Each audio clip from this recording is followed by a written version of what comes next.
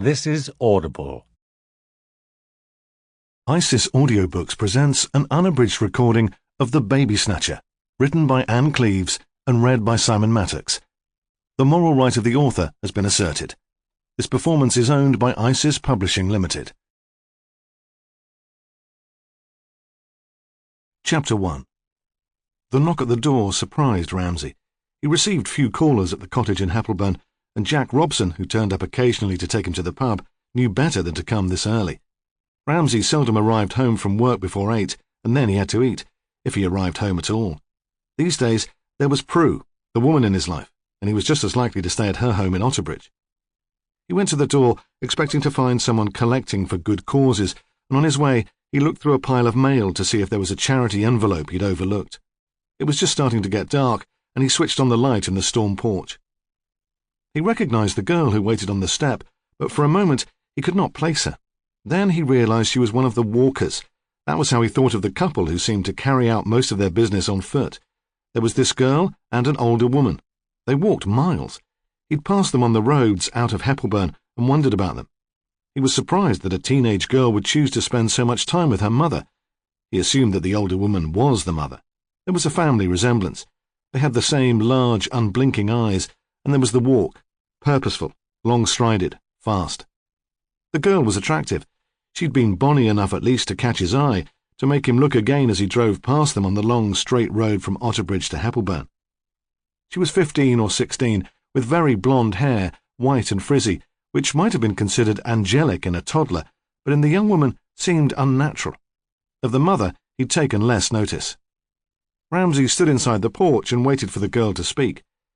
She was wearing the uniform of Otterbridge High School in a manner which was unusually chaste and tidy. Often the skirts came up to the girl's buttocks, and the ties were loose, bulky knots. Her respectability made him think again that she was probably collecting. For the guides, perhaps, or a church group. He looked over her shoulder, expecting to see the mother. He'd never seen the girl on her own before. Then he realized she was nervous, shaking. "Yes?" he said kindly. Then, sensing that it wasn't shyness which roused the trembling, but fear, he asked, "Is anything wrong?" "You are a policeman." Her voice was not what he'd expected. It was educated. There was hardly a trace of accent. Before tonight, if he'd had to place the women socially, he'd have put them down as the deserving poor, a single mother and her daughter struggling to make ends meet in a council house, walking everywhere to save the bus fare. Now the voice, as much as the question, confused him. "Yes," he replied. He did not ask how she knew. In a village like Heppelburn, that sort of information was common knowledge. "It's my mother." She spoke in a rush. "I'm worried about her. I didn't know what to do." "You'd better come in." As he opened the door wider, he wondered if he was being entirely sensible.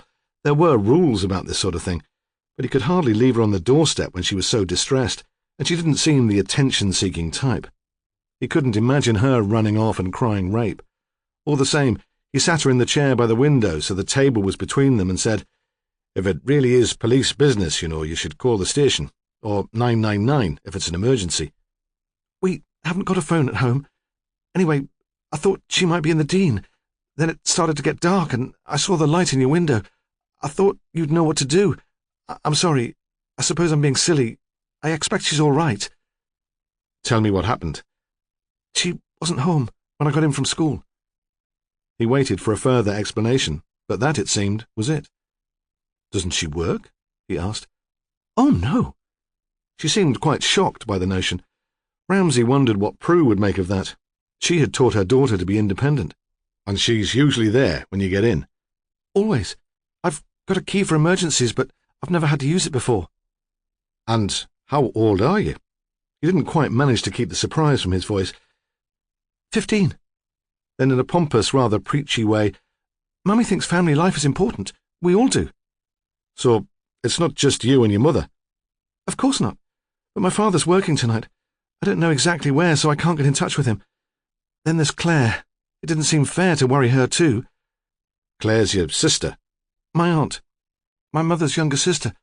She lives with us." They sat for a moment in silence. To his embarrassment, she began to cry. "Look," she said, "I know it's unusual. Other people's mothers go out all the time, but Mummy wouldn't. Not without leaving a note saying where she was going. Not when she was expecting me back from school. I know something's happened to her." "Where do you live?" "The headland."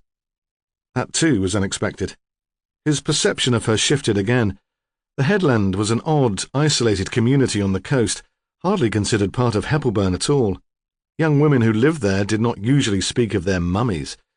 The headland had been formed when a Victorian pit owner had cut a channel in the rock and built a canal so he could ship out his coal, effectively splitting a small promontory from the surrounding land.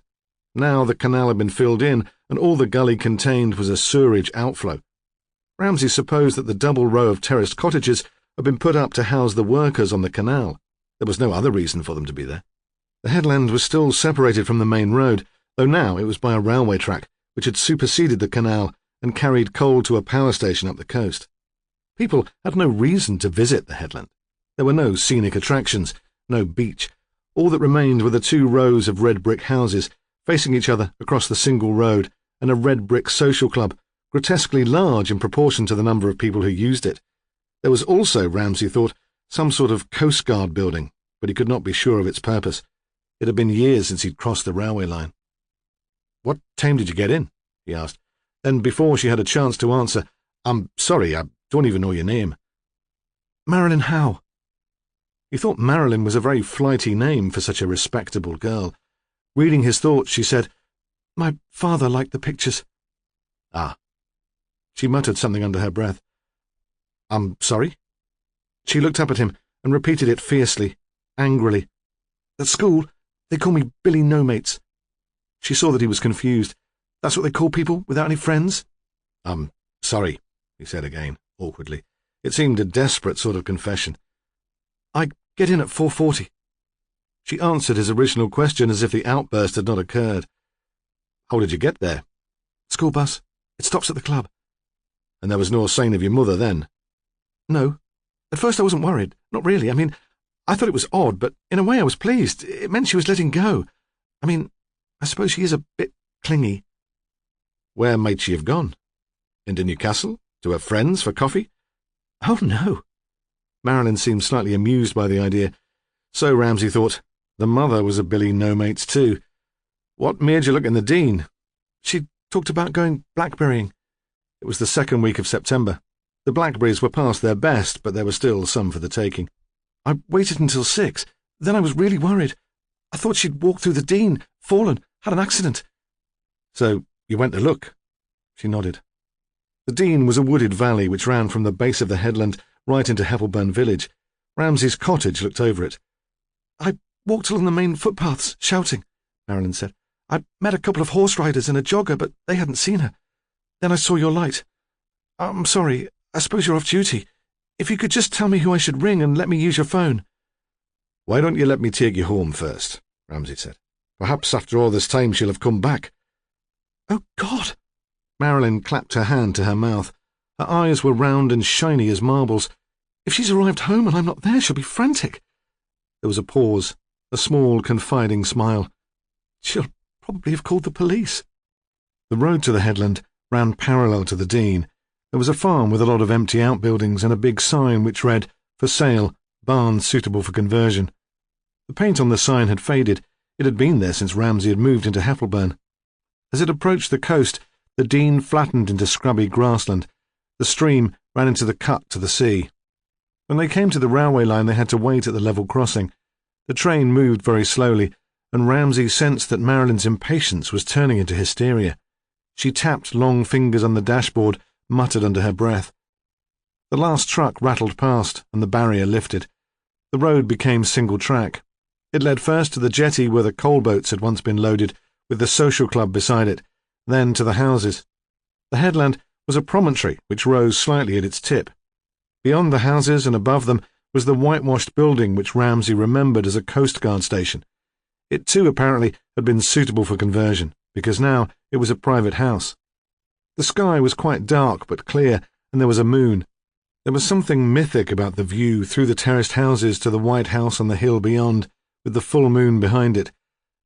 "Our place is on the left," Marilyn said, "at the end." "Well, someone's in." Ramsay was relieved. "There's a light on. Or did you leave it like that when you came out?" "I can't remember."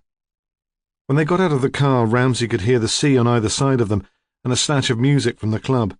Marilyn, in her school uniform, was shivering. "Go on, then," he said. "You've got a key." The front door opened into a narrow hall. The light Ramsay had seen had come from there and shone through the small glass panes in the door. Steep stairs led to the first floor. The door into the living room was open. Ramsay had expected the house to be tidy. A full-time housewife surely would care about that.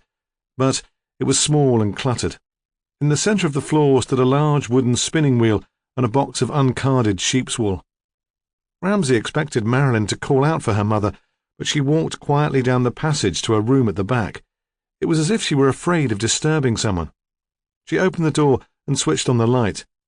There was a dining table folded against one wall, a sofa with a crocheted rug thrown over, a standard lamp with a fringed shade, and a rocking chair. It reminded him very much of the back room of his parents' house when he was a child, before his mother started reading women's magazines and bullying his dad into DIY. Nothing in it had been bought after 1960, though Marilyn's parents would have been children themselves then, perhaps not even born. In the rocking chair sat Marilyn's mother. She was dressed as he'd always seen her out walking, in a grey skirt and a faded pink anorak and little suede ankle boots lined with fur. Her skin was smooth, unlined as a girl's, and the hair, dusty brown, unfashionably long for a woman of her age, fell loose over her shoulders. At first he thought she was asleep. Then he saw that she was so astonished to see them, so shocked by the sudden light, that she could not speak. "Mummy!" Now Marilyn did shout. "Where were you? I was worried." "Who's this?" Mrs. Howe asked. She stood up. "He's a policeman. Don't you realise?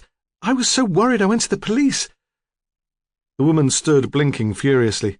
Ramsay wondered if she were ill, depressed, schizophrenic. She seemed lost in a world of her own. Then she seemed to regain awareness of her surroundings. She took a small, apologetic step towards her daughter.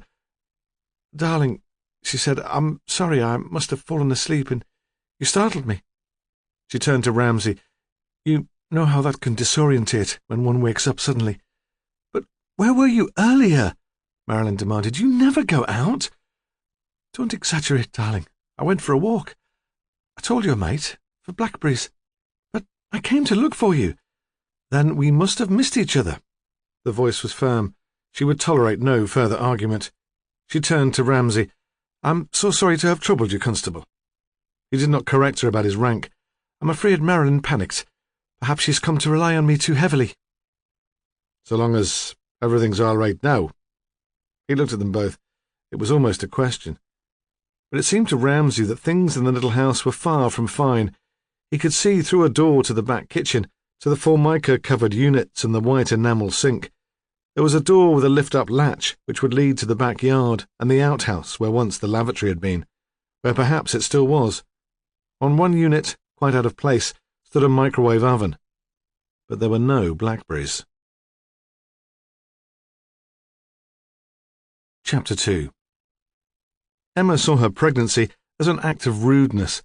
How inappropriate, how impolite to be blossoming at this time of grief. Brian had invited Mark Taverner to stay with them for a few days after the death of his wife, and whenever she saw him, she felt herself blushing. But then Mark had always possessed the knack of making her feel awkward. Emma had come to motherhood relatively late, and took to it with a passion and energy which surprised her colleagues. They'd expected her back in harness straight after maternity leave, not for the money. Husband Brian more than provided, but because they couldn't imagine the human resources department without her. She didn't return to work. She had 2 boys in quick succession, and now she was pregnant again. Hoping for a girl, of course, she confided to her new mumsy friends, but happy to take what came. And then Sheena Taverner had died, sooner than they'd expected, and the pregnancy seemed some sort of dreadful social gaffe. Emma had suggested to Brian that she might stay away from the funeral, but he'd insisted that she should be there. He said Mark would want it. Brian and Mark had been friends at university and had stayed close since, which was odd, Emma thought, because they had nothing in common. So she went. At least it was cold for September, and she could wear a loose woolen coat which hid the 8-month bump. From a distance, you wouldn't have been able to tell she was expecting. And Mark did seem pleased to see her. Outside the church he hugged her, held on to her with a desperation she'd not expected. She pulled away from the embrace feeling quite shaky, with a surge of emotion which had little to do with missing Sheena. Hormones, she told herself, and wondered if the friend who was looking after the boys would remember about Owen's allergy to oranges. After the funeral, they went back to the house in Otterbridge where Mark and Sheena had lived for 10 years. It wasn't a grand house, a narrow 3-story terrace in one of the back streets behind the market, with only a couple of steps to separate the front door from the pavement. It was not at all the sort of house, Emma thought, where you could bring up children. But Sheena had never wanted that, even before the illness. She'd wanted a quiet place to work, her books and her pictures. Emma had always supposed that was what Mark had wanted too. People expected the Taverners to live somewhere grand because Sheena had been a writer, but although her novels had been well reviewed, they were hardly bestsellers. Certainly, they weren't Emma's idea of a good read. She'd ploughed through one or two, but preferred something with a story, a thriller, even a historical romance. Secretly, she thought Sheena should have gone out more, even found herself a job, mixed with people other than the arty friends who seemed very similar to her. Then she would have had something to write about. Towards the end, of course, that would have been impossible. After the funeral, there was quite a crowd in the little house. Teachers from the high school where Mark worked, friends of Sheena, many of whom Emma thought were unsuitably dressed for the occasion. Mark introduced her perfunctorily to some of them. "This is Margaret from the Flambard Press. This is Chaz. This is Prue." He must have hired caterers because trays of rather unappetizing food stood on the table. If Emma had not been pregnant, she would have taken charge of the proceedings, handed out plates, offered drinks. As it was, she kept out of the way, not because she didn't feel up to it, but because of the same embarrassment which made her uneasy in Mark's company. Eventually her legs began to ache, so she settled herself in a chair by the window with a glass of orange juice and a cardboard vol au vent. From her corner, she watched Mark move restlessly from one chatting group to another. He was attractive, in an intense, rather humourless way, and the women turned towards him as he approached. His face was strained, and it was obviously an effort to be polite. Brian must have realised that too, because he went up to Mark and put an arm round his shoulder. There was nothing to say. Emma thought that perhaps there had never been much to say, not even when Sheena was first diagnosed. Nothing that did any good. Though Brian had railed at length about the mastectomy and the chemotherapy and the radiotherapy, he'd been angry and uncomprehending on Mark's behalf. Mark himself had said little. Brian peeled away from the group and stood beside her. He was big and dark, given to sentimentality and outbursts of temper, but only when he'd been drinking. At work, he was cool and quite determined, willing to take risks if the odds had been properly weighed. "A drink?" he asked. "I could murder a cup of tea. The house had been empty for nearly a week and it was not very warm, but I don't know if that's on offer." "Don't worry," he said. "I'll fix it." And he went away into the kitchen, glad to have something to do. She thought that was Brian all over. He was the fixer, the dealer, the person who made things happen. But not even Brian could fix it for Sheena to get better, though he tried hard enough, yelling at consultants when appointments were cancelled, hunting out information about the best doctors, the best centres, pretending to be Mark over the phone so he'd be taken seriously. Now, he had to admit defeat, and it didn't come easy. He brought her tea on a little tray painted with blue and white flowers. When she'd drunk it, she asked if he minded her going home. Suddenly, she felt very tired. "I'll get a taxi, if you like," she said. "You can bring the car back later." He said he would come too. She knew the decision to leave early had little to do with concern for her. He'd never liked sharing Mark with other people, except Sheena, of course. He'd never seemed to object to her. It was 3:30. The children were coming out of the infant school on the corner of Mark Street. Emma thought sadly that soon Owen would be starting school and that he'd grown up too quickly. It had been Brian's idea to buy the Coast Guard station on the headland and knock it through into one magnificent house. She hadn't been very keen. Even then, 5 years ago, she'd been dreaming of babies and thought a modern house on a quiet estate would be nice. Somewhere with other middle-class mothers to invite into coffee during the day, pavements for trikes and dolls' prams. She'd kept her misgivings about the Coast Guard house to herself. Brian was so generous to her in other things, and he was so enthusiastic about the venture that she encouraged him. She'd even pretended to share his excitement. The house was wonderful now. She had to admit that. There was so much space that they wouldn't be cramped even if the latest baby turned out to be triplets. There were magnificent views out to sea on 3 sides. All the same, if she were offered the chance to move, she'd jump at it.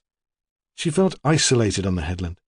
She wouldn't call herself snobbish, but felt she had little in common with the residents of Cotter's Row. She wouldn't be happy for her children to play down there. Physically, too, the place made her uneasy. Although there was a high, whitewashed wall right round the garden, and the cliffs weren't steep, more like rocky shelves down to the water and quite easy to scramble on, she worried that the children would fall. It was a secret nightmare, and some nights she would wake up sweating to a picture of one of them limp and lifeless, battered by the waves at the foot of the cliff. The car bumped across the level crossing, jolting her back to the present. She saw with relief that they were nearly home. Her friend had offered to give the boys their tea so she'd have time to put up her feet, perhaps watch the television news before they arrived back. Shit! They were driving between the rows of houses when Brian slammed on the brakes, hit the horn and shouted. A woman had run into the street in front of them. He missed her by swerving onto the pavement. The woman stood for a moment like a rabbit caught in a headlamp's glare. Then she ran off. Her pink anorak, unzipped, flapped behind her. "Idiot," Brian said. "She could have been killed." But his fury had passed. The BMW, his pride and joy, was unharmed. "Do you know her?" Emma shook her head and said nothing. She thought she recognized the woman, but she had her own reasons for keeping quiet.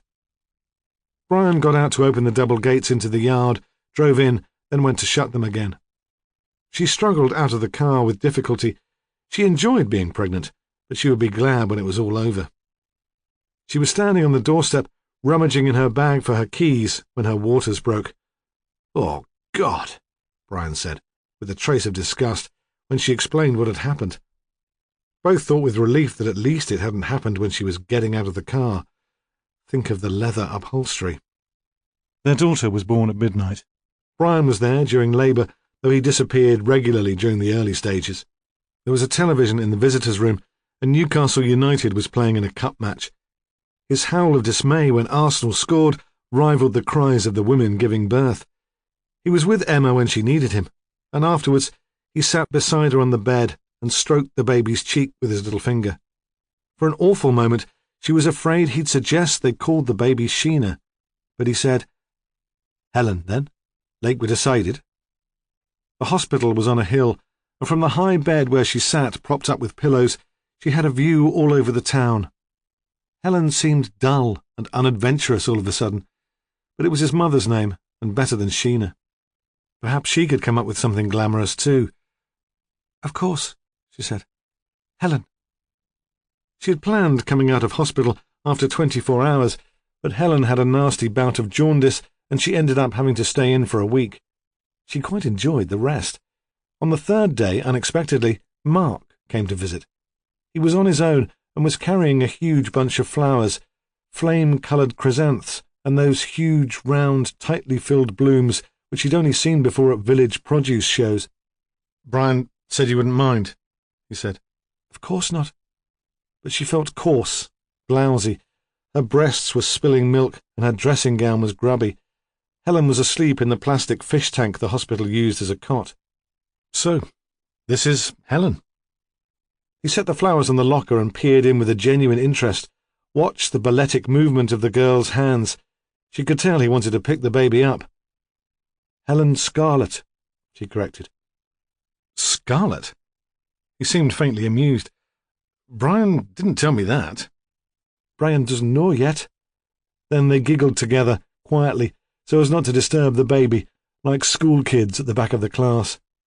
Before he went, he kissed her forehead and told her it was the first time he had laughed since Sheena had died. Chapter 3.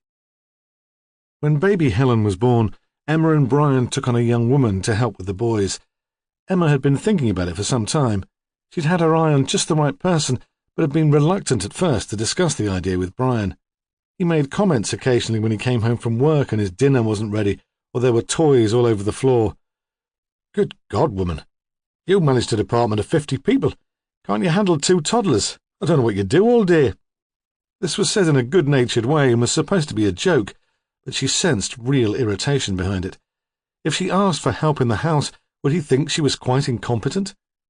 When she broached the subject, however, on her arrival home from the hospital, he was all for it. Perhaps employing a nanny was like owning the BMW. It confirmed that he was successful at last. "It'll give me more time to spend with Helen," she'd explained. "Bugger that," he'd said. "It'll give you more time to spend with me." Claire was 19 and had completed an NNEB course at the local college. She lived on the headland, which made her ideal. References from the college were good, but she'd spent the whole summer without a nannying job. Emma, who'd appointed many staff in her career, thought Claire would come over very badly in interviews. Even now, in February, when she'd been with them for nearly 5 months, she volunteered little information about herself. Her silences were intense and deadening. She was tall and stately, and always dressed smartly in dark skirts and white blouses. She looked like a waitress in a pretentious hotel. Emma thought it unlikely that this dress code had come from the college, and imagined Claire's nannying friends in jeans and sweaters, though perhaps she was not a person to have many friends. Emma liked Claire because she was reliable and seemed to dote on the boys. She never lost her temper or raised her voice. She generated an air of implacable calm and was as obsessed as Emma about safety. Emma confided to the other mothers in the baby clinic that she thought she'd discovered a treasure. The girl was mature beyond her years. Brian called Claire the dumpling, which was unkind but reassuring. Brian was at a dangerous age, and Emma had heard enough stories about middle-aged men making fools of themselves with luscious au pairs to be cautious. At the end of February, David would be 3. Emma wanted a big party, not only to celebrate David's birthday, but the safe arrival of Helen.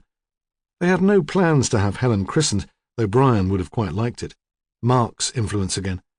Emma had insisted that the party would have to do instead. She discussed the party with Claire one morning over coffee. At least Emma drank coffee.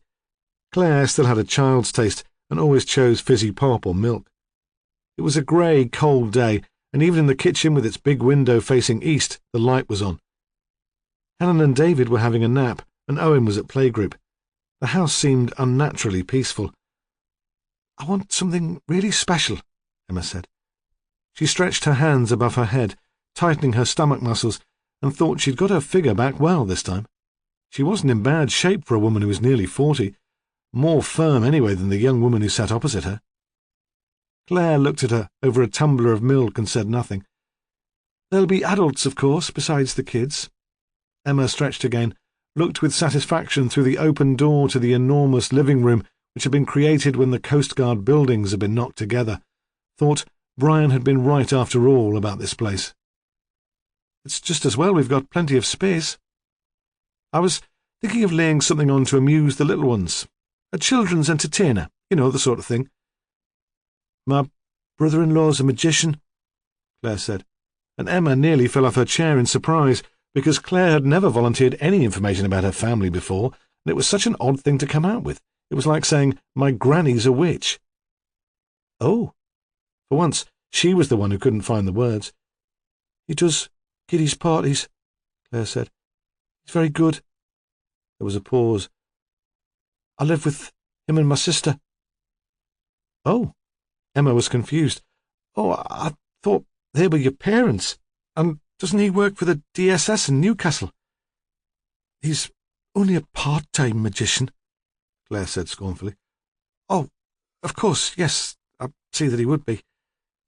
Emma's knowledge of the other residents of the headland was sketchy. She had little reason to meet them. Her friends lived in the smarter parts of Otterbridge or in the rural villages away from the old coalfields. Any information she had came from Kim, a single mother with a daughter the same age as Owen. The nearest playgroup was in the church hall in Heppelburn village centre, and Emma often gave Kim and her little girl a lift home. It was from Kim that she'd heard about Claire, who'd trained to be a nanny but who was having problems finding a job. "Not worth going to college, is it?" Kim had said cheerfully. "All that work, and nothing at the end of it." Then, When they were coming home one evening after a playgroup trip to Edinburgh Zoo, Kim had pointed out the middle-aged man standing with his bike outside the house where Claire lived. He was bending to pull the bicycle clips from his trousers. "They say that cycling makes you fit," Kim had said with a giggle. "He cycles all the way into the ministry in Long Benton every day, and look at the state of him." It seemed to Emma that the man did look remarkably unhealthy, with his flabby stomach, his thin hair and pale, greasy skin. She'd assumed automatically that he was Claire's father. Now, sitting in the Coast Guard house kitchen, she didn't know what to say. "My parents died," Claire said. "Bernard and Kath took me in." "Oh, I am sorry." To Emma it seemed the worst sort of tragedy. "Kath's 17 years older than me. Suppose I was some sort of mistake. Mum died when I was a kid, and Dad was never very well, not really fit for as long as I can remember. We lost him 4 years ago." Without changing the tone of her voice, she added, "Shall I ask Bernard, then, about doing the show?" Emma hesitated. She felt she was being rushed. She would have liked to consult the mothers at the very nice mother and toddler group in Otterbridge where she went with David and Helen before coming to a decision, but she didn't want to offend Claire. Claire was a treasure, and how could she refuse, after hearing what she'd suffered? "Why don't you ask him to come and see me?" she suggested. "We could discuss the sort of thing he does." "Okay," Claire said, and lapsed into her customary silence, as if the exchange had quite exhausted her. The next evening, Bernard Howe turned up at the house. It was dark and rainy, and if Emma had been on her own, she might have been quite scared by the figure that stood in the security light. He wore a black PVC cape, and his hair was dripping. But Emma was not on her own. Mark had called in after school. He'd helped Claire to bath the boys and put them to bed, had jiggled Helen on his shoulder when she refused to settle. He'd started coming to the Coast Guard house after school quite often, though he knew that Brian often worked late. Mark said he didn't enjoy being in the Otterbridge house on his own anymore. It held too many ghosts. Besides, he loved playing with the children. When the knock came at the door, Emma was feeding Helen in front of the fire in the living room. The fireplace had been one of Brian's grand ideas. It was big enough to hold whole logs and spit roast a pig. Mark was there too. Emma was being very discreet, holding Helen under one of the baggy sweaters she'd bought while she was pregnant and still wore, but all the same she felt quite brave. She'd never been one of those women who could expose themselves in public. So it was Mark who went to the door, while Emma pulled the sleepy baby away from her breast and buttoned herself up. "There's a magician to see you," he said in a deadpan voice, as if it were the most natural thing in the world.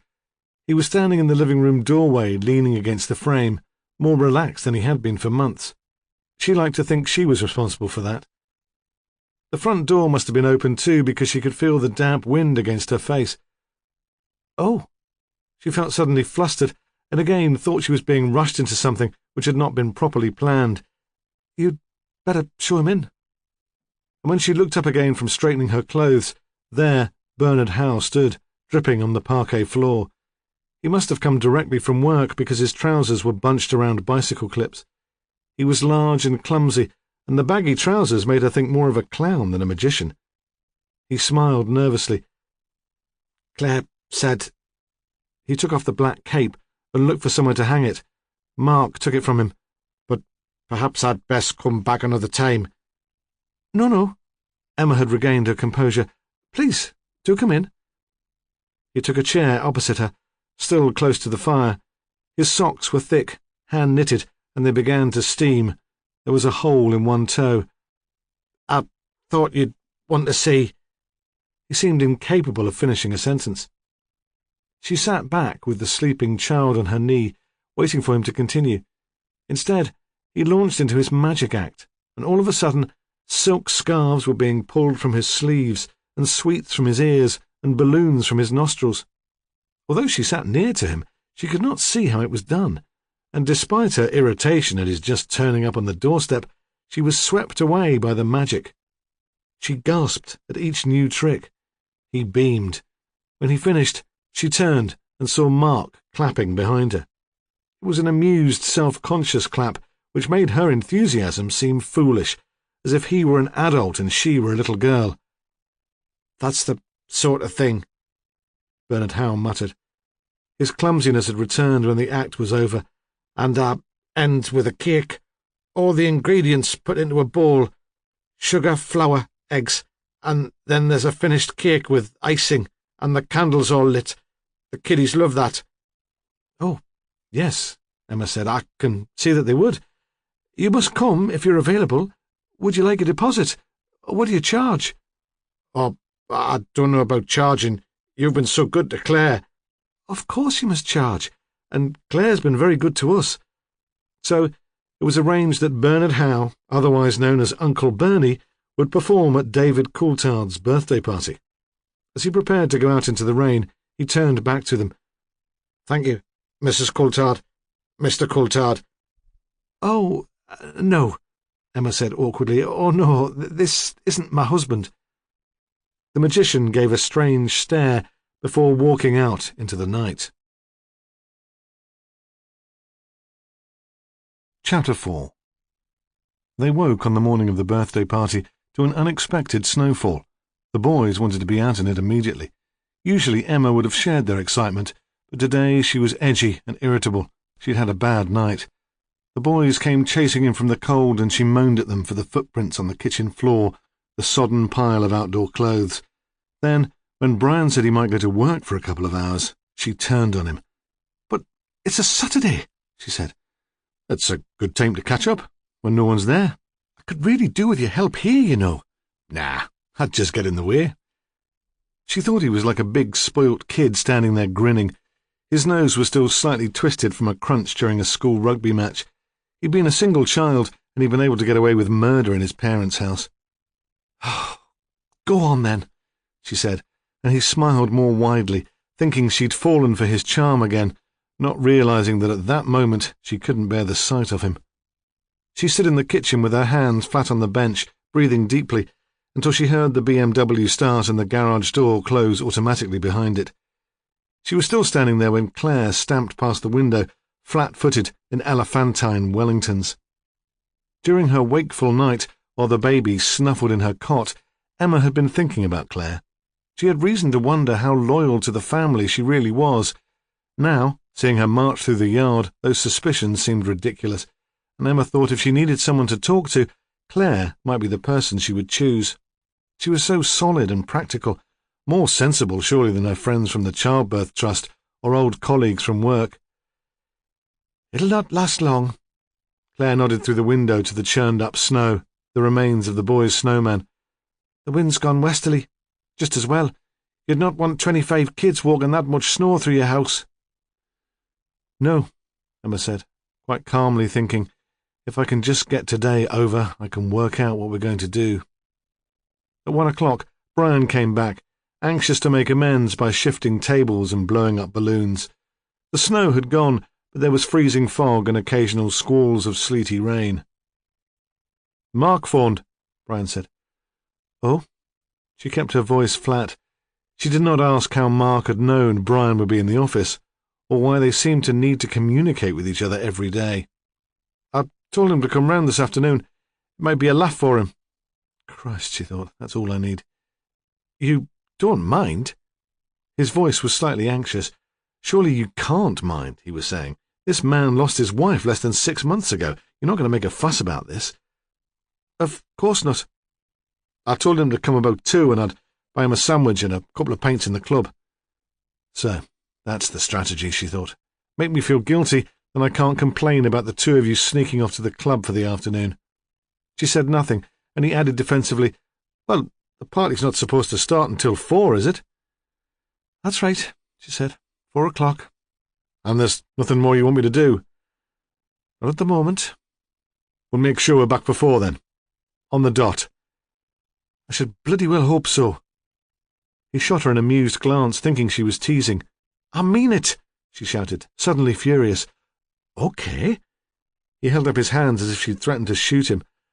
"I told Mark to leave his car at the club, so there'd be more room up here for parking." What do you want? She thought. A medal for consideration? "I'll go then," Brian said. "Meet him there." "Fine." She made an effort to keep the sarcasm from her voice. She didn't want to spoil David's birthday. "Fine." He stood by the back door, pulling on his Berghaus jacket. It was raining again. She turned to see Claire standing just inside the kitchen. The nanny gave no indication that she'd been listening, but it gave Emma a start. "I thought I'd nip home for a bit of lunch," Claire said. "I've put on a video for the boys. I'll be quiet for a while." "Oh." Emma was disappointed. "I thought we could have some lunch together. I'd best go back." She gave no reason. "Oh," Emma said. "All right. I'll be back in an hour." "Fine," Emma said again. Brian was still hovering in the doorway. He opened the door and a blast of cold air came into the kitchen before he went out and slammed it behind him. Claire put on her Wellingtons and followed. The boys' playroom was at the top of the house. It was long and narrow and looked down the headland towards the level crossing. Emma heard the music of the video as she climbed the stairs. It was an old one, Ivor the Engine, and the boys must have been tired because they watched in silence. David was curled up on a beanbag with his thumb in his mouth. They looked up when she walked into the room, but turned their attention immediately back to the screen. She stood by the small window. It was streaked with salt, but she could see Claire and her husband walking together to the double gates. Beyond that, the rain closed in, and as they moved down the track, she lost sight of them. Emma wondered what the girl, usually so unwilling to speak, could have had to say to her husband. The Headland Club had the faded grandeur of an old theatre, and it had been grand once, on the Northern Circuit, attracting big stars and big audiences. Now it was a miracle it stayed in business. When Brian closed the heavy door behind him, the temperature only rose by a couple of degrees. The drinkers standing by the big bar were still wearing overcoats and scarves. He joined the club when they moved to the Coast Guard house. Emma thought it was an affectation. Occasionally he liked to make a show of his working-class roots. She never thought he would actually go. He was more at home in the wine bars and smart restaurants of Jesmond, the Newcastle suburb where he had his office. But he'd taken to going there regularly on Friday nights and staggering home in the early hours of the morning.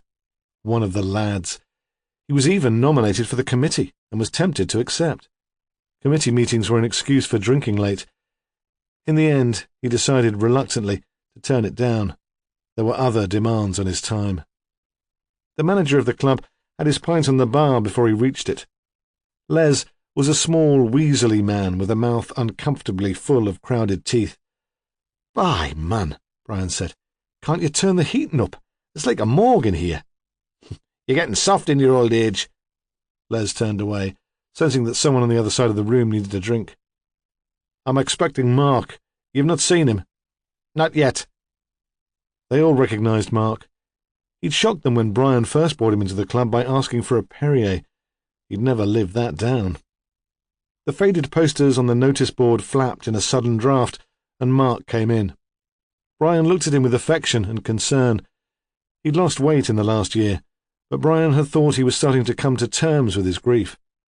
Today, though, he looked pale and drawn, and there were dark rings under his eyes. At university, they'd nicknamed him the Monk. It wasn't only the shaved head, the skeletal features. He was the only one of their group who ever went near a church, and he'd never drunk much, even then. Never swore. You'd have thought he'd be the butt of their jokes, but he wasn't. If anything, they'd fought for his friendship. Today, he looked more like a monk than ever. Brian thought he needed a woman, not an intellectual like Sheena, someone easy and comfortable who'd feed him up on the wrong sort of food and enjoy plenty of sex. Mark leant against the bar, and Brian saw that he was shaking. "When was the last time you had a decent meal?" he asked, following that recent line of thought. "You need something to keep out the cold." Mark said nothing. He shook his head as if the question wasn't worth considering. "What's the matter?" Brian demanded. "Has something happened?" He'd seemed so much happier lately. Mark paused, then shook his head again. Brian didn't want to push it. "Mavis'll rustle us up something." Brian shouted to the manager, "Won't you, Les? Mavis'll stick something in the microwave." "Whiskey," Mark said. "That'll warm me up." "Of course." Brian kept the surprise out of his voice. "A double teacher's when you're ready, Les. Medicinal." He led his friend to the table by a radiator. It gurgled and churned like the inside of someone's gut, but it gave out a little heat. Another couple of drinks and Mark might talk, Brian thought. Really talk. Like those long nights in the crappy students' bedsits in Durham. What he really wanted was to put his arm round Mark's shoulder and hold him tight, just for comfort. But that wasn't the sort of thing you did in a working men's club, unless your football team had just won the cup. He bought another round of drinks, but Mark didn't seem inclined to confide in him. They sat for a while, making desultory conversation about a new contract Brian was bidding for, some insurance company based in Belfast, and about one of the kids in Mark's school who was making his life hell. Then they left and walked up the hill together to the Coast Guard house, well in time for the 4 o'clock deadline. The children loved Uncle Bernie from the moment he tripped over his feet on his way to the front of the room. Emma had been afraid that he wouldn't hold their attention, but though he spoke so quietly that they had to strain to hear him, he held his audience spellbound. He performed in the big living room. The chairs were cleared to the walls, and the children sat on the floor. The curtains were shut because outside the weather was so chill and grey. Most of the adults stayed in the kitchen with their glasses of wine and their pints of beer, glad of the peace, but Emma, Mark and some of the other mums stood at the back to watch. The local news had been full of stories of a child who'd been abducted from a birthday party in a burger bar in North Shields. This wasn't the same, but they knew better than to leave a stranger in charge of their little ones. Uncle Bernie had a costume, wide check trousers and a loose jacket with a silk flower in the buttonhole. He asked for assistance and seemed to make a serious decision, considering the forest of hands that shot up with a frown. He chose David because it was his birthday, and Owen because David was really too young and would need some help, and a pretty little girl with braided hair and a flowery frock. The show was coming to an end. "Now," Uncle Bernie asked, "what is it that makes a birthday special?" "Presents," they shouted. "Yes," he agreed, "but what else to make it really special?" "Friends," pronounced a precocious boy with glasses. "That's a very good answer, but it's not what I was thinking of." "A cake," called the pretty little girl. "Yes," said Uncle Bernie with something approaching relief, "a cake. Now, here are all the ingredients I need for my cake. If you shout them out, I'll tip them into the bowl." Eggs were cracked, flour was sieved, margarine was scraped out of a tub. The children giggled appreciatively. They liked nothing better than a mess. David was allowed to stir and told to make a wish. When he didn't answer, Bernie put it down to shyness and continued, "Now, what do you need to cook a cake?" "An oven." "That's right, an oven. But we couldn't have an oven here, not close to so many children. That would be dangerous, wouldn't it? So, we'll need some magic. What's the magic word?" "Abracadabra." "Not loud enough." "Abracadabra." As he pulled away the white cloth to reveal a cake with icing and 3 candles already flickering and running with melted wax, the adult's attention was distracted. Someone was hammering on the front door and shouting. Emma waited for a moment, thinking that Brian would answer it, but he was in the kitchen swapping blue jokes with some lads from the rugby club, and he pretended not to notice. The audience turned back to Uncle Bernie to give him his due applause, and Emma went to the door. She opened it to a teenage girl with wild white hair. Traces of moisture clung to her hair like frost on a spider's web, and her breath came in clouds.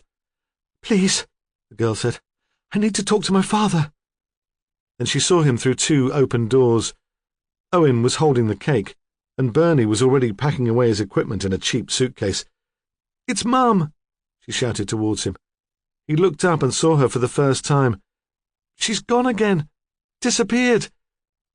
As if, Emma thought, the woman had been part of his magic act. As if he'd covered her with a cloth and she'd vanished, like the mixing bowl full of ingredients. Chapter 5. Ramsay had the weekend off, but on Sunday morning he went into the police station anyway.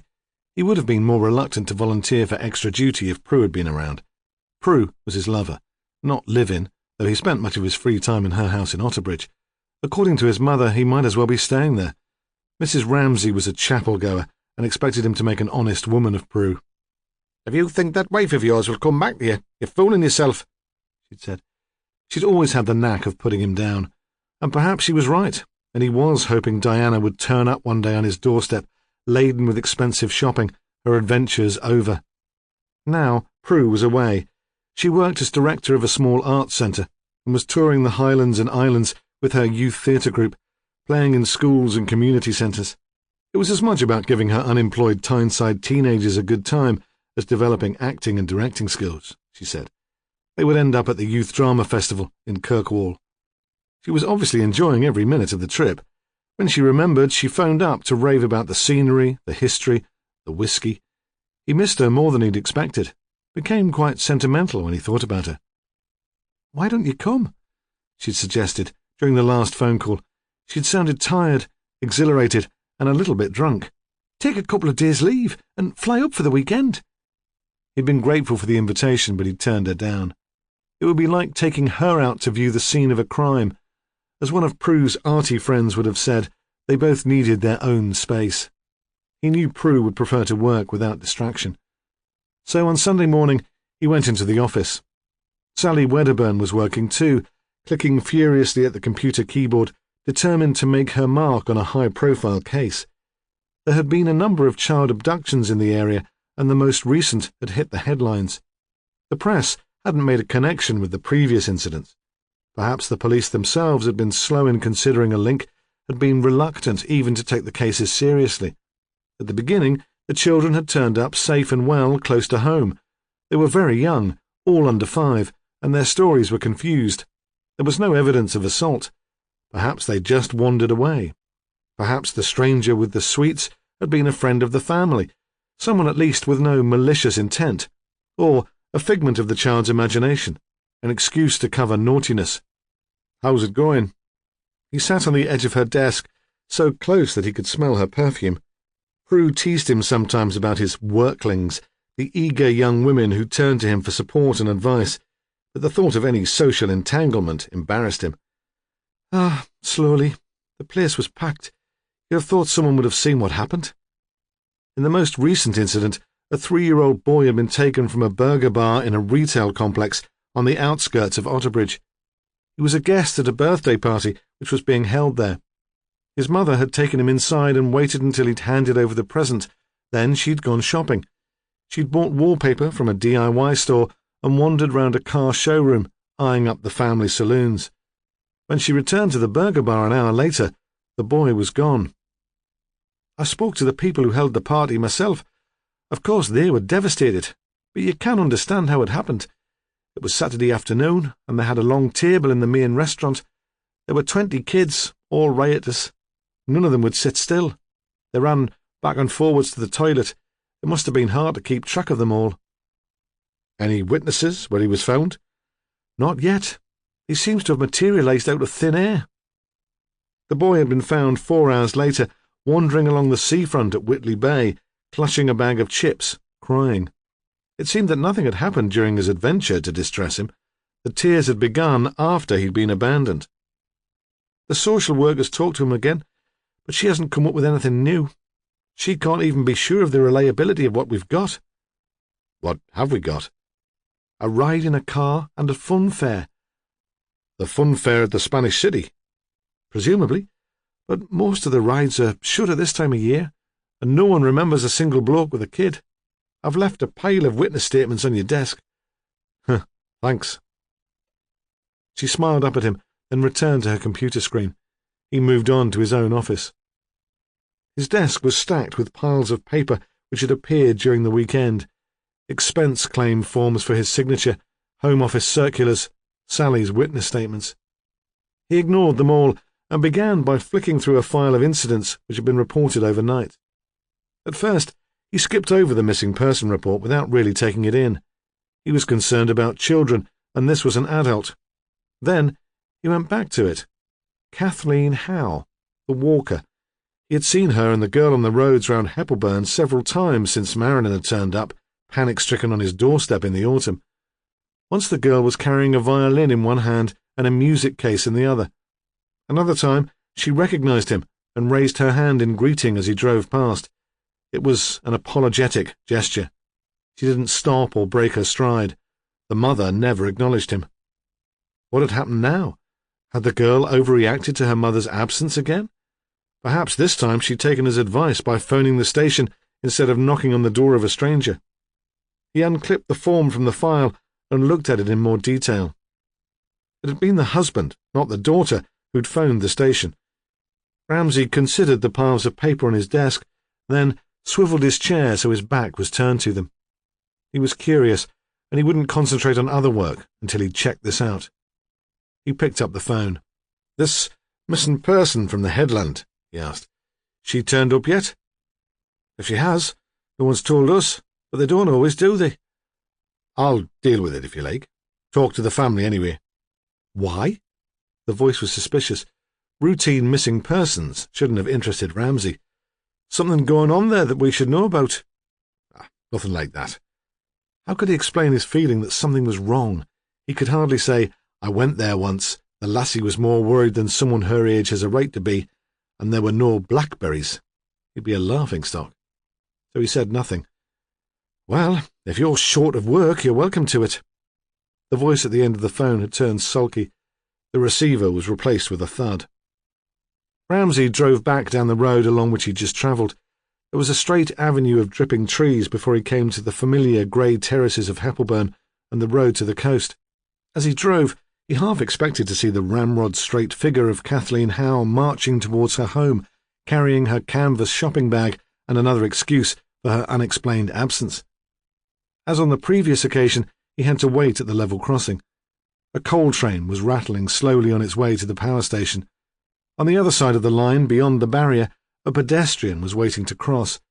He was a large man in a black PVC cape, and Ramsay imagined the moisture trickling from the greasy collar into his neck. As the barrier lifted and Ramsay drove slowly across, the man peered into the car, sticking his head right up to the passenger window, so close that for a moment Ramsay was afraid he intended to jump in front of the vehicle. It occurred to Ramsay as he drove on towards the club that he should have stopped and at least asked the man for his name and address. Already he was thinking of Kathleen Howe's disappearance in terms of a police investigation. The headland was covered with a fine drizzling mist which hid the coastguard house from view. Ramsay drove slowly past the club and towards the houses of Cotter's Row. A red minibus loomed out of the fog ahead of him. He'd seen it before, parked in the street close to his cottage. It collected people who had no transport and took them to the 10 o'clock service at the Methodist Church in Heppelburn. He pulled in to let it pass and had a glimpse through windows spotted with rain of elderly faces. He parked outside the house and waited for a moment, suddenly daunted by the prospect of an encounter with Marilyn Howe. He thought he should have brought Sally Wedderburn with him, then told himself he was overreacting. When he knocked on the door, Kathleen Howe would probably open it herself. Chapter 6. The door opened while he was still sitting in the car, so he felt awkward, irrationally guilty, as if he'd been spying. Marilyn stood on the step. She was dressed in clothes which her mother might have worn: a shapeless knee-length skirt, a roll-neck sweater, fluffy pink slippers. Her hair was pulled away from her face. The effect was of middle-aged dowdiness and exhaustion. "Oh," she said, "it's you. I heard the car and I thought, is there any news?" He shook his head. "Your mother's not back yet. You've not heard from her?" "Nothing." "Perhaps I could come in. I'd like a word with you all." "I'm the only one here.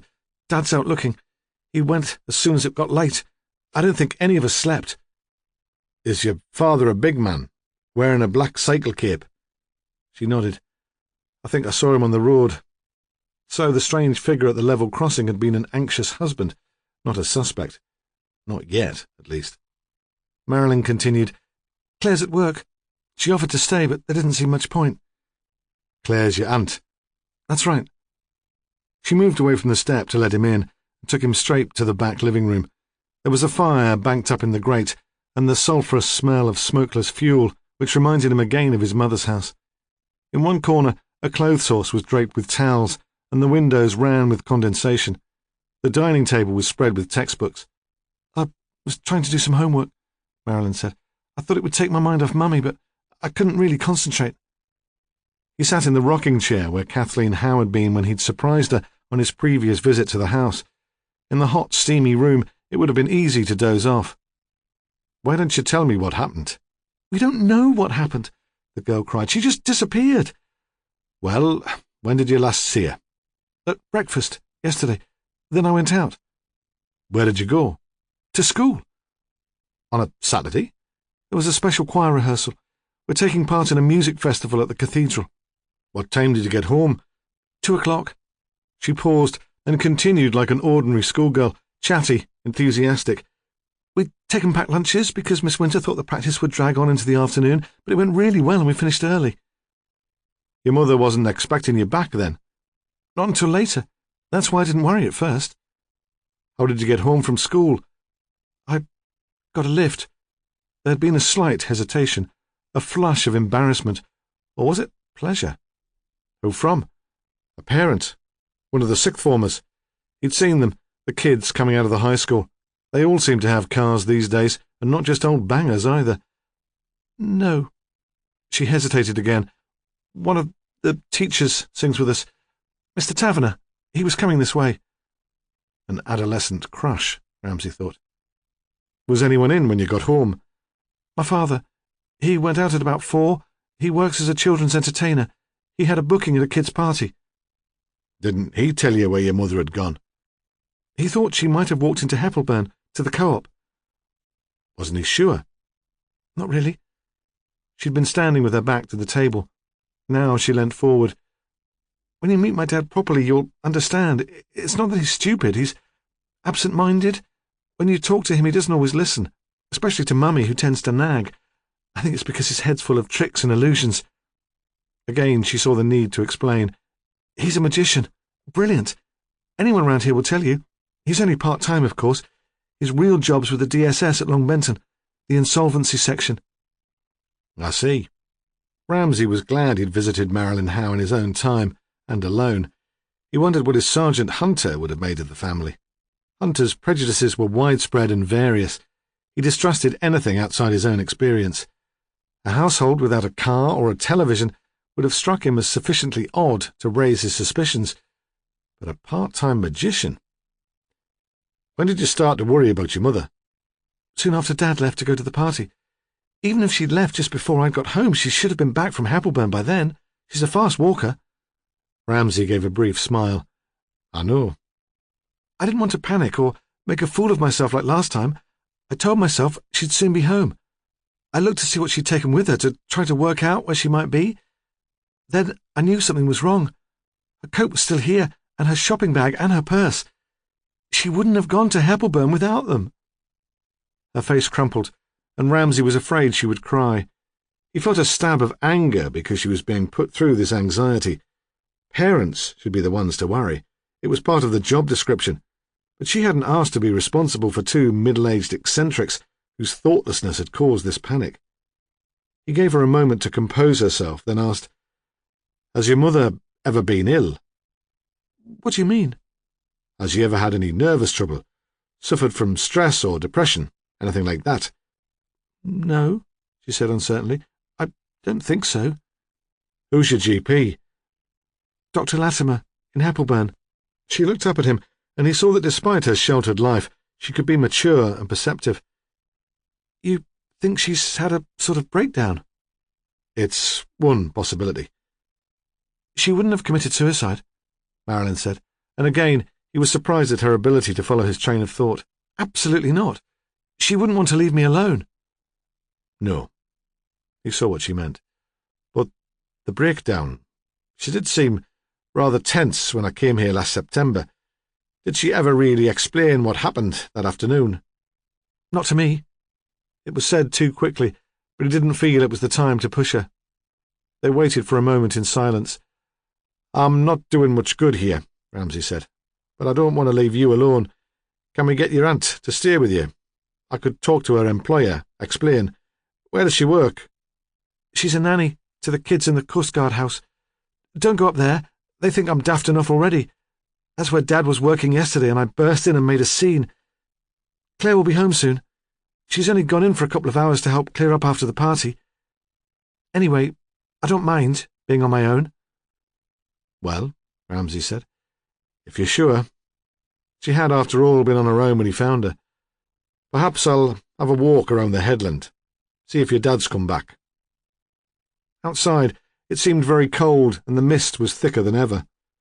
Ramsay carried on up the track until he arrived at the high, whitewashed wall which surrounded the coastguard house. To the south, a foghorn belched, marking the mouth of the Tyne. He called tentatively, "Mr. Howe?" then decided that only a maniac would be wandering along the cliff tops in fog. Besides, if Kath Howe's husband had returned to the headland, he would surely have called home. Ramsay supposed he was still searching the footpaths in the Dean. He walked back between the double row of houses towards the club and the jetty. It was only 11 o'clock, but there were lights on in the front rooms. In one, a pretty little girl was playing at dressing up. She wore a frilly white garment, which might once have been her mother's nightdress, and twirled round and round so the skirt spun away from her body. The club was still shut. The door was covered by a grille, the windows by steel shutters. The tide was well on its way in, and the gully which had been cut through the rock to let out the coal boats was nearly full. 4 children were playing on the jetty. They were rowdy, foul-mouthed, cocksure. Future customers, he thought. The oldest had probably already been up before the juvenile bench, and he'd guessed they were all on some register or another. They were throwing rocks at a target floating in the water, swearing indiscriminately whether they hit or missed. Ramsay approached them and shouted. They stopped briefly and looked at him, then continued their game, deciding he was nothing to be scared of. "Hey," he called again. "Come here." "Sod off," one of the boys shouted, not taking his eyes off the target. "We're allowed. It's not private." "I was looking for someone. Mrs. Howe. Do you know her?" They didn't answer immediately, but they did stop throwing stones. They turned and gave him their attention. "Why?" "I'm a policeman," Ramsay said. "Nah." The boy was probably too young for school. "We know the cop around here, P.C. Wellen. He's not on duty today, though. Weekend off." Ramsay thought that crime prevention couldn't be best served if a gang of bad boys knew the rota of the only local policeman. Then, the target the lads had been aiming at drifted into his field of view. A dead animal, he thought at first. Not a dog.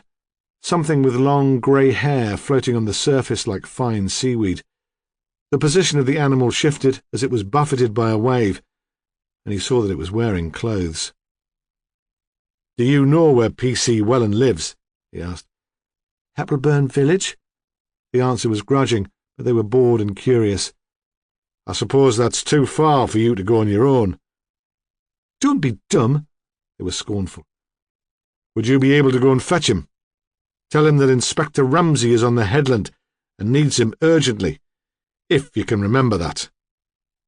It was enough of a dare to send them running across the railway line and up the shortcut through the Dean.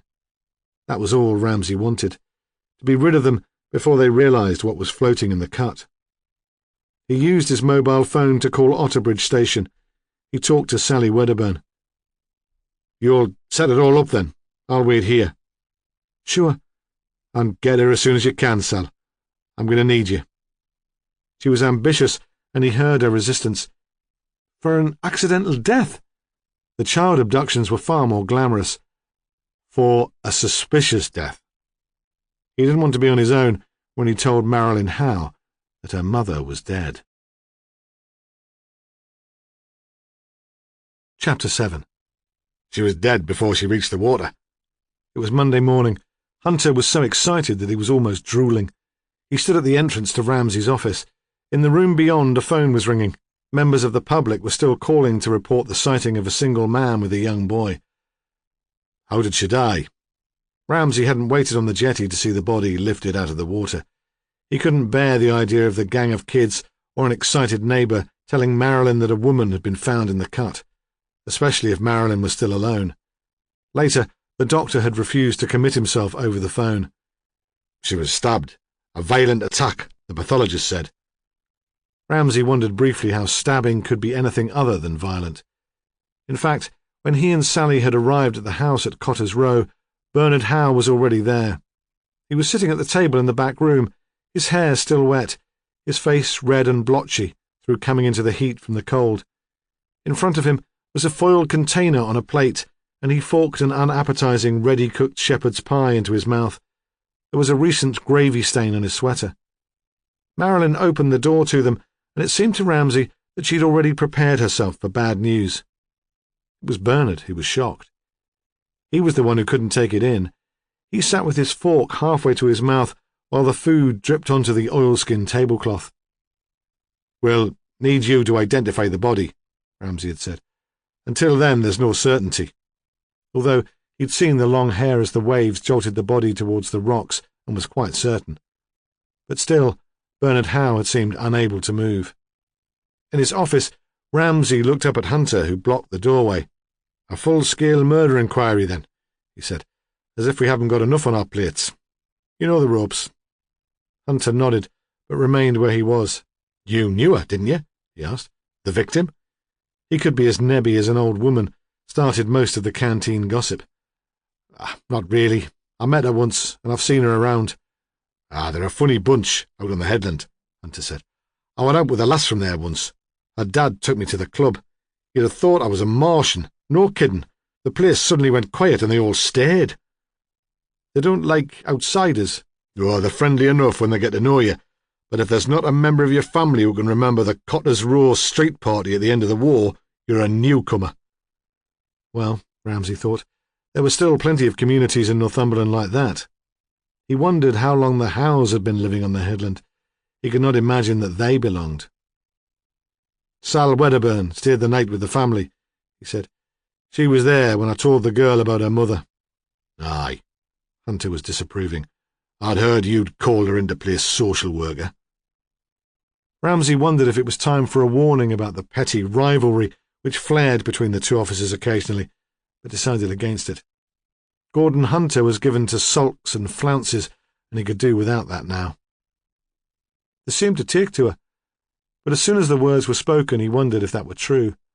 There had been no hostility, but the family had hardly seemed to acknowledge Sally's presence. And he'd said that he'd like her to stay, for support, to fend off the press if that proved necessary. Bernard had emerged briefly from his stupor to say, "But where will she sleep? Claire uses the spare room." Ramsay had explained that the sofa would be fine, and there'd been no more comment. He'd hoped that Marilyn would form a relationship with Sally, would confide in her, but realised now this was unlikely to happen. "You think one of the families involved, then?" Hunter asked. "I don't know anything at this stage." The words were sharper than he'd intended, and he added, "No, that's not why I asked Sally to stay. The girl was very close to her mother. They went everywhere together. She'll know better than anyone if Kath Howe was anxious, frightened. I'd hoped she'd see Sal as a friend." "Ah." Hunter was relieved. "Like I said, playing the social worker." "I'd like you to come over to Heppelburn with me," Ramsay said. "I want every single person on the headland talked to. I don't mean a plod, asking a couple of questions on the doorstep. I mean a pot of tea on the table and someone listening for as long as the chat goes on. Gossip, not just about the Howes, but about anyone living in the place." "You think we're looking for a local, then?" Ramsay shrugged, tried not to show his frustration at Hunter's demand for easy answers. "It's not the sort of place a stranger would wander across to by chance, especially in the weather we've had this weekend. I don't suppose we've got a time of death yet." "Nothing specific. Sometime Saturday." "Ah. Problem?" "The Coast Guard house has been converted to private use. On Saturday afternoon there was a kiddies' party. I presume that means carloads of strangers visiting the place. Not exactly a problem, more of complication. We'll need a list of visitors, car registration numbers. It certainly doesn't make life easier. Anyone unfamiliar on the headland that day would have been put down as a guest of the Coast Guard house." "Do you want me to talk to the owners?" "No," Ramsay said. "I'll do that. Leave me to deal with the peasants. Is that it?" Hunter grinned to show there were no hard feelings, exposing teeth which seemed very white in an even brown face. He'd been on a package holiday to Turkey in the autumn, and he'd topped up his tan regularly since then on the sunbeds. "Charm the old ladies, more like," Ramsay said. Hunter liked that, and grinned again. The jetty was still roped off with blue and white plastic tape. Despite the drizzle, A small group of onlookers stood in the car park of the Headland Social Club, mostly old men with pitman's coughs. One of them was blind and had his arm linked with that of his companions, who provided a running commentary on the proceedings. Not that there was much now to comment on. A blue transit van with a noisy exhaust rattled to a stop beside the group. On the side, Eric Wilson Mobile Shop was painted in uneven white letters. This was the excuse for the gathering, though Ramsay thought that on normal Mondays it would be the women who'd be waiting. Perhaps the men had persuaded them it wouldn't be safe to be out. Eric Wilson jumped out and opened the back doors of the van. Apparently from nowhere, a group of children came running down the road. They pushed to the front of the queue and began pointing at the trays of improbably coloured sweets and chews which the shopkeeper stored sensibly out of their reach. The men muttered disapproval, but did not try to stop them. It was as if they were scared to. These were the children who'd been throwing stones at Kath Howell's body. Ramsay waited until they'd been served and made his way towards them. They munched silently, surrounded by a scattering of dropped sweet wrappers. In other circumstances he would have ordered them to collect the litter, but he resisted the temptation and said mildly, "Shouldn't you be at school?" They grinned, as if they'd caught him out. "Nah, half-term, isn't it?" It was only later that he'd realised he'd seen the school crossing lady in Heppelburn village. A sudden death on the headland had been too much for them to resist. "Were you playing round here on Saturday?" "We might have been here," as if playing wasn't a concept they recognised. "I'd need your help." He began walking away from the men, buying bags of potatoes and tins of beans. The children followed. When they could not be overheard, he said, "It's a murder inquiry." That had them hooked. They wanted to know if Mrs. Howe had been shot, stabbed, or had her head cut off. They acted out scenes from particularly nasty videos and pretended to be carrying automatic machine guns. Every other word was an obscenity. Ramsay felt out of his depth. He'd been imagining the Gorbals diehards, not these manic addicts of celluloid pornography. "Was it a serial killer?" one of them asked. "Was it?" "No," he said, more sharply than he'd intended. "And if you're going to be stupid, I'll ask someone else to help." Then they calmed down, because above everything else they were bored. "What time were you here on Saturday?" he asked. They looked confused. They didn't own a watch between them. "Before tea or after tea?" Again, that had little meaning. They seemed to eat continually when they weren't at school, scrounging crisps and biscuits from whichever mother they could con into providing them.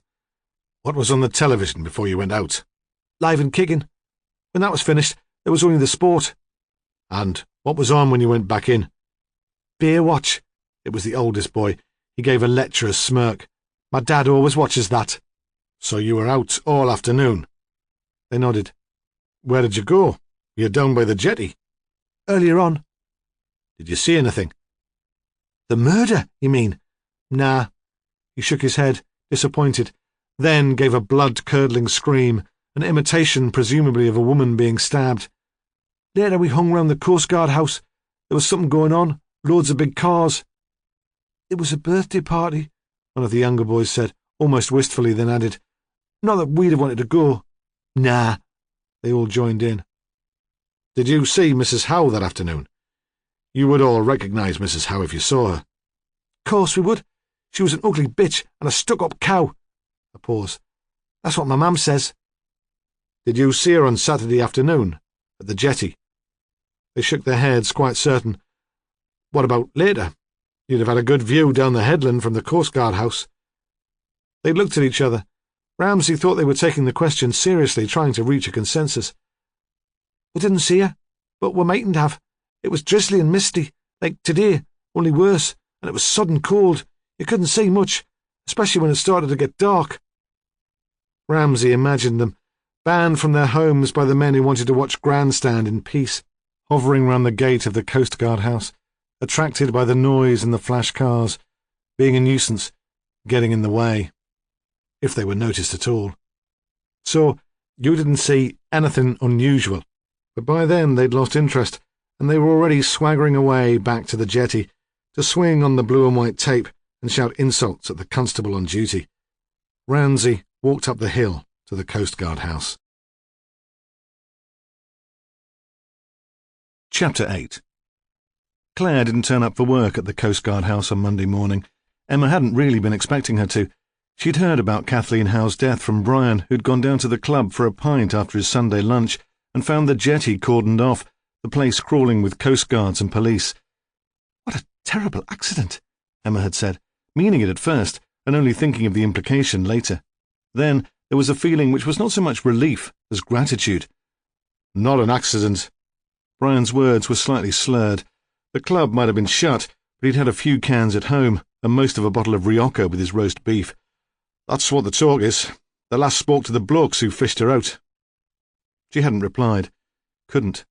She would have expected Brian to go on about the tragedy all afternoon, making sick jokes, even phoning his friends to tell them. Luckily, he never mentioned it again. When the doorbell rang late on Monday morning, Emma hoped that it would be Claire, deciding that she would be happier at work after all. Claire would know what was going on. But Claire would have gone round to the back and let herself in.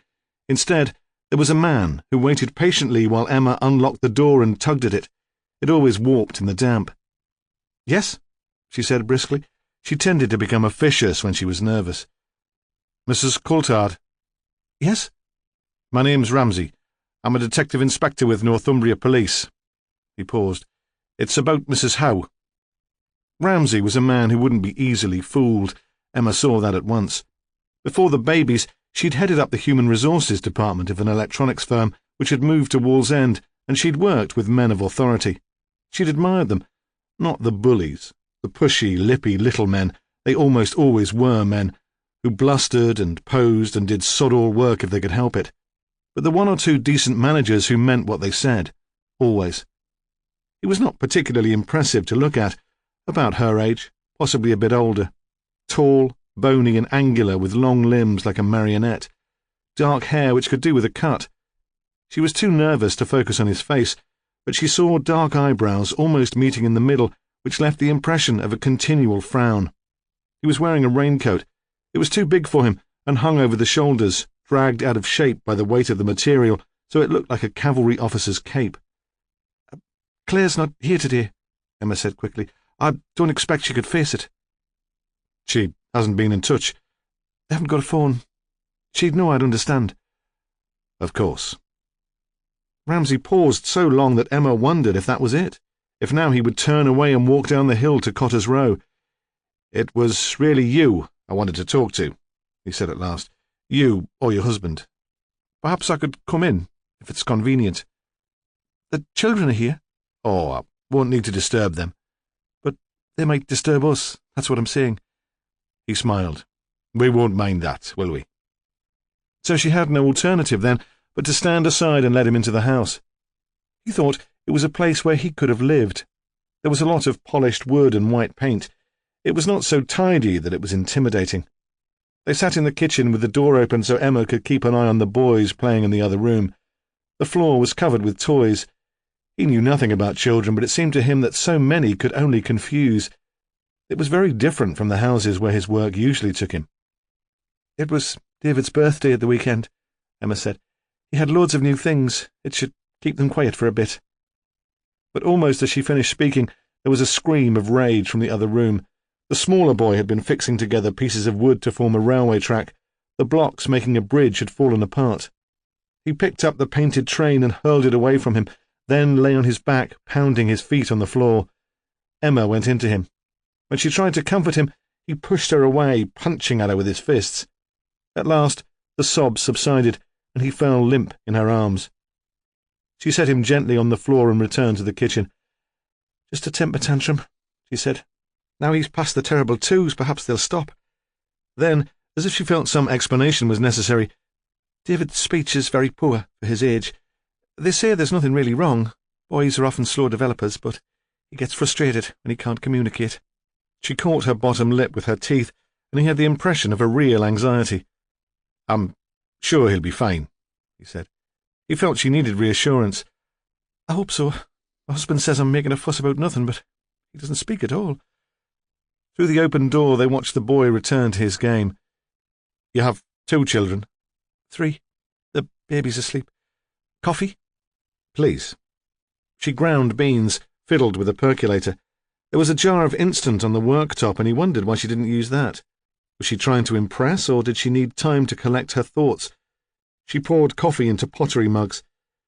"This is a murder investigation," he said. "Mrs. Howe didn't die by accident." He waited for some response.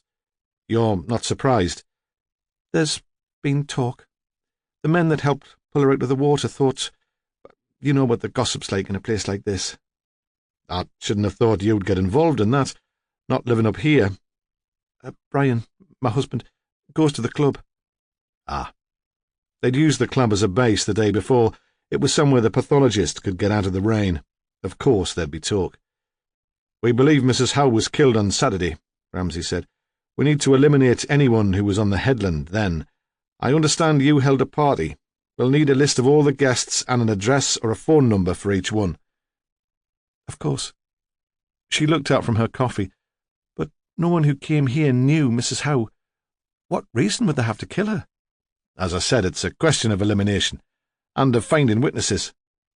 "Yes." She seemed reassured. "I see."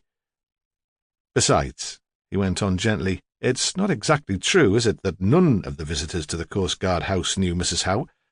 Both her daughter and her husband were here on Saturday afternoon, and her sister is your nanny." I didn't mean—" she blushed. "I wasn't trying to hide anything. I meant the guests. They wouldn't have known the Howes." "They didn't mix in the same social circles?" "No, well, I suppose not." "But you will be able to give me a guest list?" "Of course. I'll put a list of names and addresses on the computer before I send out the invitations. I'll print you a copy." She returned with a sheet of paper and a baby. The baby was round-faced, with downy hair and curls damp and flattened where she'd been lying in the cot. She was still sleepy. It was the closest Ramsay had ever been to a child so young. He wondered if some comment was expected about her prettiness, a question about her age, but he just took the list of names and scanned it quickly. There was no one he recognized. "And this is it?" he asked. "There was no one else?" She paused for a moment and shifted the baby into a more comfortable position against her shoulder. There was one extra, Mark Taverner. He's a friend of my husband." Taverner. The name was familiar. Then he remembered where he'd heard it in connection with the case. "Is he a teacher at Otterbridge High School?" "That's right. RE in music. Why?" Ramsay shook his head, smiled. "Nothing sinister. It ties in with information from another witness." Marilyn Howe had said she'd been given a lift back from the choir rehearsal by Mr. Taverner. He'd told her he was coming to the headland anyway. "I'll give you his address," Emma said. "I don't know why Brian invited him. It wasn't really his thing. We tried to include him in family events because he lost his wife recently. He must get lonely." "I lost my wife," Ramsay thought, but to a BBC News reporter with a blonde moustache and a red sports car. And no doubt he's lost her now, too. "Tell me about Mrs. Howe," he said. "Did you have any dealings with her?" "What do you mean, dealings?" The reply was sharp. It was as if he'd suggested something improper, and he thought for the first time that he heard anxiety in her tone, perhaps panic. "I employed her once," Emma said reluctantly. He had the very strong impression that she would have preferred to keep this to herself, but realized it was impossible. "It was just after Christmas. The house was a tip, and I was expecting Brian's family to stay for New Year. He was rushed off his feet at work, never here." She smiled. "Not that he'd do much if he was. Claire has her hands full with the kids. I can't expect her to do much cleaning." "So you employed Kath Howe as a cleaner?" She nodded. "For a 2-day blitz, to do the house from top to bottom. I asked Claire if she knew anyone who'd want the work, and she suggested Kath." "Was she satisfactory?" Not really." "What was the problem?" Emma gave a brief smile. "I don't think her heart was in the job." He waited. "She considered cleaning was beneath her, and she definitely didn't like being told what to do." "Why did she take the job, then?" "I suppose she needed the money. Teenagers don't come cheap, do they?" "Probably not." But he didn't see Marilyn as the demanding sort. He couldn't imagine her wheedling for smart clothes or nights out with her friends. There were violin lessons, though. They didn't come free these days, even if they were arranged through school. Exam fees, the instrument itself. "You weren't tempted to employ her again, then? Not even before this recent party?" No, even if she'd been any good, Brian wouldn't have approved. He thinks I sit around all day drinking coffee." She paused. "He never knew I took her on that first time." "What was she like?" he asked. "As a woman, I mean, not just as a worker." The question surprised her, but he could tell she was interested by it. "I don't know," she said slowly. "She wasn't very chatty. That's one thing, at least, she and Claire have in common. I mean, even then I thought she was Claire's mother. I didn't realise they were sisters." "But you must have formed some impression." It seemed she was just giving herself time to collect her thoughts. She would reply in the end. "I used to work as a personnel officer," she said. "I'd assess candidates' suitability for employment every day." "So, what did you make of Kath Howe?" "Let's say I wouldn't have given her a permanent job." "Why?" "She'd never have made a team player. Too sure of herself. Arrogant, almost. She was bright enough, and in areas of dispute she'd probably be right, but she'd offend all her colleagues by telling them so. A loner." She looked up at him. "Look, this probably isn't fair. A first impression. I hardly knew the woman." "I know," he said, "but it's useful, all the same. You say she was bright. Wasn't she frustrated, staying at home, not working?" "Oh, I can hardly comment on that, can I? It's what I've chosen to do." Her words were reassured, calm. "I don't regret it." "Your situation isn't quite the same. Your children are younger." She chose her words carefully. "I think Mrs. Howe would have found it difficult to adjust to employment, for all the reasons I've explained. Perhaps she was glad of an excuse to stay at home. She could potter around the house. She had interests. And she could tell herself she was making a sacrifice for her daughter's sake. I had the impression she was an ambitious woman, but for her daughter, not herself." It was probably an accurate impression, but Ramsay thought it of some significance that despite her previous career, Emma Coulthard could come up with such a considered judgment of a woman she hardly knew. He set down his coffee mug, stood up. "Was Claire happy living with Mr. and Mrs. Howe?" "I suppose so. I don't expect she'd have told me if she were miserable. Claire's a very private person." "You never suggested that she live here?" "No, that never arose. We chose Claire as nanny because she lived locally." "When did you last see Mrs. Howe?" "I don't know. Weeks ago, probably. And then, not to speak to, she was with Marilyn on the Hettleburn Road, walking." Chapter 9. Hunter would have been happy to stay at number 6 Cotter's Row all day, all night, if it came to that, and he didn't think Kim Houghton would object. She seemed a sociable sort of girl. He'd knocked on the door of number 6, expecting another old granny with time on her hands with nothing useful to say. Instead, there was Kim, wearing a little lacy top stretched to ripping point by a wonder bra and jeans so tight it would take an hour to pull them off, if the situation ever arose, which it already had in Hunter's imagination. She turned to let him in, and he saw she was wearing a silver chain round her ankle. He'd tried to persuade successive girlfriends to wear an anklet, but they'd all refused. They'd said it would make them feel dirty. The ground floor had been knocked through to make one room, and Hunter thought that someone had made a good job of it. The kitchen units were oak, and there was nothing cheap or tacky about the furniture. So she was probably married, he decided with only a little regret, to someone who brought in a decent wage. There'd be a steady boyfriend, at least. "Do you live on your own?" he asked, speaking loudly because she'd offered him coffee, and she was in the kitchen at the other end of the long, narrow room. The kettle was humming. "Or is your old man at work?" "Nah," she cried. "I'm not married. Not any more." She walked back to him across the shag-piled carpet, carefully carrying a mug in each hand, her bum swaying. She'd kicked off her shoes in the kitchen. She sat on a deep easy-chair with her feet tucked under her. She hadn't asked what he was doing there. He'd introduced himself, and she'd invited him in. Sociable. He looked pointedly around the room. His eyes took in the television and the videos, and lingered over the marble fire surround which he'd been pricing out himself at the Northern Gas showroom over the weekend.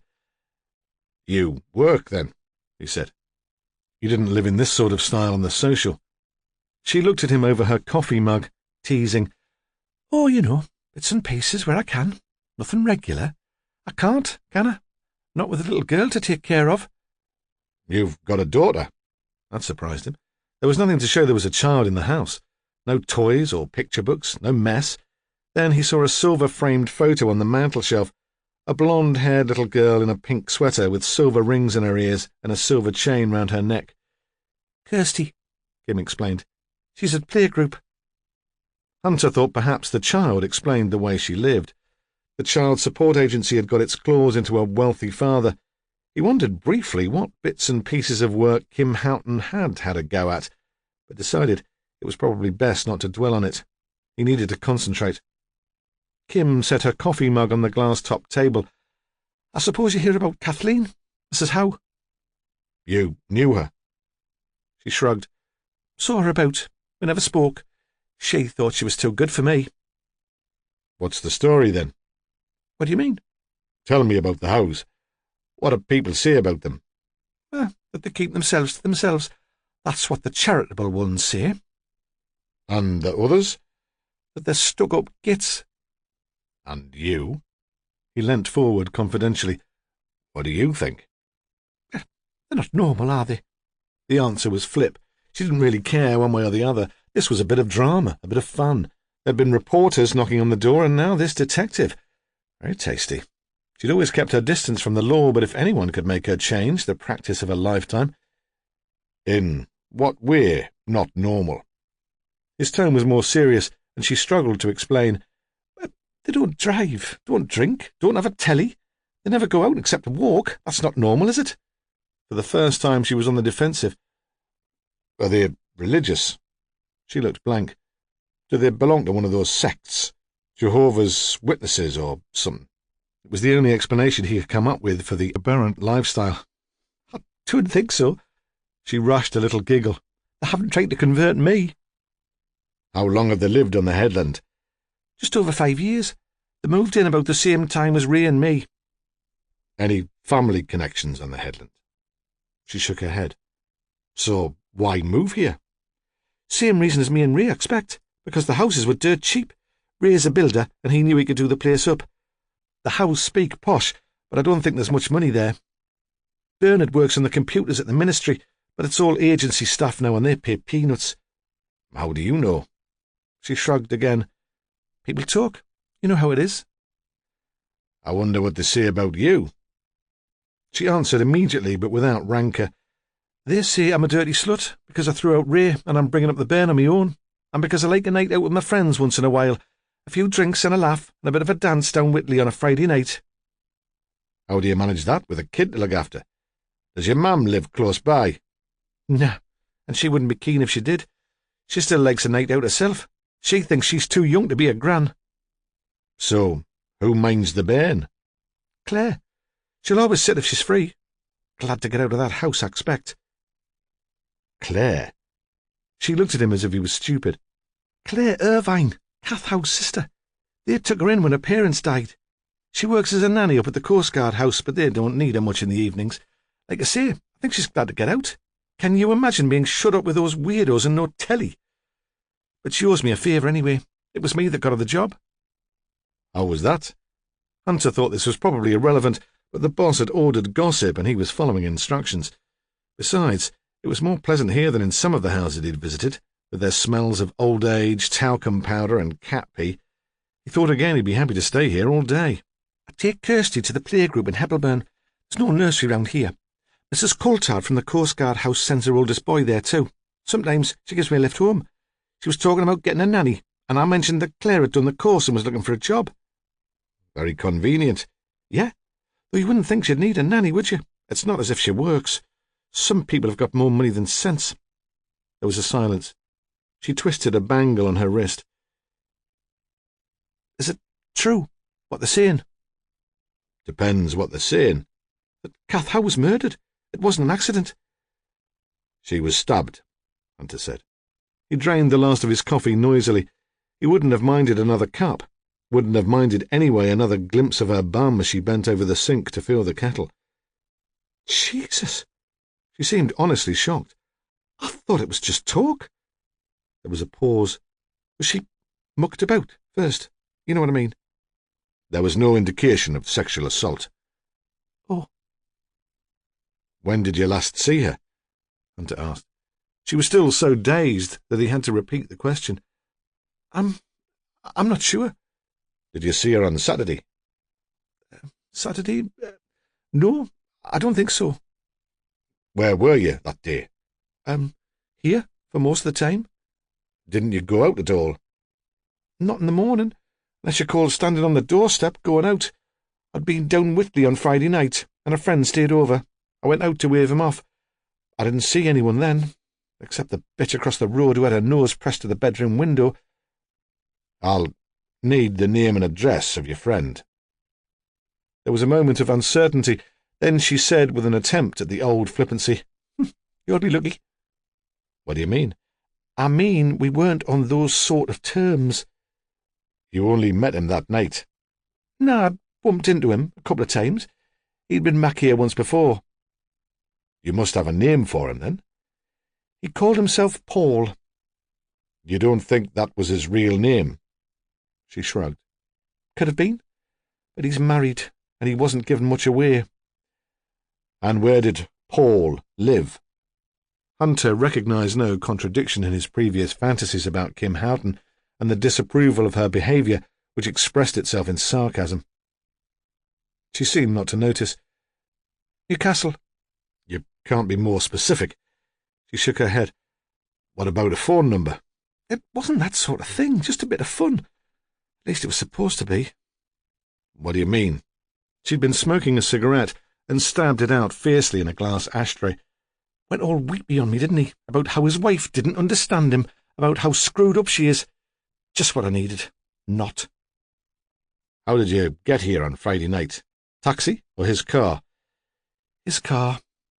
Which was? A red Mazda. Very fancy, very fast. Number plate? New. N-Reg. That's all I noticed. And it was parked in the street all night? That's right. Hunter sat back in his chair and looked at her. Didn't it bother you? Folks knowing you had a bloke to stay? Going out in the morning to see him off? He imagined her standing there in her dressing gown, with nothing on underneath. Stuff them, she said. She picked up the packet of cigarettes from the table, knocked one out, lit it. Her hands shook slightly, but her voice was steady. Stuff them. They could do with some excitement in their tired lives. What time was that? I don't know. Too early. You didn't see Mrs. Howe's daughter? She walked down to wait for the bus into town. I didn't notice. What about later? I didn't see anyone. I put on a video for Kirsty and went back to bed. She caught his eye and held it. I was knackered, wasn't I? Did Claire Irvine babysit for you on Friday night? Yes. So she will have met your friend Paul when you got back? No. He waited in the car until she'd gone home. Tactful. Again the sarcasm was intended. Yeah, she blazed back at him. Tactful. If you must know, he was really nice. We had breakfast together, him, me and Kirsty. He made a real fuss of her. He didn't have to do that. Did you talk to Claire before you went out? A bit. Well, I was getting my things together, waiting for the taxi. How did she seem? Same as she always seems, about 150. And that's not surprising, is it? Wiping kids' bums all day and staring at the walls in that house all night. I've offered to take her out clubbing with me, but she'll not go. Did she mention Mrs. Howe at all? Kim shook her head. All she could talk about was the kiddies' party and how good it would be. Did your daughter go to that? Hunter was surprised. Oh, yes. Kirsty and me had a royal invitation. Very honoured, too. No one else on the headland was asked. What was it like? He was intrigued. It was all right. I mean, I only went because I thought Kirsty would like it, and she's friends with Owen at playgroup. But it was okay. Plenty of booze, decent food, a proper buffet, not just stuff for the kids. And that Bernie Howe was good. I was surprised. You'd never think it to look at him. I mean, he could make it really big. He's better than blokes I've seen on the telly. And though most of the mothers were stuck-up cows, the fellas were friendly enough once they'd had a few drinks. Yeah, it was a good party. Until Mad Marilyn came knocking on the door, shouting that her mam was missing. Chapter 10. On his way down the hill from the Coast Guard house, Ramsay saw Hunter leave Kim Houghton's house. The sergeant paused for a moment outside number 8, leaning his notepad on the windowsill to scribble a few notes. Then he knocked at the door. It was opened immediately by a large, elderly woman brandishing a mop like an offensive weapon. She seemed nervous about letting him in, stood blocking the doorway feet apart. But Hunter must have talked her around, because when Ramsay looked again, the door was shut and Cotter's Row was quiet. The whole headland was quiet. There were no dog walkers or pram pushers. Even the washing lines along the backyards were empty. The only activity was in an area around the jetty. There, a group of overalled officers were stooped, searching, but they were too far off for Ramsay to hear voices. The cloud had lifted, and there was pale sunshine, a view down the coast as far as St. Mary's Island. He was tempted for a moment to walk on down to the jetty to ask what had been found. He would have welcomed evidence that Kath Howe had been killed there, her body tipped immediately into the cut to be carried away and brought back on the next tide. It would have been something to work on. But it seemed a dreadful discourtesy to walk down Cotter's Row without calling on the Howes, and at number 2 he stopped. He stood on the pavement, preparing what he might say, especially to the girl. In the house across the road, a curtain was lifted, then fell back into place. He tapped gently on the door. Sally Wedderburn answered it and let him in. Sally was a redhead, with a pale, freckled skin and brown eyes. Hunter thought Ramsay was grooming her for stardom, and perhaps he was. Perhaps he wanted to prove to Prue that he could take positive action to push a woman up the ladder, that he was doing what he could to support her cause. Recently, he'd recognized the danger of trying to please Prue and made an effort to be more clear-sighted. Sally was a good officer, but she needed to learn patience, which she would be doing sitting in this tiny house with nothing to do but listen. "How's it going?" he asked in a whisper. They were standing very close together in the narrow hall.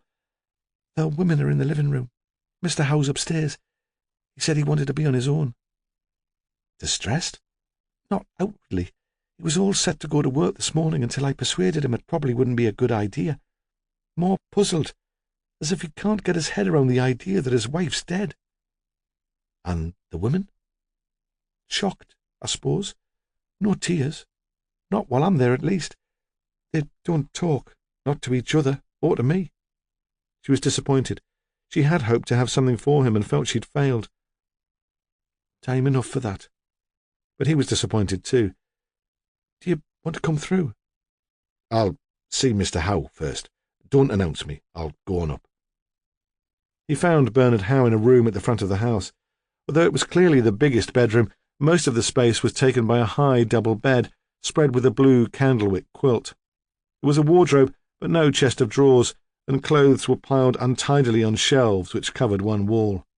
The shelves also held books and the equipment for Uncle Bernie's magic act.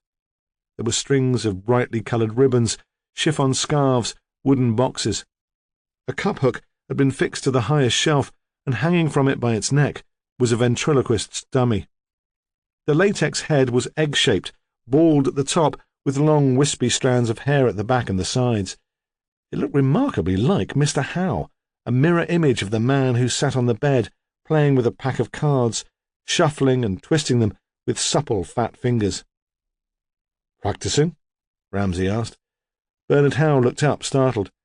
He'd not heard the footsteps on the stairs. "I find it very relaxing," he said. "The doctor wanted to give me tranquilizers, but Kath wouldn't have approved of that." "Wouldn't she?" "No, she was a strong woman. She didn't like props of any sort." He set down the cards and gave both hands a little flick, so the cuffs of the shirt and the cardigan he was wearing settled back over his wrists. "Who are you?" he asked. It was a direct, childlike question, which Ramsay found unnerving. "Stephen Ramsay. I'm a detective inspector, in charge of the case." "There is a case, then? She didn't just fall. No one said, not really. I mean, perhaps Miss Wedderburn explained, but I didn't take it in." "We weren't sure until this morning, but she didn't just fall. She was stabbed." "Ah." All his reactions seemed very slow. Ramsay thought they would have made an odd couple. Kathleen, with her principles, her tense and purposeful marching, and Bernard. He groped for a word to describe Bernard and came up with simple, not in the sense of unintelligent, because it was clear he held down a reasonable job, but uncomplicated, easily satisfied. "How long have you been married?" Ramsay asked. He took a seat beside Bernard on the bed.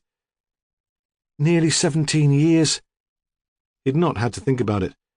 We both worked in the same office, clerical officers with the civil service, and then we got married." He still seemed mildly surprised at that, as if he'd woken one morning to discover he had a wife. He turned to face Ramsay. "She took me on," he said. "And you're still doing the same job?" "More or less. It's not the same. It was all paper then. Now it's computers. I quite liked computers once I got into them." And Ramsay could see that he would. He would enjoy the clear instructions, the simple rules. He would get lost in the patterns. "I haven't progressed much in the organisation." Bernard smiled sadly. "Not management material. I see that. Kath would have been better at it than me, much more assertive, but she gave up work when Marilyn was born. Most people did in those days." He paused, considered. "I think she might have been happier if she'd carried on working. Not so restless." "Did you suggest that?" "Oh, no." He was shocked by the idea. "It was her decision, wasn't it? Mother offered to look after Marilyn, but Kath said that would only cause trouble, and I could see she was right." "Was it Mrs. Howe's decision to move to the headland?" "Yes." Of course, Ramsay thought, it would be. "Before that," Bernard continued, "we lived with my mother in her house in Newcastle. There was plenty of room, even when Marilyn came along, and it was handy for work." His voice was wistful. "And the pictures." "But your wife decided she wanted a home of her own." "Perhaps she did." It seemed a new idea. "Though it wasn't just that.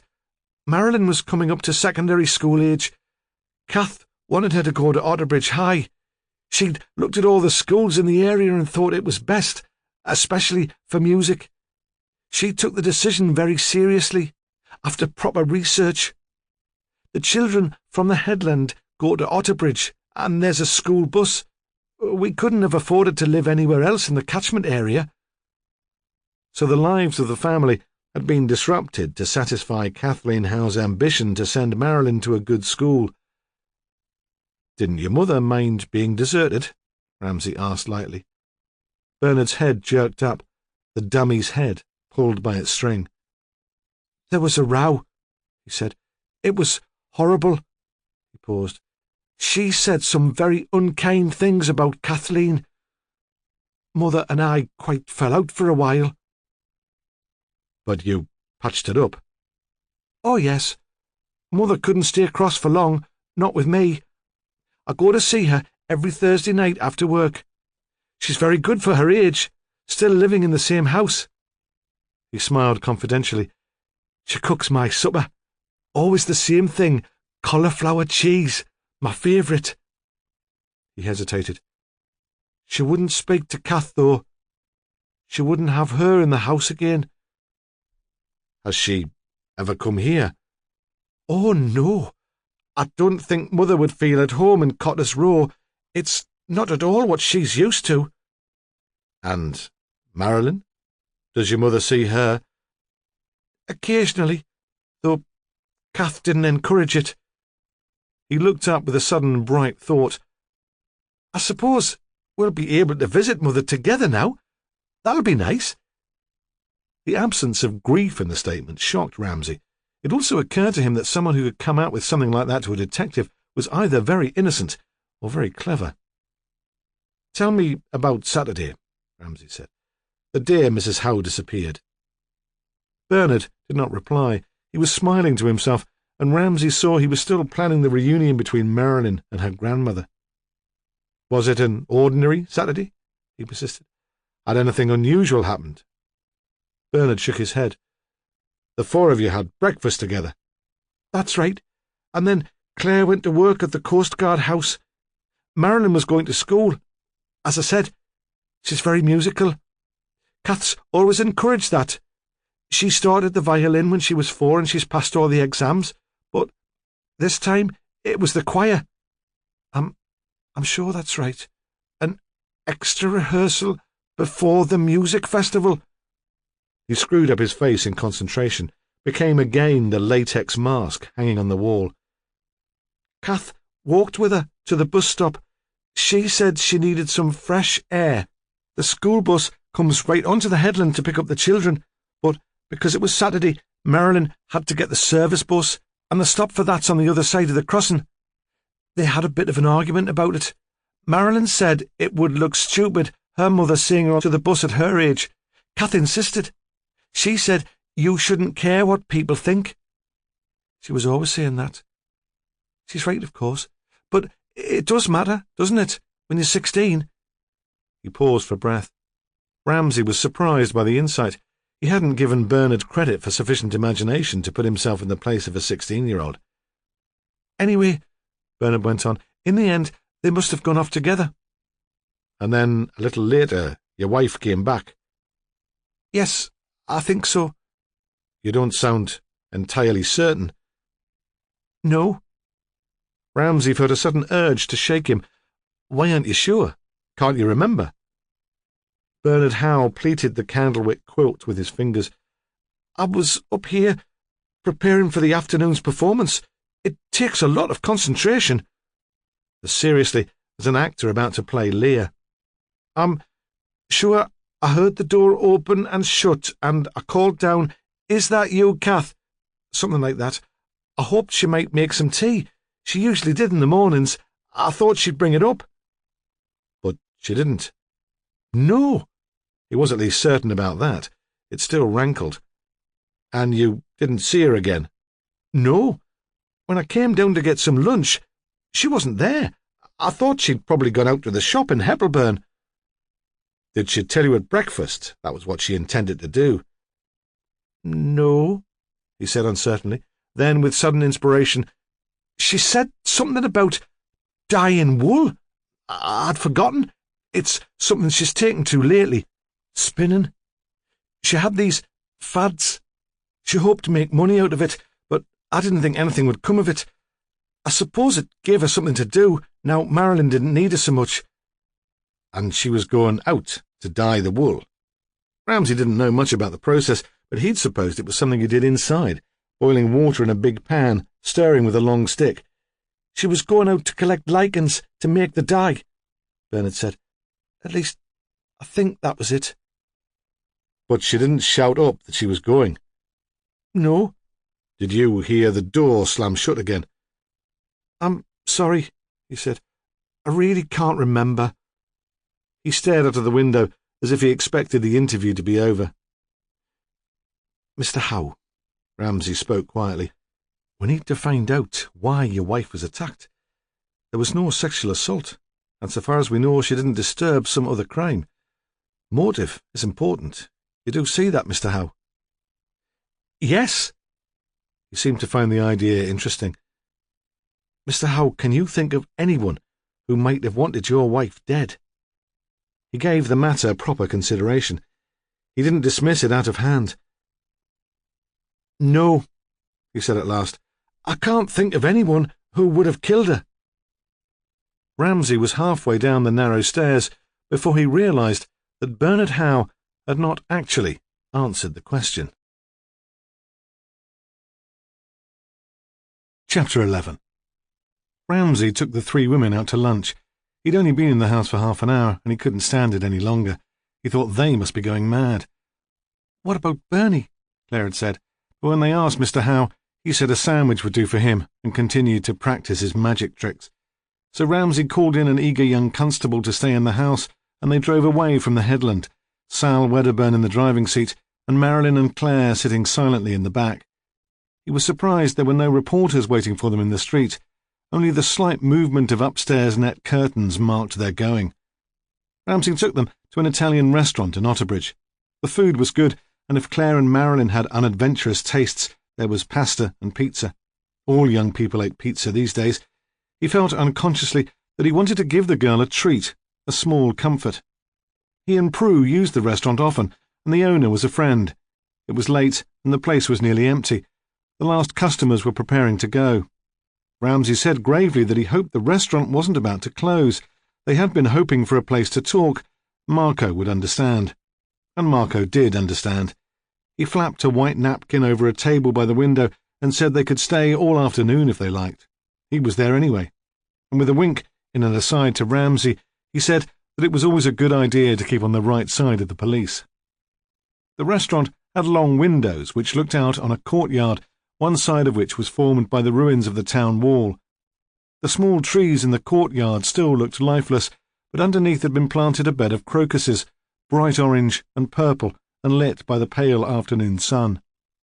Ramsay watched Marilyn read the menu, hesitantly, always turning back to the cheaper items on the front.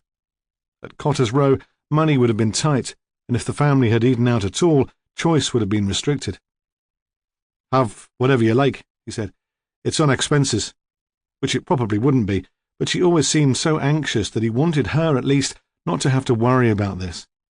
He ordered pasta with a spicy spinach sauce, and, on impulse, a carafe of house red. Across the table, he could sense that Sal Wedderburn was perplexed, wondering what he was up to, what he was hoping to get out of this, what the bosses would say.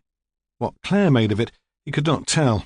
Meeting her for the first time in the cramped and claustrophobic living room at Cotter's Row, she'd seemed entirely out of place. She was a statuesque young woman, large-boned, dark-haired, dark-eyed. Here in the restaurant, with the other guests having left for their offices and only the Italian staff waiting quietly by the bar, she seemed more at home. She could have been one of them. She ate with pleasure, drank the first glass of wine quickly, and accepted the second when it was offered. You would have said she was there for a family celebration. Yet, Ramsay thought, Kath Howe was the nearest thing she had to a mother. They didn't talk of the murder until they'd finished eating. By then the sun had left the courtyard. Marco brought coffee in a thermos jug and said he would leave them to it. Throughout the meal, Sal Wedderburn had attempted to catch Ramsay's eye in an unspoken attempt to start the ball rolling. Each time, he had ignored her. Now, quite openly, she looked at her watch. He saw it was a torture for her to sit and wait. "I expect," he said, "there are questions you'd both like to ask." "We don't know anything," Claire said flatly. "It's not right, being kept in the dark like this." "That certainly wasn't deliberate. We didn't want to give you false information. The details in a case like this take longer to check than anyone realizes." "But now you do know about how Kath died." He tried to place Claire's accent and decided north of the county, Berwick, Wooler. Had Kath Howe spoken like that? He couldn't remember. "We know enough to be certain she was murdered. She didn't slip on the rocks and fall. She was dead when she entered the water." As he spoke, he was watching Marilyn. The colour drained from her face, though there were no tears. "I'm sorry," he said. "When did she die?" Claire demanded. Her bluntness surprised him. She leant forward across the table, waiting for an answer. "Sometime on Saturday. It might be possible to pinpoint the time more accurately once we know when she last ate, but at the moment, that's all we know." "How was she killed?" "She was stabbed, possibly with an ordinary kitchen knife. We haven't found the weapon yet, but we've begun to search." He paused. "We might need to look at your house, too." She looked up, challenging. "Why?" He chose his words carefully. "There's a possibility that Mrs. Howe knew her killer. We don't think there was a struggle." He expected a denial, outrage that he could suggest that one of the family might be involved, but perhaps she lacked the imagination to realize the implication of what he was saying. He continued, "There's a possibility that Mrs. Howe let someone into the house that morning." "Might she have done that?" Sally Wedderburn asked. "Might she have let a stranger into the house? She wouldn't have been afraid." Claire shook her head. "Not for herself. She wouldn't let Marilyn out of her sight, but she thought nothing of walking the country roads at night. Besides, Bernie was upstairs all morning, wasn't he?" "Yes," Sally Wedderburn said, "of course." She seemed thrown by Claire's confidence, her aggression, and fell silent. "Obviously we're trying to form an idea of Mrs. Howe's movements on Saturday," Ramsay said. "We need your help for that." He turned to Marilyn. "I understand from your father that she walked with you to the bus stop in the morning. Did she wait with you until the bus came?" Marilyn looked at him blankly as if she'd not heard the question, and he had to repeat it. "She waited until we could see the bus coming down the road. Then I sent her back. The crossing was clear for once, and you can stand there for hours if one train follows another." She paused. "To be honest, I thought there might be someone I knew on the bus. I didn't want any of my friends to see Mummy waiting with me." "When I spoke to you on Sunday, you said the last time you saw your mother was at breakfast." "I was embarrassed," Marilyn said. "I didn't want to tell you that she wouldn't let me walk to the bus stop on my own." She began to cry. Large, silent tears rolled down her cheeks. "She was only worried about me. I never worried about her. None of us did." "Except the time when she was missing, and you called at my house," Ramsay reminded her gently. "You were worried about her then." "I wasn't I?" She seemed consoled by the memory. Ramsay waited until she'd composed herself. "Did anyone get off the bus when you got on? Someone who might have followed your mother up the headland, perhaps caught her up?" "No, no one." "Mr. Taverner gave you a lift back from school that afternoon?" "Yes." "Did he tell you why he was coming to the headland?" "He's a friend of the Coulthards who live at the Coast Guard house." Ramsay turned to Claire. "You'll know him then?" "I've met him." "Is he a regular visitor to the Coast Guard house?" "He has been, recently." She gave a sudden, smug little smile, which vanished so quickly that he wondered if he'd imagined it. "Oh?"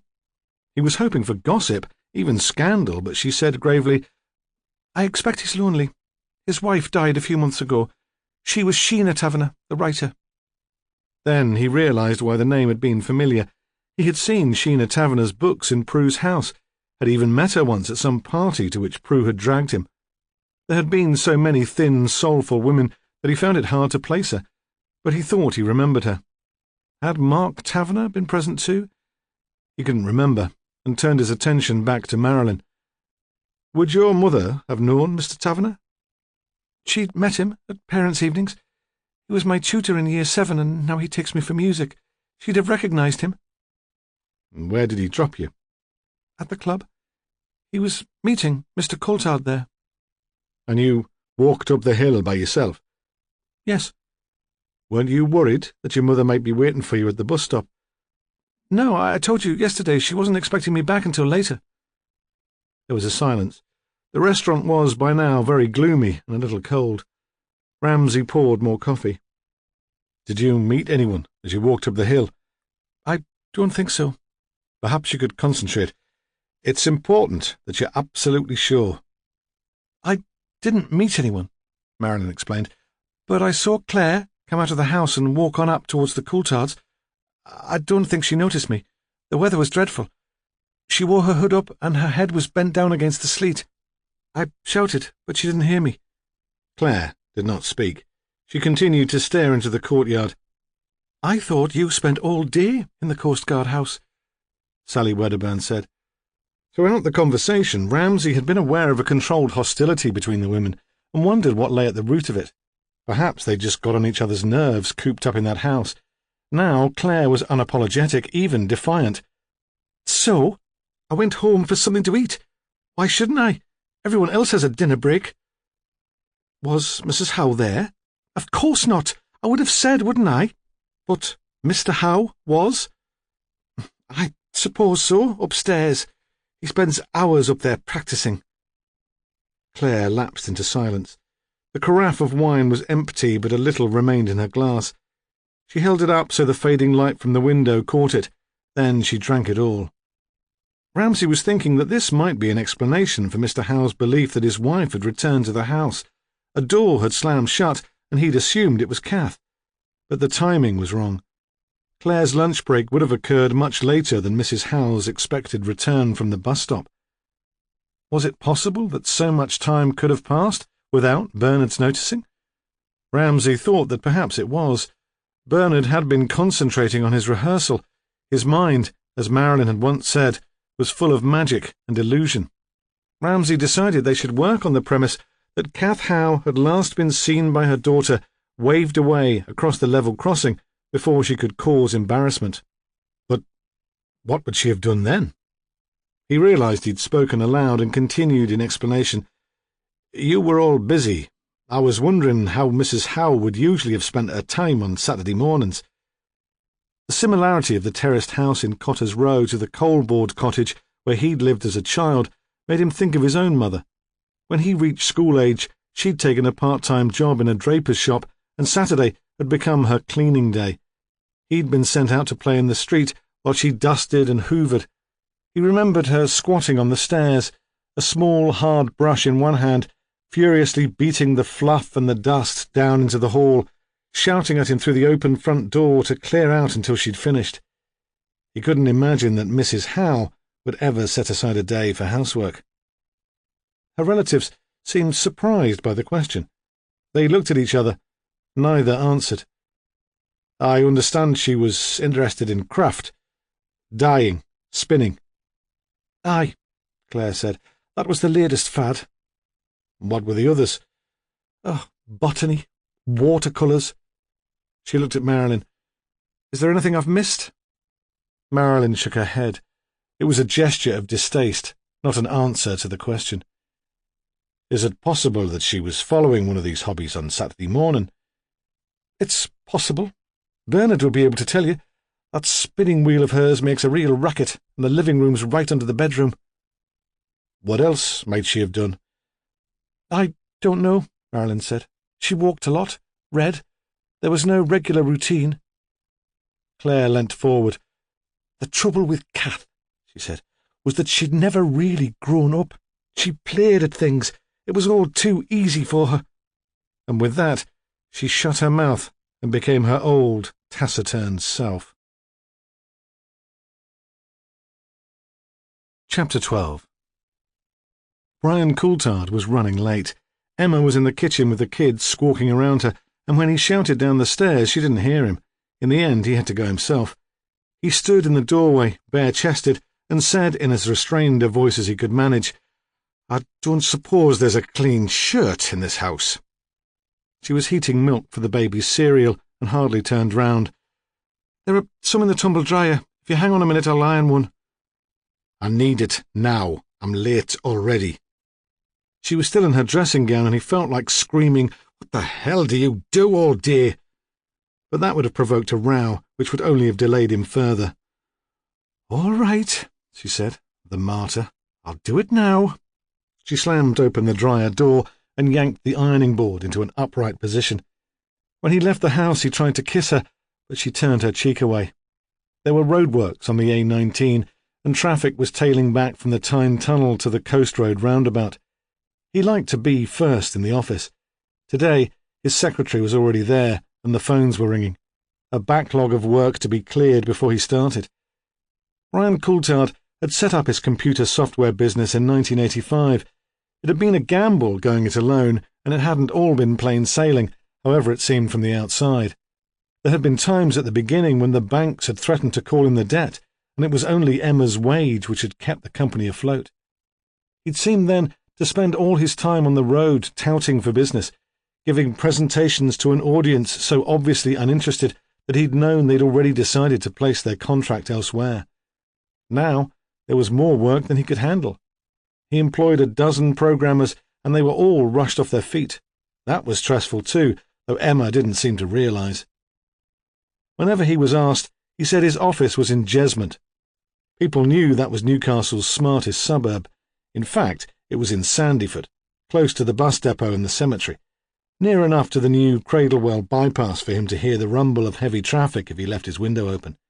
It was in a gentrified terrace, with a firm of accountants on one side of him and solicitors on the other.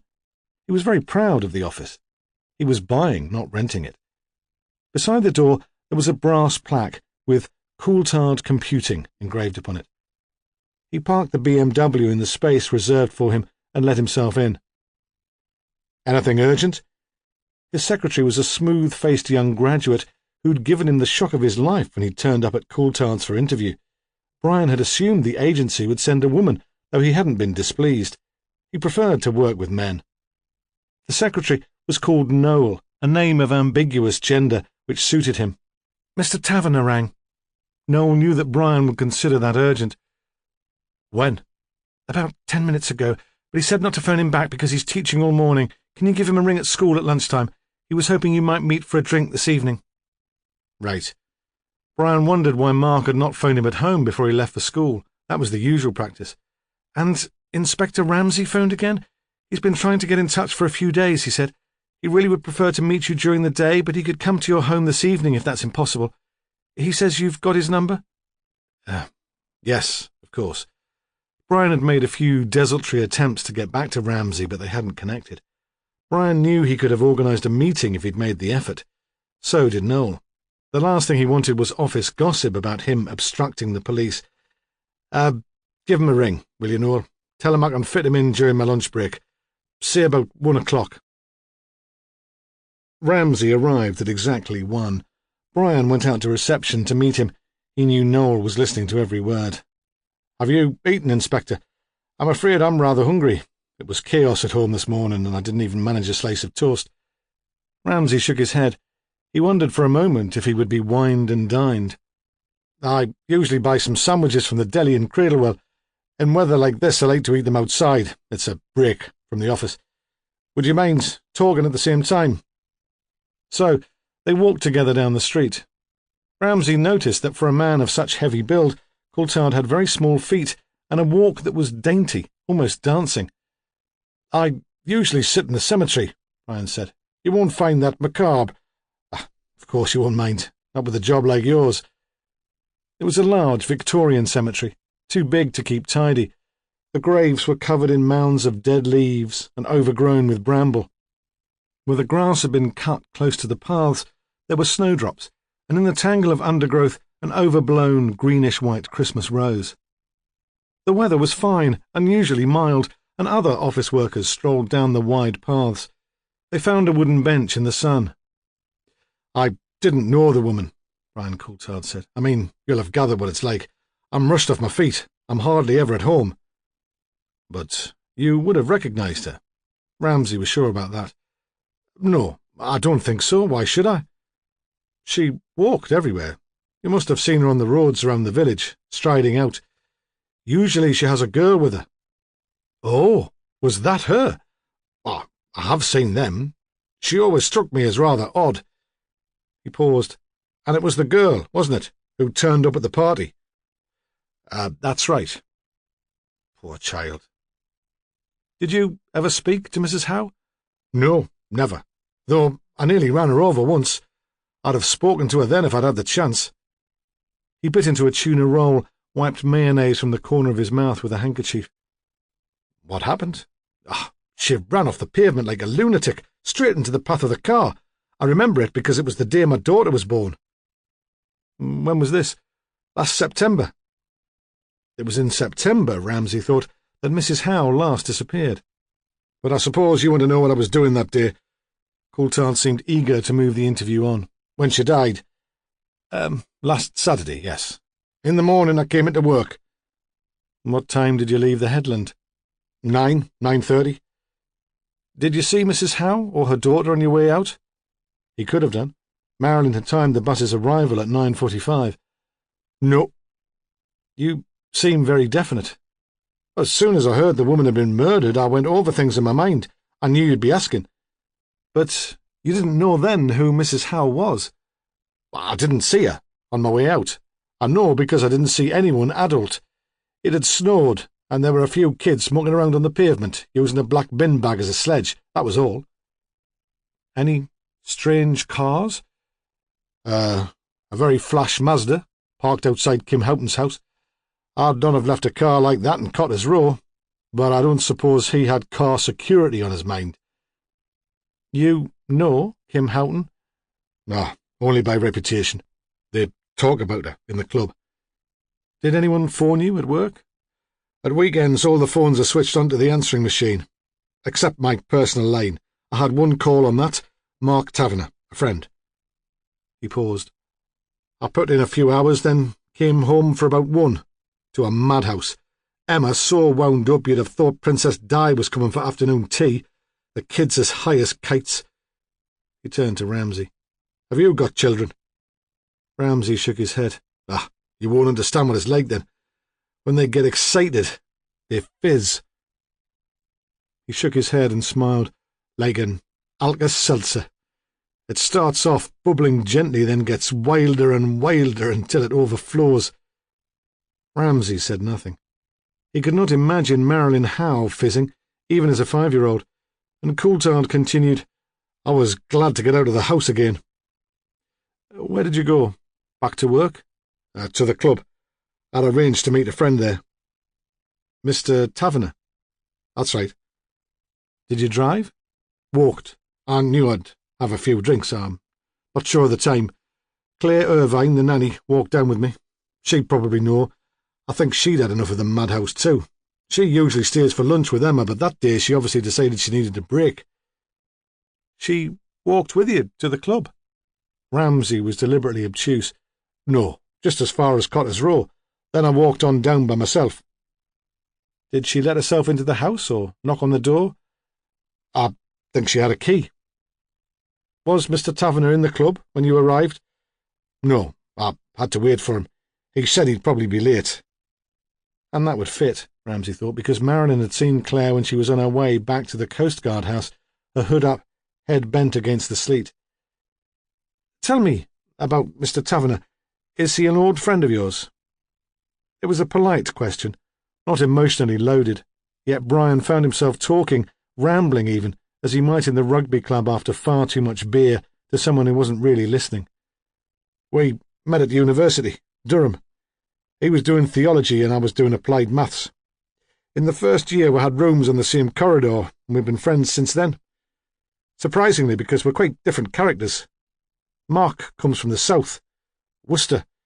He was the first southerner I'd really known. His father was a clergyman, something high up in the cathedral. Mine was shop steward in a bakery. He stopped abruptly, seeming to expect another question. Ramsay said nothing, and he continued, Mark's the only one of the Durham gang I've kept in touch with. I was always into computers. I got a job with an electronics company straight out of university and stayed with them until I set up on my own. That's where I met Emma. She worked for personnel. He paused again, remembering. We all thought Mark would be a priest, following his father's footsteps, and I think that's what he intended until he met Sheena. His poet, that's what he called her. But Sheena wouldn't have made a vicar's wife. You couldn't see her running the brownie pack or organising the flower rota. That wouldn't be nearly poetic enough for her, even if she was a Christian, which I don't believe she was. So he went into teaching. You didn't like her? Ramsay's voice was uncritical but surprised. It didn't matter what I thought of her. Mark loved her. That was enough for me. That's why I got involved when she was ill. Not because I fancied her, which is what some people thought. He must have decided then to answer Ramsay's question, because he added, No, I didn't like her. She was too wrapped up in herself. She treated Mark like shit. What do you mean you got involved when she was ill? I suppose I hustled on their behalf. I tried to persuade them not to give in. When she was diagnosed as having breast cancer, they both seemed to regard it as a death sentence. It was ridiculous. It can be a treatable disease. But neither of them would fight it. They wouldn't ask questions, press for different therapies. They just let it happen. I know I was interfering, but I wanted to keep her alive for him. He shrugged. I failed, didn't I? Made a fool of myself for nothing. Suddenly, he seemed embarrassed by the conversation. Look, he said, I should go back. They'll be sending out search parties. Ramsay nodded and watched him hurry away, his little feet skipping across the damp grass. In the office, Brian phoned Mark, but could not speak to him. He'd forgotten how early a teacher takes his lunch hour. Mark was already in the classroom for the afternoon session. Brian left a message saying he'd be in the office until 6, and spent the afternoon distracted by work. Chapter 13. Mark Taverner waited in the staff room for Brian's call. Usually, he preferred to go out at lunchtime. When Sheena was alive, he'd gone home. Even before she became ill, he'd liked to check that she was happy. The colleagues in the staff room had commented snidely on these absences. Once Mark had heard an ageing maths teacher say to another with the weary envy of a tabloid hack, "There goes Taverner, off for his midday bonk." In fact, sex was never considered at these lunchtime meetings. Sex played little part in the relationship at all, despite Sheena's obsession with it in her books, or perhaps because of it. She wrote about sex as a symbol of violence or betrayal. Mark had read her stories before they married and made an effort in the beginning to be sensitive. He thought there must have been a previous relationship in which she'd been abused or humiliated, and he wanted to prove to her that he was different from the other men she'd known. It seemed that he had failed. Perhaps he was too careful. She'd allowed the advances in a disinterested way, but had taken little pleasure from the contact.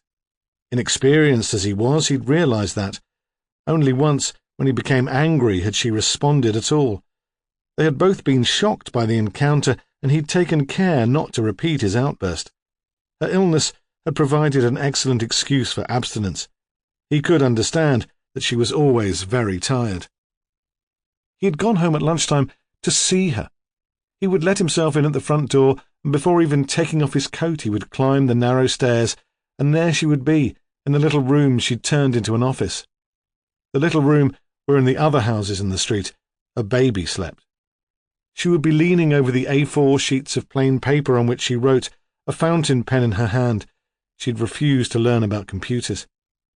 She must have heard him come through the door, but she pretended not to. It was an affectation.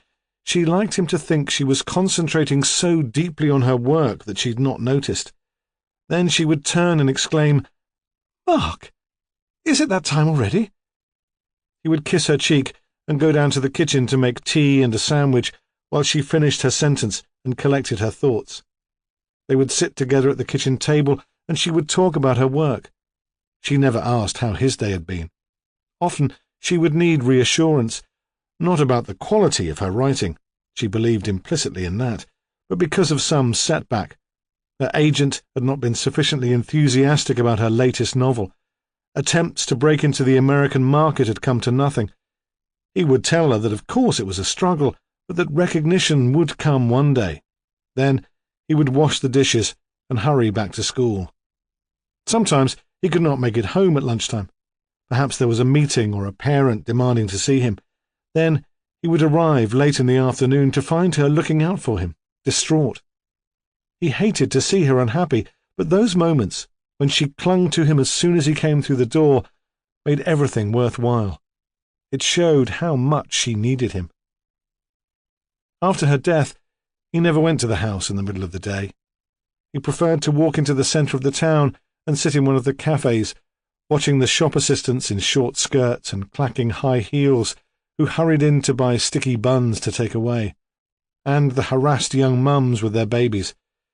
Today, he bought his sandwiches at the school canteen and took them back to the staff room to wait for Brian's call, ignoring the conversation around him.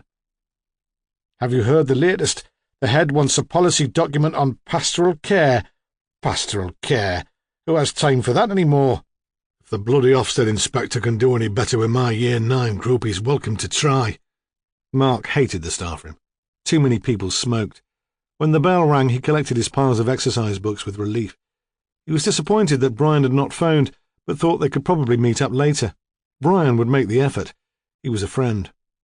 Otterbridge High was a comprehensive school, but had once been the grammar, and still made much of its academic reputation. It offered Latin, for example, and insisted on blazers. There were glass and concrete blocks, a sports hall, a science lab, which had been built in the early 70s when there was still money for that sort of thing. But the heart of the school was an impressive 19th century building. Mark was pleased that he usually taught from a classroom in the old school. The ceiling was high and the acoustics were good, and there was less chance that the roof would leak. Teaching came hard to him. He would never have survived a soulless inner-city institution. Only as he walked down the corridor past the jostling children did he realize that his next lesson was Year 11 music, and that Marilyn Howe would be in the class. He knew she was back in school because he'd seen her distinctive white hair from the stage where he sat during assembly. He was not sure how he would feel about meeting her. He was not quite sure what he would say. In fact, It was Marilyn who spoke to him first. They met at the classroom door. No other pupils had yet turned up. "Hello, sir," she said, and gave him that smile, flattering and insinuating. Then a group of children turned up. He could not mention her mother's death in front of them, so he only nodded and held open the door for her to go in ahead of him. Even if they'd been alone, he would have found it hard to speak to her. He had found the smile profoundly shocking. Of course he'd understood that the girl was infatuated. The devoted gazes, the questions once the lesson was over, all these had been a nuisance, but he'd supposed that the death of her mother would put an end to them. Now, it seemed, the irritation would continue. At 4 o'clock, he phoned Brian's office again. Noel put him through immediately. "Sorry about lunchtime," Brian said. "I had a visit from the cops. One particular cop, Inspector Ramsay. Has he had a go at you?" "No, I gave a statement to a constable, a woman." There was a silence which was starting to become awkward when Mark said, "I wondered if we might meet. There's something I need your advice about." "Great. Why didn't you come to supper? Em could do with the company and we'll get a takeaway if she doesn't fancy cooking." No, just the two of us, if you don't mind." There was a pause. "Sure. Where should we meet?" I don't know. I hadn't thought." Mark realised suddenly that this was probably a mistake. It wasn't the right time. "Look, it doesn't matter. Em will be expecting you. You'll miss the children's bedtime." "Sod the children's bedtime. But not the club, then. She might see the car from the house and I'll have to tell her I'm working late or there'll be a row." "You shouldn't lie to her, you know." "None of us could live, could we, without lies?" Even then, that seemed a peculiar thing for Brian to say. "Look, I'll come over to Otterbridge, to the Tap and Spile in the Market Square, early, 6:30ish. Then I can earn a few brownie points by being home for supper." "All right." Mark was still hesitant. He was trying to put together an excuse. Brian said cheerily, "Look, I've got to go. There's a call on the other line. I'll see you tonight." Mark sat in his classroom marking books until 5. Then he was driven away by the distant thud of pop music from the sixth formers' aerobics class. It started as a mild irritation, but after 20 minutes he was completely distracted, so he packed up and left. The corridors were empty. Outside it was nearly dark. The front entrance of the school opened directly onto a suburban street. It was all steps and pillars like a municipal town hall, and it would have been more in keeping facing a busy road in a town centre.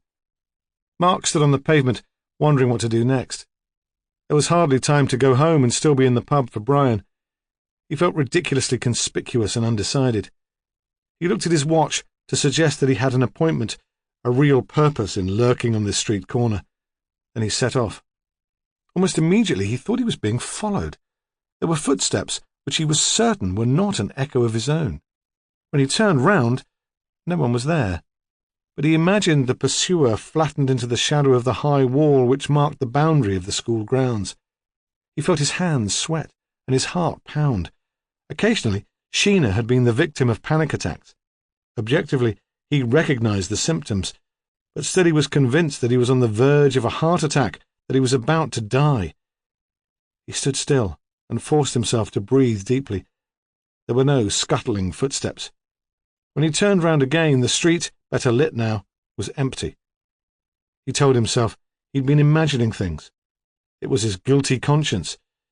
He deserved, after all, to have nightmares. Brian Coulthard arrived at the Tap and Spile 5 minutes late, expecting to find Mark already there. Mark's punctuality was legend. He checked both bars, then settled down with a pint at a table by the fire. He had a view from there of the door. At 7, another pint later, he was beginning to become concerned.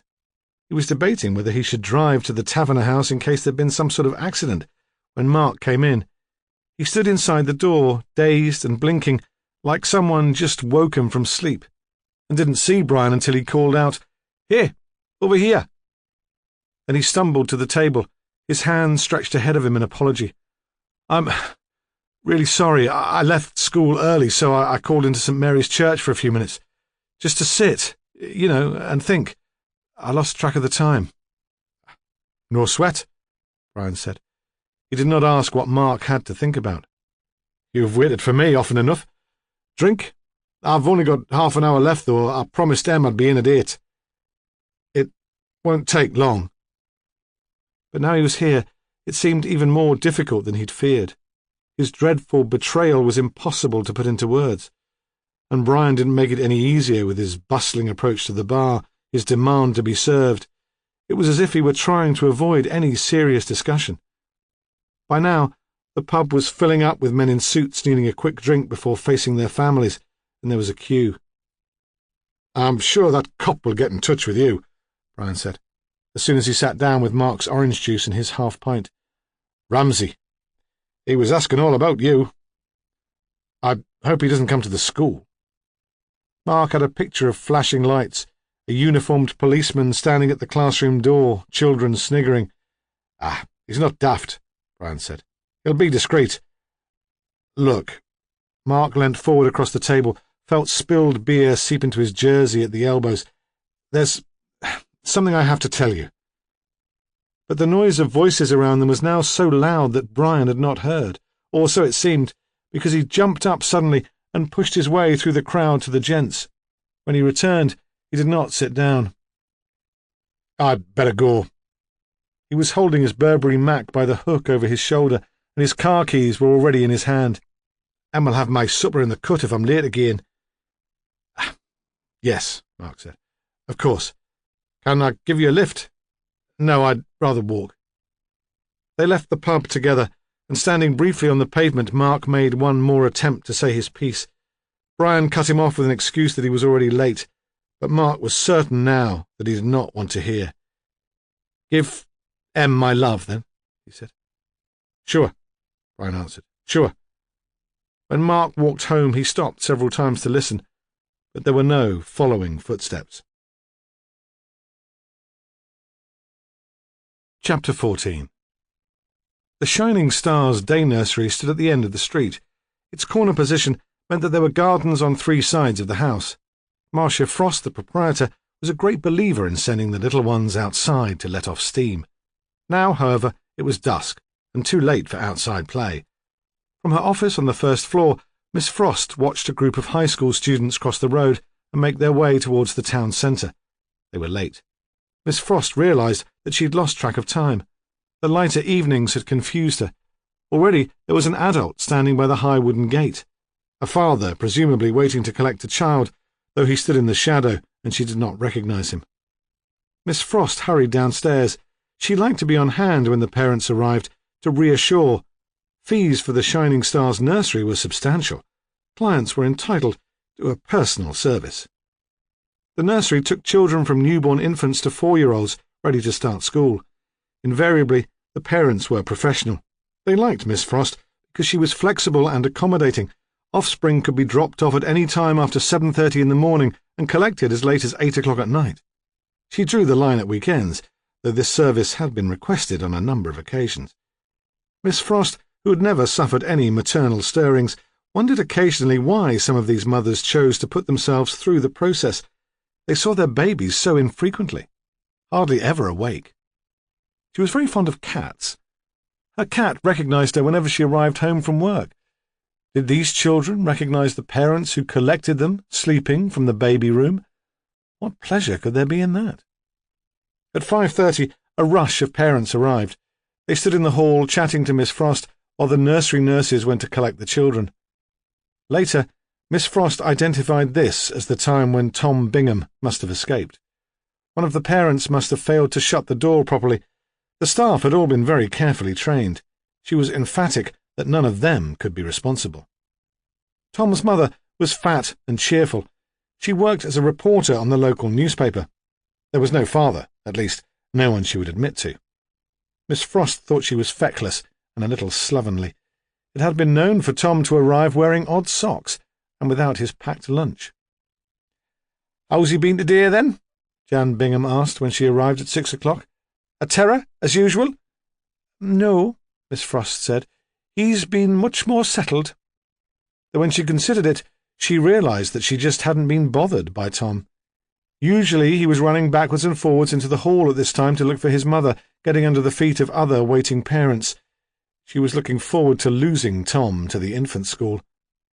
She called to the nursery nurse in charge of the 3-year-olds. "Tom Bingham, please, Haley. His mother's here." Haley returned a few minutes later, anxious and blushing. This was her first position after completing her training, and she still found her boss daunting.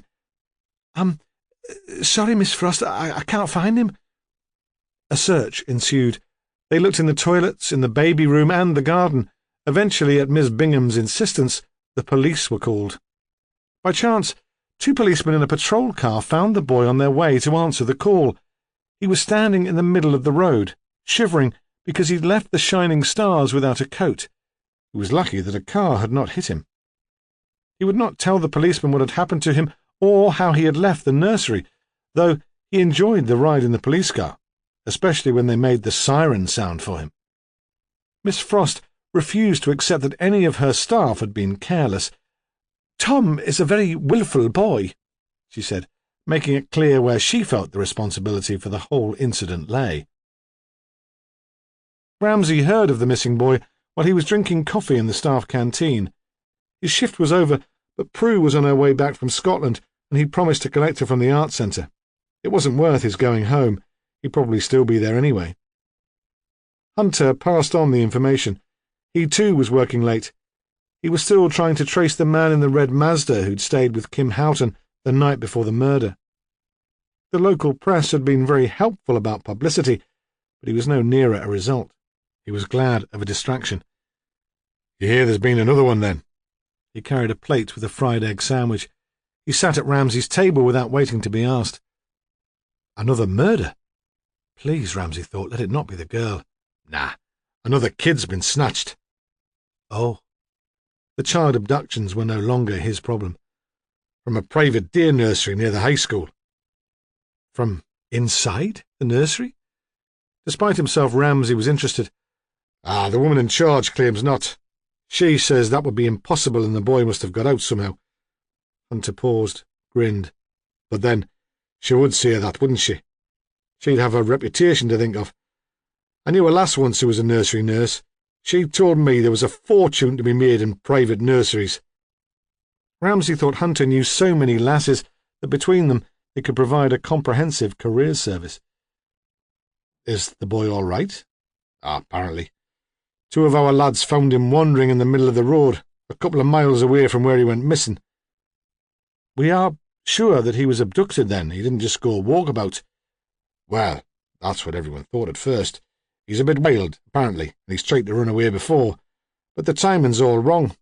The kids have tea at 5 o'clock, and he was definitely there for that, and for the story afterwards. They reckon he must have gone at about 5:45. Lots of parents arrived at about that time, and they think he could have slipped out in the scrum. Our lads found him just before 6:30. An adult could walk 2 miles in 3/4 of an hour. But a 3-year-old, in the dark? And it's a nice, respectable neighbourhood. Nosy. A busy time of the evening with folks coming home from work. If anyone had seen a kid that small on his own, they'd have taken him in, phoned us." "So, there was a car then, like the others?" "Either that, or he was carried piggyback, and that's hardly likely." Hunter grinned. "Still, it's for some other bugger to sort out now. We've got enough on our plates." "He was all right, the boy, unharmed?" "So it seems." Hunter paused. "The woman in charge saw a bloke hanging round outside at about 5:15. She thought he must be one of the dads. They're trying to trace all the parents who were there. So far, no one's identified him." "Did the woman give a description?" Nothing worth having." "Did you see a car?" "Nah." "It'll all come down to the boy then." "Aye. The strange thing is, he's not talking. Not a word. He doesn't seem frightened or upset, and he's not known for keeping his mouth shut. But he'll not tell him a thing."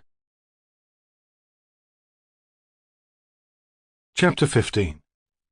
The next day, Mark escaped school at lunchtime. He didn't go into town because it was market day and he couldn't face the crowd. He bought an apple and a Mars bar from a corner shop near the school. The place was packed with kids. They weren't supposed to leave the grounds at midday, and it was a shock for them to see him there. He had a reputation for being strict. One of them muttered, Here we go. Detention's all around. But he didn't say anything. He just bought his apple and his Mars bar and pretended he hadn't seen them. He took his lunch to Prior's Park and sat on a bench near the children's playground. On the way, he had the same sense of being followed as he had the night before, but he put it down to nerves, and to a guilty conscience. If he'd managed to talk to Brian, perhaps he'd find it easier to relax. In summer, he hated the park. The regimented rows of bedding plants, the semi-naked teenagers lounging in the sun with their transistor radios and their cans of lager. At this time of year, it was windswept and neglected. Tolerable. Banks of dead leaves still lay under the trees. The river was full.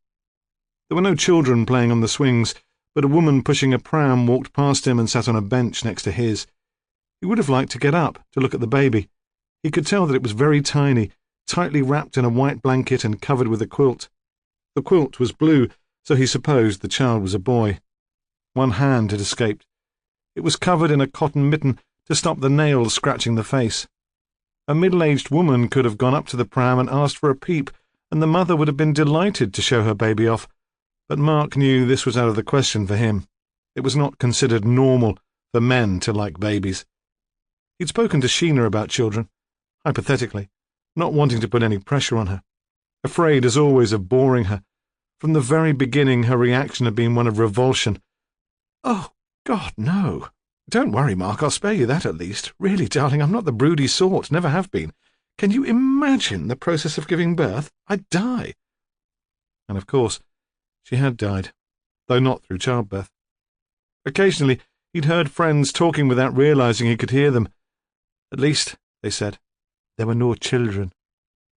Only Emma had seemed to understand the pleasure he took in baby Helen Scarlett, and to her it was perfectly natural. She was potty about the baby, entranced by the way she stretched her hands, unseeing, groping for food. Why shouldn't Mark be? It was Brian's lack of interest which had astounded her. "Tell me, Mark," she demanded, "how can he bear to spend so much time in the office? He's missing everything. Her first smile. She'll be crawling soon, and then she won't be a baby any more." She'd been delighted when Mark held Helen against his shoulder to wind her after she'd been fed, when he jumped her up and down on his knee to make her laugh. On his recent exile from the Coast Guard house, he'd missed the baby as much as he had his contact with Emma. The woman stood up from the park bench. She leant into the pram and put her hand on the baby's forehead to check, presumably, that he was not too cold. The baby woke and began to grizzle. The woman walked on briskly. It was then that Mark noticed the tall man in the heavy raincoat. He'd been standing by the wire mesh fence surrounding the playground for some time, though Mark had been too taken up with the baby to realize. "Mr. Taverner?" He walked across the grass and sat beside Mark, who had the sudden thought that they were like spies in a Le Carre novel. He almost expected a password. "Yes? I hope you don't mind. One of your colleagues pointed you out. I thought it would be more discreet to talk here than at school. I'm the detective in charge of the Kathleen Howe case." So, Mark thought, he had been followed. Ramsay had watched him leave the shop and walk to the park. Then he'd waited for the woman to leave so they would not be overheard. A patient man. Mark admired that. "Do you have time to talk now?" Ramsay was asking. "If you prefer, I can make an appointment to see you at home this evening." No, Mark said. "I've a free period first thing this afternoon. There's no rush to get back. I know you gave a statement to one of my officers, but there are a few points I'd like to clear up." Of course. Now that the moment had come, Mark felt quite calm, clear-headed. There was none of that ridiculous panic he'd felt last night on his way to meet Brian. "Did you know Mrs. Howe well?" Not well. I'd met her at parents' evenings. She came to school concerts." "You would have recognized her?" "I suppose so." "But you didn't see her on the day she disappeared?" "No. I said so in my statement." There was a brief silence. "What was your opinion of Mrs. Howe?" Ramsay asked. "I mean, as a parent." "She was supportive, involved. I wish all our parents were as well motivated. But on occasions her interference could be irritating, and it didn't do Marilyn any good. Perhaps you could explain. Marilyn's a competent violinist. She works hard, passes all her exams, but there are other, more talented musicians in the school." Last term, Mrs. Howe barged into a rehearsal and demanded that Marilyn should be moved from second to first violins. It was perfectly true that Marilyn could have coped quite adequately with the music, but so could many of the others in her group. How did you deal with the situation? Mark smiled, briefly. I left it to Mr. Scott, our head of music, to sort out. That's what he's paid for. What did Marilyn make of the fuss? He shrugged. Naturally, she would have liked to play first violin. She's a competitive child, but she was profoundly embarrassed by the incident. I tried to make light of it, to make the others see that Marilyn could hardly be held responsible for her mother's over-enthusiasm. All the same, it can't have been easy. But Ramsay thought that his sympathy would have made it easier. No wonder the girl had a crush on him. Did you ever meet Mr. Howe? He was dragged along, rather reluctantly, I suspect, to some events. Is Marilyn popular at school? The question seemed to throw him. She's conscientious, well-behaved. I'm sure most of the staff would welcome her in their class. That's not really what I asked. Did she have friends, close friends of her own age? Or was she, as she had described herself, a Billy No-Mates? Mark Taverner considered. No, not in the way that you mean. You mustn't assume, though, that she is unhappy at school, that there's bullying, for example. I don't believe there's anything of that sort. Some children are naturally solitary, or they find it easier to form relationships with adults. I was like that myself. I didn't develop any close friendships until I left home and went to university. When you met Mr. Coulthard? Brian, yes. And Mrs. Coulthard? Would you consider her to be a close friend? Very. The answer came easily. Brian's marriage didn't affect your friendship.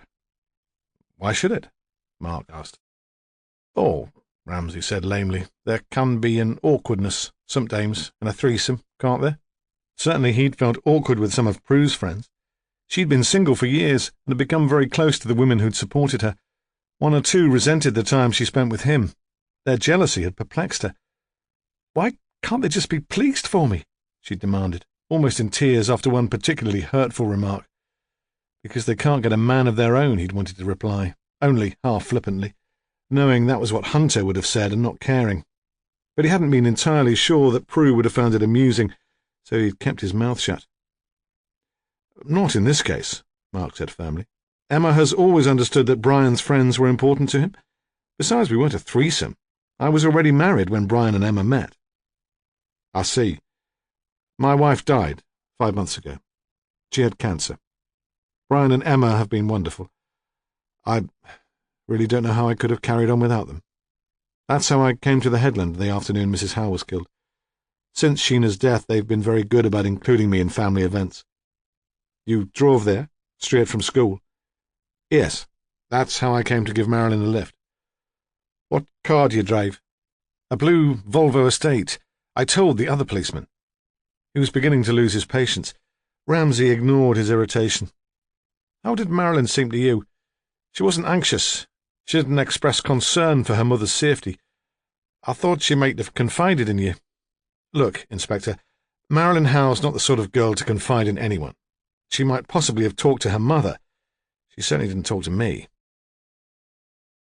That night, Stephen Ramsay took Prue to Marco's to celebrate her return. They were given the table near the window where he'd sat with Marilyn and Claire. The town wall was floodlit from below, and long shadows were thrown across the courtyard. I suppose, he said, it's an anticlimax coming back here, after all the admiration and the glory. Her group had taken a prize at the festival. There had been rave reviews in the Scottish press. At least I can catch up on some sleep. But not, Ramsay thought, tonight, I hope. And you've been kept busy? Gordon Hunter hasn't had you out clubbing in town, picking up unsuitable women? Unfortunately not. He thinks I'm past it. It would be an embarrassment to be seen with me. She laughed. Marco himself came up with the wine, made a great fuss of Prue, then melted away. I have been busy, though. This murder inquiry. So, you haven't missed me? Hardly at all. After a few drinks he might have answered more honestly, but she hated it when he got heavy. How's the inquiry going? Not very well. We can't trace an important witness. A man who stayed in the headland the night before the murder. The victim was a middle-aged housewife. The family seemed very respectable. Quite ordinary, I suppose. We can't dig up a motive. Why would anyone have wanted to kill her? A meaningless act of violence, then? No, I don't think it was that. Why not? He wondered. Because she disappeared so absolutely. Because the headland wasn't like Newcastle on a Friday night. Because he had the sense, for some reason, that the murder had been planned. I think you know one of the witnesses, he said. Mark Taverner. Didn't you work with his wife? You both sat on a Northern Arts Committee. Ah, that's right. She was a writer. She died last September. I went to her funeral. Were you friends? I don't think Sheena had friends. Not really. She didn't have time for them. She had admirers, though. Plenty of them. She was quite stunning, in a dark, anorexic way. She was desperately skinny, even before she was ill. You didn't like her? He realised it was the same question he'd asked Brian Coulthard. I think I might have done, if she'd given me a chance. She was very driven, absolutely convinced that she could be a great writer. Nothing was allowed to stand in her way. Certainly not a night in the pub with a mate. And was she a great writer? I didn't think so. I found her too self-conscious.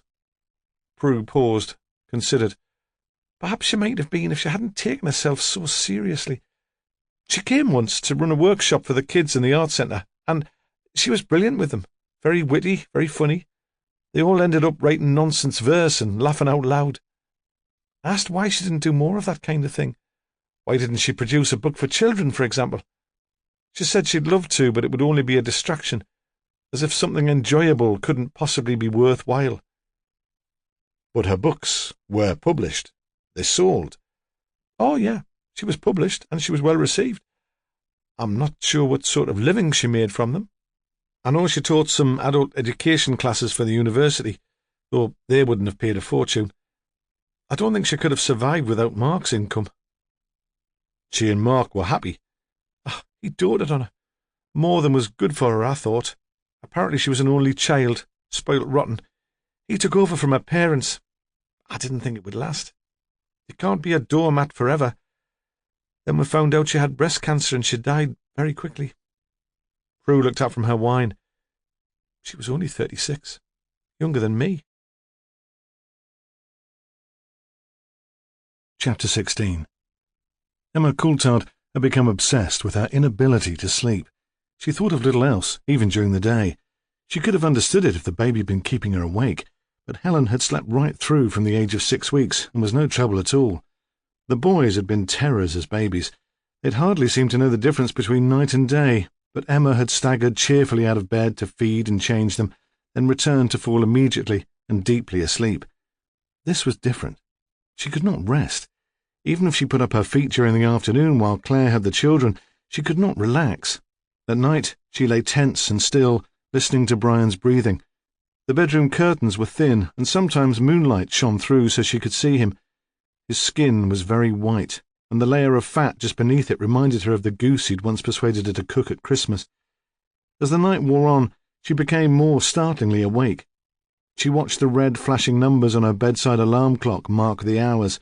Sometimes, at 4 or 5 in the morning, she would fall into a troubled doze. Sometimes she stayed awake to see the sky lighten over the sea. Eventually, Brian noticed her drawn face, the rings round her eyes, her short temper. "What the hell's the matter with you?" he demanded. Then, in a panic, when she didn't reply, "You're not ill, are you?" She knew he was thinking of Sheena. His concern did not stretch, however, to ironing his own shirts. At his insistence, she'd gone to the doctor, a fatherly Scot who knew Brian from the rugby club. "I'm not sure what you can do," she said. "I shouldn't have come." "How long's this been going on for?" "Oh," she replied, "a couple of weeks." Though she could time it exactly back to David's birthday, she'd not slept on the night before that. "Anything troubling you?" Well, she thought you could say that. No, she said. "Everything's fine." "You were a close friend of Sheena Taverner, weren't you? Perhaps that's it. Bereavement can take a long time to have an effect." Then, a sort of joke, You're not worried, are you, that the police still haven't caught this murderer?" "No," she said, smiling to show that she would not be so foolish, and that at least was true. "I'll prescribe you some sleeping pills. They're very mild. Don't use them every night or they won't work. But don't worry, you're not the sort to get hooked." He'd known her during her time as a career woman, seen her through the trouble-free pregnancies, and thought she was entirely sensible. So, now she had the pills, which were a secret from Brian. She took them when she was desperate. They did knock her out, but they left her feeling doped up and befuddled the next day, so she still could not think clearly about what she should do. Brian phoned at 4:15 to say he would be late, again. "You said you'd be back before the boys went to bed." "I'm sorry, Pat, really. There's a chap I've got to meet. He can't make it earlier. I'll definitely be home for supper at 8. Look, I'll bring a bottle of wine, something decent. We'll have a quiet night together like the old times." She said that would be very nice, though there was scarcely an evening when he didn't open a bottle of wine and drink most of it himself before the end of the news at 10. She felt a sudden urge to be out of the house. Claire finished work at 5:30, and she'd become much more punctilious about leaving on time since Kath Howe's death. Emma thought it sweet that she was taking her role as surrogate mother so seriously, but sometimes, as now, it was inconvenient. Emma had suggested that Marilyn could come to the Coast Guard house straight from school if she wanted the company. That would save Claire having to hurry away. Claire had thanked her, but refused. She said Marilyn was going through a difficult time and needed her family. Emma shouted up to the playroom where Claire was sitting with the children watching cartoons. "I'm going out for a walk. I just need some fresh air. I'll be back before you have to leave."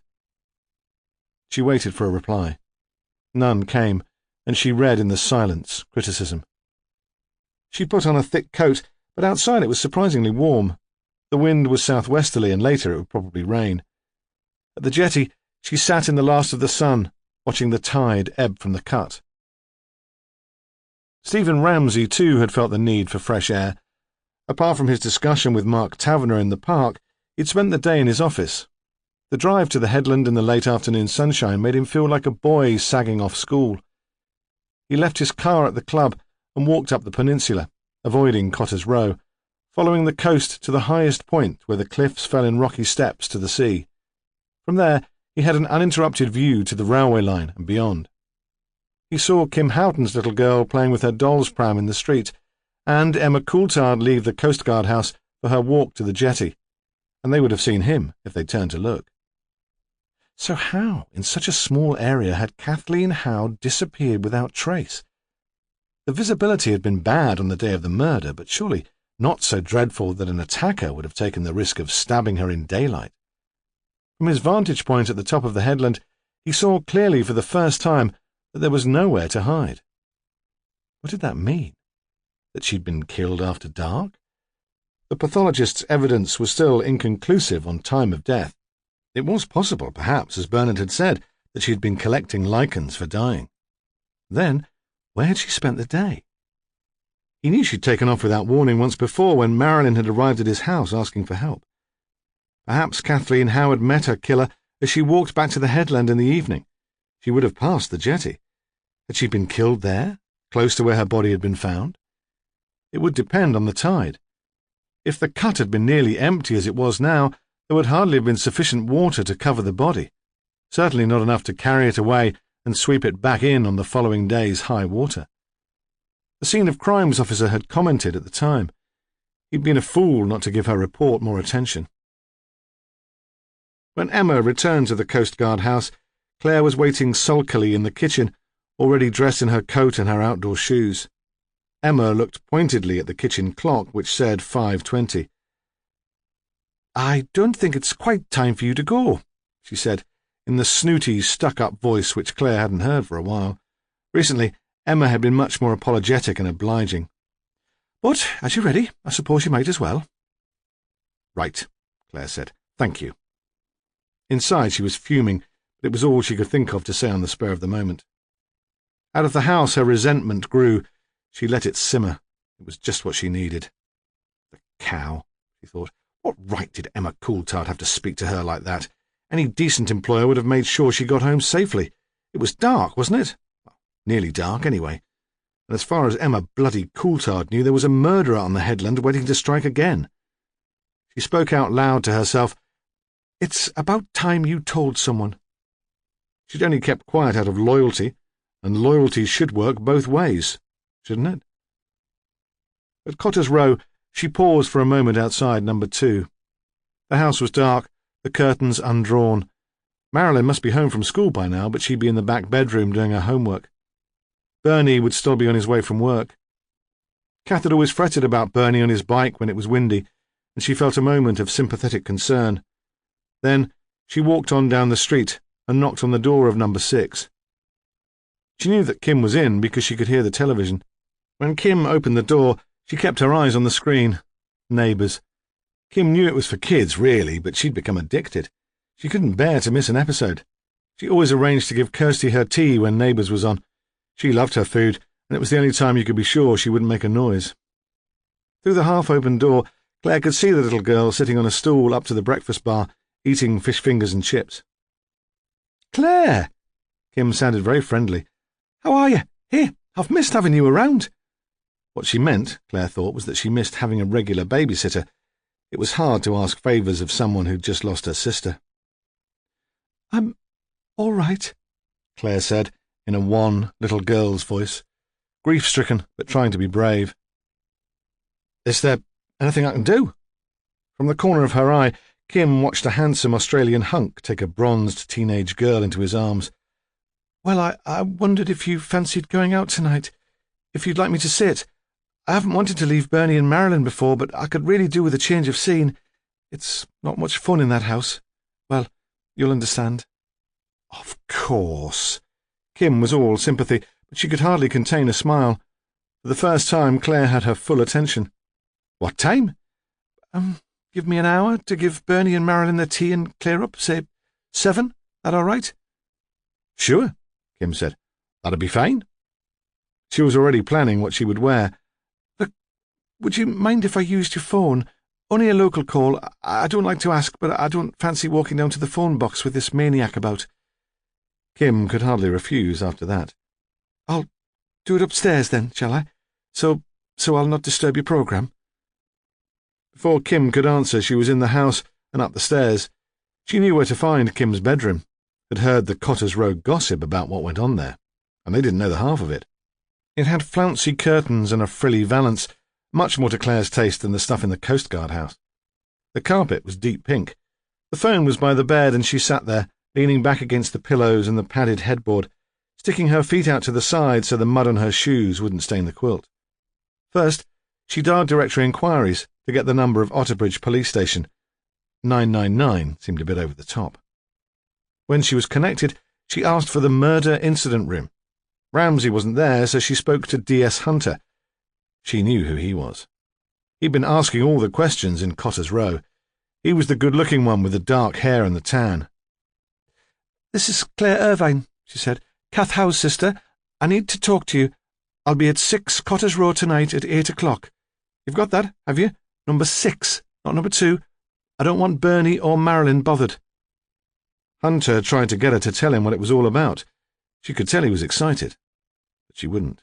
Let him wait. Downstairs, she heard the Neighbours' theme, so she slid off the bed. "Got a boyfriend at last, have you?" Kim Houghton asked kindly. "Lovey-dovey phone calls now, is it?" Claire smiled politely, but she did not answer. Chapter 17. The phone call from Claire Irvine brought the team to life. When Ramsay returned from the headland, he was already fired up. He'd called in at the Coast Guard headquarters in Tynemouth and talked to the man in charge, a confident West Countryman called Morton, who seemed glad of the distraction from routine. In the control room, the telephone rang continually. Ramsay gathered that members of the public were asking for high water times to check a safe crossing to Holy Island or to plan a fishing trip to the Farns. He wished he'd had as much sense when Kath Howe's body was first found. "I read about the murder," Morton said. "Thought you'd have been in touch before," rubbing salt into the wound. "We weren't sure where she was dumped." Ramsay knew he sounded defensive. "But the day of the incident, what time was high water?" "At the headland?" Ramsay nodded. Morton consulted a chart. 7:29 in the morning, just after 8 in the evening. 2011, to be precise. Would the cut be full much before that? No, it wasn't a particularly high tide. Say an hour, either side. Kath Howe had still been alive at 8:30 in the morning. If she'd been tipped into the cut during the day, the sea would have been out, and she'd have lain there visible on the rocks. There had been men drinking in the club all afternoon, kids playing, dog walkers. Even in the rain, someone would have seen her. And just before dark, Marilyn and her father had been searching. They'd have looked in the cut, worried that she might have fallen. So if she'd been thrown off the jetty, it would have been after dark. The 8:11 high tide would have taken her out to sea. What about the currents round there? Would she have been washed back to where she went in? About that, Morton wasn't prepared to commit himself. All the same, Ramsay walked back to his car past Tynemouth Priory, feeling more elated. At least the case was moving. They'd been asking questions about the wrong time. They'd need fresh statements from all the witnesses, concentrating on their movements during the evening, and more publicity in an attempt to find someone who'd seen Kathleen Howe during the afternoon. Then, when he returned to the station, the team were full of the call from Claire Irvine. "How did she sound?" Ramsay asked. Hunter had left the incident room as soon as he learned that Ramsay was back in his office. He was hoping to get a bit of credit by being the bearer of good news, hoping to be in on the action at last. Very matter-of-fact, really. Stubborn. She wasn't willing to give anything away on the phone. You can hear the tape. She'd make a canny witness. If it comes to that. Aye, well. Hunter always tended to optimism. He thought much of his boss's problem was that he was overcautious. Not that Ramsay hadn't had one or two successes lately. Secretly, Hunter thought he was a clever bastard. He wouldn't admit as much to the lads, though. He told them he was still waiting for a transfer to the city. Even Hunter's optimism had begun to strain before the phone call. It was all taking much longer than they'd expected. He'd chased around with the rest of them at first, dragging in the local lunatics and losers for interview. He was still taking responsibility for tracing Kim Houghton's boyfriend, the driver of the red Mazda. He'd even appeared on the television, appealing for the man to come forward. He'd been interviewed by the pretty blonde lass who did the local news. He'd always fancied her. His mam had videoed it and showed it to all her friends. "Eek," they said, "you're Gordon on the telly. He'd charm the birds out of the trees, that one." But Gordon Hunter's charm hadn't been enough to persuade the driver of the red Mazda to come forward. Hunter knew there could be many explanations for this. He had a wife or a permanent girlfriend. He'd told his boss he was working at the other end of the country and claimed expenses. He just didn't want the hassle. Or there might be a more sinister reason for his keeping quiet. Hunter had decided that his next move would be to spend Friday and Saturday night in the clubs in Whitley Bay. The bar staff might recognize the description of the man. If he were a regular, one of Kim's friends might have an address for him. Of course, if Claire Irvine had real information, the jaunt might not turn out to be necessary. Hunter considered that possibility with a little regret. He enjoyed clubbing, had already picked out a pretty little DC to be his partner. He wouldn't mind an expenses-paid night out. Ramsay broke in on his thoughts. Give Sal Wedderburn a shout before you fill me in on this phone call. She spent longer with Claire Irvine than anyone. We could use her opinion." Ramsay was grateful for Claire's intervention because he was coming under pressure to use the media more directly. A weeping daughter and a grief-stricken husband might stir the conscience of a friend or relative shielding the killer. So far, he'd resisted the pressure. He hated the glamorized voyeurism which resulted from filmed emotional outbursts. Anyway, he didn't think it would work. Kath Howe's relatives hadn't shed many tears for her. They might have been shocked by the manner of her death, but they would manage very well without her. Hunter came back to the office with Sal Wedderburn. He let her have the only vacant chair and lounged against the filing cabinet, sulking because Ramsay hadn't thought his opinion sufficient. "Well?" Ramsay asked. "How should we play it?"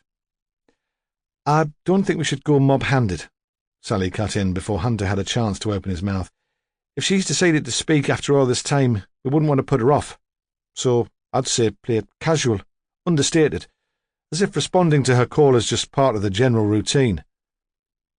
"I think," Ramsay said, slowly, "she's too bright to be taken in by that sort of approach. She didn't phone us just to give information, not entirely. She phoned because she wants someone to make a fuss of her. That's how I see it. You think she's after the attention, and that's all? Not necessarily, but the attention might be the payoff. She'd need a payoff. She's not a woman who'd give anything away for nothing. How often have you met her? Hunter was incredulous. He'd known psychiatrists who wouldn't commit themselves to a statement like that after seeing a patient for years. Once, Ramsay said. Only once, but that was the impression I got. And her history bears it out, doesn't it? I've spoken to a social worker, Jean Douglas, who supervised Claire's family after her mother died. He shuffled through papers on his desk and pulled out a sheet of handwritten notes. He read from them. Claire was a late baby. Kathleen was 17 when she was born. The mother died in a road traffic accident when the girl was 2. At about the same time, Kathleen left home to marry Bernie. So, then there was just Claire and her dad.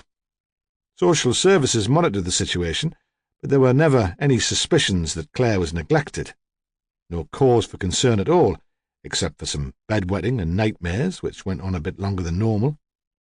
According to everyone, she was a very mature little girl, very close to her dad. Not that he spoiled her. If anything, she looked after him. Sally interrupted. But Kath would have helped, wouldn't she, sir? It's not as if she and Bernie lived a million miles away.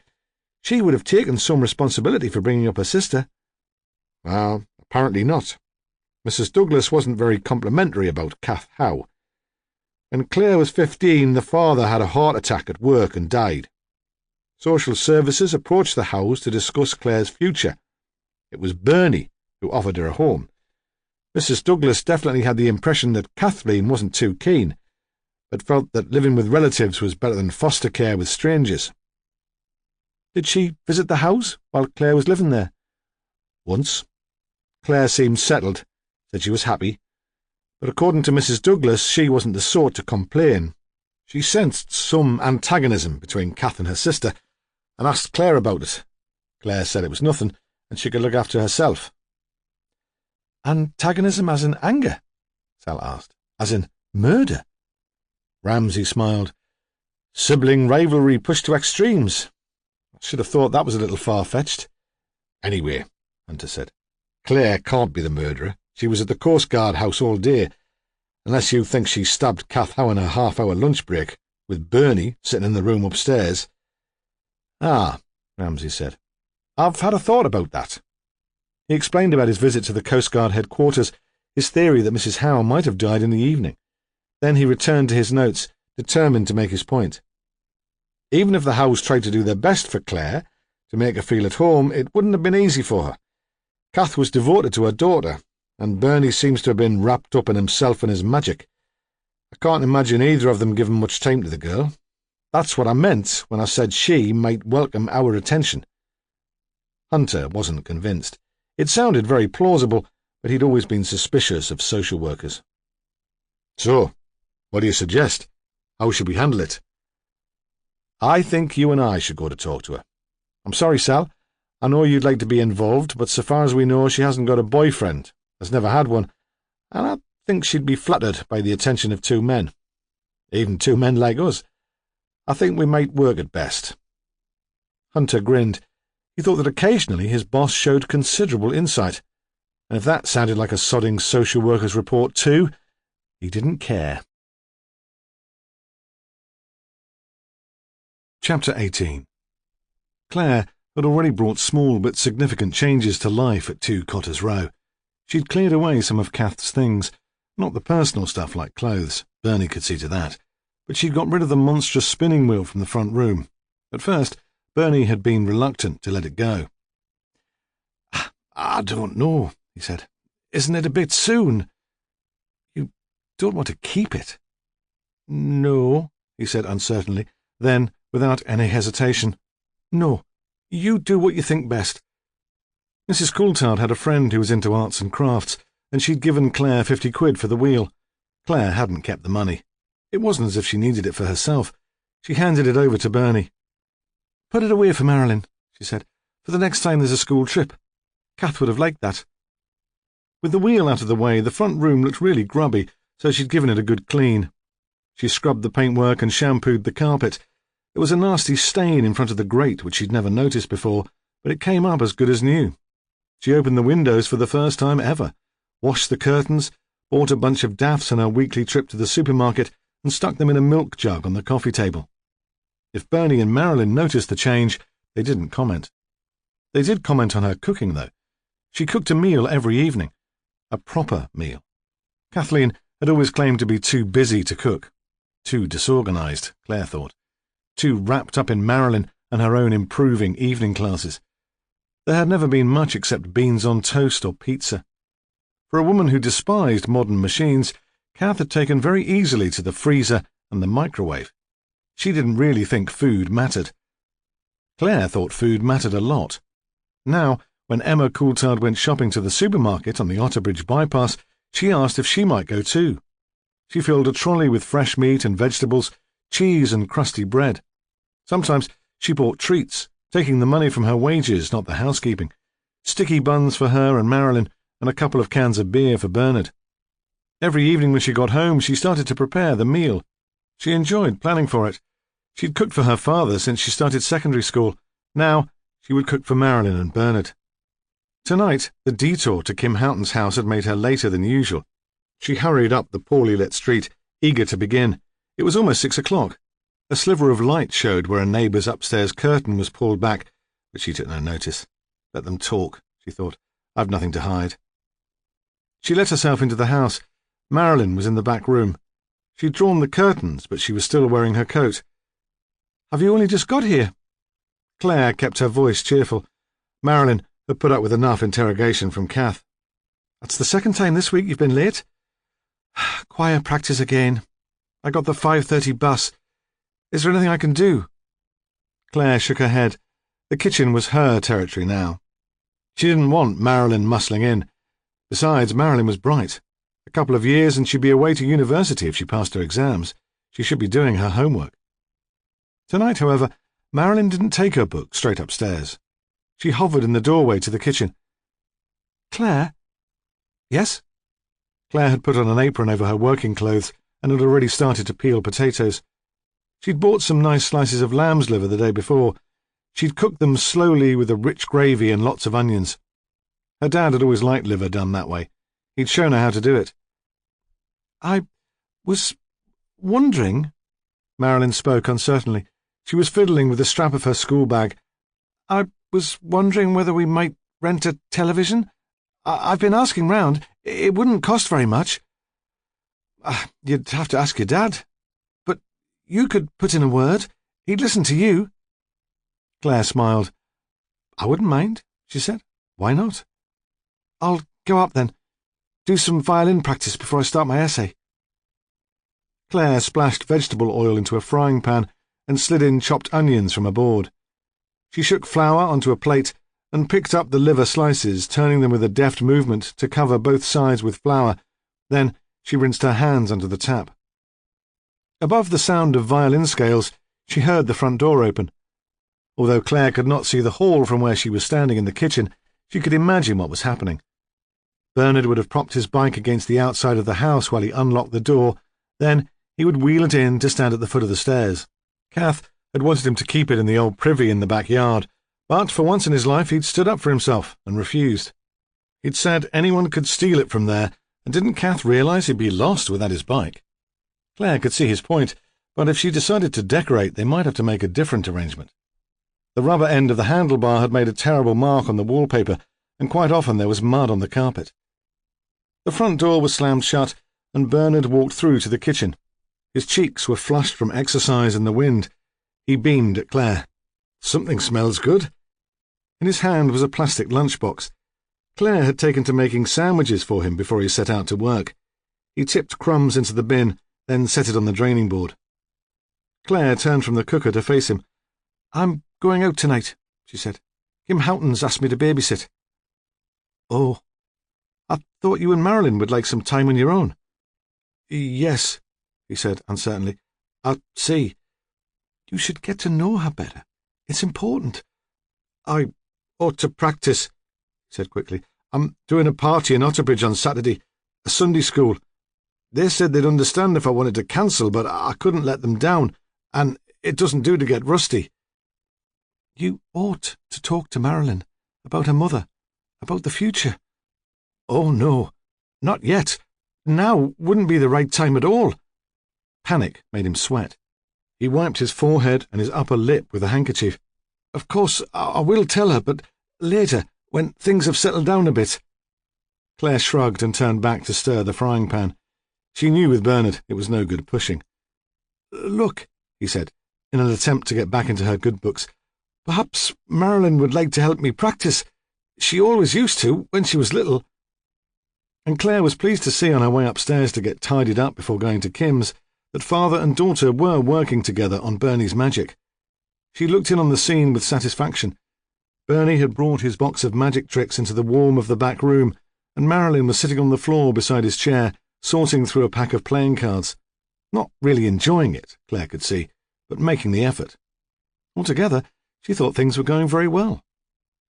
It was only as she paused in the hall to put on her coat and glanced into the front room, where all trace of Kathleen had been removed, that she was reminded of a picture in a book she'd been given as a child. When she turned to look at herself in the gilt-edged mirror by the door, the thought of the picture remained. It was of a large brown cuckoo with a bright eye and powerful claws, tipping a smaller fledgling from a nest. She had been expected to feel sorry for the fledgling, but it had been the cuckoo which had caught her imagination.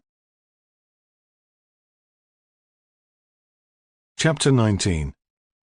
Ramsay and Hunter were outside 6 Cotters Row at 8 o'clock, exactly. Ramsay wanted Claire to know that they were taking her seriously. She let them in as soon as they'd rung the bell, and Hunter made a joke about her rushing them in before the neighbours could see she was entertaining 2 strange men. Ramsay wasn't sure how she'd take that. He'd gained the impression of someone prim, old before her time, but although she didn't smile, she answered Hunter in the same light-hearted vein. "They're used to strange men turning up on the pavement outside this house." Then she gave a giggle, and Ramsay saw that Hunter had already managed to establish a slightly flirtatious rapport. She was very comfortable in the house. She might have lived there. "Tea?" she asked. "Coffee? Kim wouldn't mind, I'm sure." Tea, then," Ramsay said. "Thanks." She was still wearing her respectable working clothes, a long black cord skirt with opaque black tights underneath and flat shoes, a white cotton shirt done right up to the neck. The effect was severe, that of an Edwardian schoolmistress or a nun in mufti. Not the type Hunter would usually have gone for at all, but he'd slipped into chat-up mode without any apparent effort. She brought out the tea on a tray, with sugar in a bowl and milk in a jug. The tray had already been laid in the kitchen. Ramsay wondered if she'd brought the milk jug from home. It didn't match the cups. It was clear she wanted to make a good impression. "You not having one, then?" Hunter asked. As she set the tray on the low coffee table, he saw she had dark, rather masculine eyebrows. "Like 2 bloody caterpillars," he thought, crawling across her forehead. "You shouldn't have bothered just for us." "That's all right." She knew there was a can of Coke in the fridge. She would treat herself to that afterwards. "How can you help us, Claire?" Ramsay asked. "You do think you can help us?" She hesitated, and for a moment he thought he'd jumped in too quickly. At last she spoke. "Certain information has come into my possession." It was clear she'd practiced that bit. "And you think this information might help us find the murderer of your sister?" "I'm not saying that. I just think you should know." "Of course." He paused. "You can trust us, you know, not to jump to conclusions." "I feel responsible, you see, for my children." Then, fearing they might have misunderstood, "I mean the children I look after." "You mind the Coulthard bairns, don't you?" Hunter said. 3 kids under 5. I bet they're a handful for a young lassie like you." "Young children are only a problem if you don't know what you're doing." Her response was unexpectedly tart. "I had 2 years' training before they let me loose on kids. Most parents don't have anything, do they?" The question was flashed at Hunter, who seemed uncertain how to answer. He couldn't understand what he'd done to upset her. "What sort of parent was Kath?" Ramsay asked quietly. "You're not here to talk about that." "Ah, there's no hurry, is there? Gordon and I have all evening. We would very much value your opinion as a qualified childcare worker." At first, Ramsay thought she would refuse to answer. She had her own agenda for the evening's interview, but finally she could not resist. "If Kath had been my mother, I'd have died." It was said flatly, without any emotion. "Why?" "Well, I didn't have it easy, but at least my dad wasn't weird." "What do you mean?" She ignored Ramsay and turned to Hunter. "You can't be too old to remember. When you're a kid, you don't want to be different. Not in any way. It's the most important thing. It was bad enough for me. No mother and money tight all the time. If I have kids, I won't put them through that. They'll have the same as everyone else. Nike trainers and whatever brand of jeans they want, even if it means me doing without. Dad didn't understand, but at least I didn't have a mother like Kath to show me up. She got it all wrong." "In what way?" Ramsay asked. She answered him angrily, as if he'd interrupted a private conversation between her and Hunter. "In every way. She wore dreadful clothes. She went into school and made a fuss. She said Marilyn wasn't getting enough homework. She was the only mother to turn up to sports day, so everyone stared." She stopped in mid-flow and continued more quietly. "The worst thing is that she didn't realize. She thought Marilyn appreciated the effort. Perhaps you can't understand. Perhaps it's not the same for boys." Ramsay thought it was very much the same for boys. There'd been a lad from his village who'd gone to the grammar school at the same time as him. His mother had suffered from a mental illness. She'd probably been schizophrenic, though at the time she'd only been labelled balmy. In primary school, the boy had spoken about his mother having to go into St. George's, the local psychiatric hospital. Later, he learned not to mention it at all. Once, coming home in the school bus down a narrow road leading to the pit village where Ramsay lived, they had come across the woman. It was summer, and she'd picked a bunch of wild flowers from the hedgerow. She was dancing in the middle of the road, throwing the blooms one by one into the air. The driver had pushed on his horn and muttered darkly about maniacs who should be locked up. The boys whistled and yelled. Eventually the woman, still apparently unaware of the bus, moved to the side of the road. The boy had said nothing. He'd shown no concern for his mother's safety. His only response had been to send a desperate, pleading glance towards Ramsay, begging him not to betray his secret. Then he'd laughed at the woman with the rest of them. Ramsay, who'd never quite been one of the crowd, was tempted for a moment to jeer at the boy and give him away. He was still proud that he hadn't. Now he was trying to come to grips with Marilyn's feelings for her mother. "I see that it can't have been easy for her," he said to Claire. "Kath must have seemed quite different from the other girls' mothers. But they always seemed very close to me. I mean, there were never any rows, were there? Disagreements, perhaps, but no real bust-ups." He thought that in all the hours Kath and her daughter had spent walking together, they must have developed an understanding. And unlike the schizophrenic son, Marilyn had cared more about her mother's safety than feeling foolish. She'd knocked on the door of a stranger, panic-stricken, when she thought her mother was missing. "Well," Claire said, "Kath was lucky. Marilyn's not the rebellious type." "And Bernard?" Hunter asked, allowing himself a little risque grin. "Was he rebellious?" "Bernard was devoted to Kath," Claire said. "They never had any arguments?" "He's not the type to row. You'll have seen that for yourself." "Deep, then?" "I've told you, he was devoted." They sat for a moment in silence. The sound of next door's television came through the wall. "Tell me, Claire, what did you do on the Saturday evening after Kath disappeared?" Ramsay knew he was playing a dangerous game. Claire was itching to pass on her information. Making her wait might make her lose her cool. She might give away more than she intended, or she might clam up altogether just to spite him. "We all went to look for her." "Together? Separately?" "Marilyn asked up the street in case any of the neighbours had seen her, then she waited in the house. We knew Kath didn't have any keys. Her coat was at home and they were in the pocket. Bernard and I went down to the headland as far as the railway line. By then it was too dark to see, so we went home to see if she'd turned up. Later, Bernard went down to the phone box by the club to report her missing." "By himself?" "That's right." "Was he away for very long?" "Just long enough to phone the police. Thank you, Claire. That's very helpful. I'm sorry about the questions, but I wanted to get them out of the way so we could concentrate on what you have to tell us. We're very grateful for your patience, Claire. And now, we'd like you to tell us why you phoned us. He held his breath, hoping he'd done enough to appease her. I wanted to show you this, Claire said at last. I wasn't sure at first, but now I think you should see it. From her handbag, she took a piece of paper.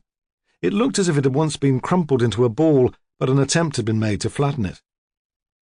I suppose I should have showed you earlier.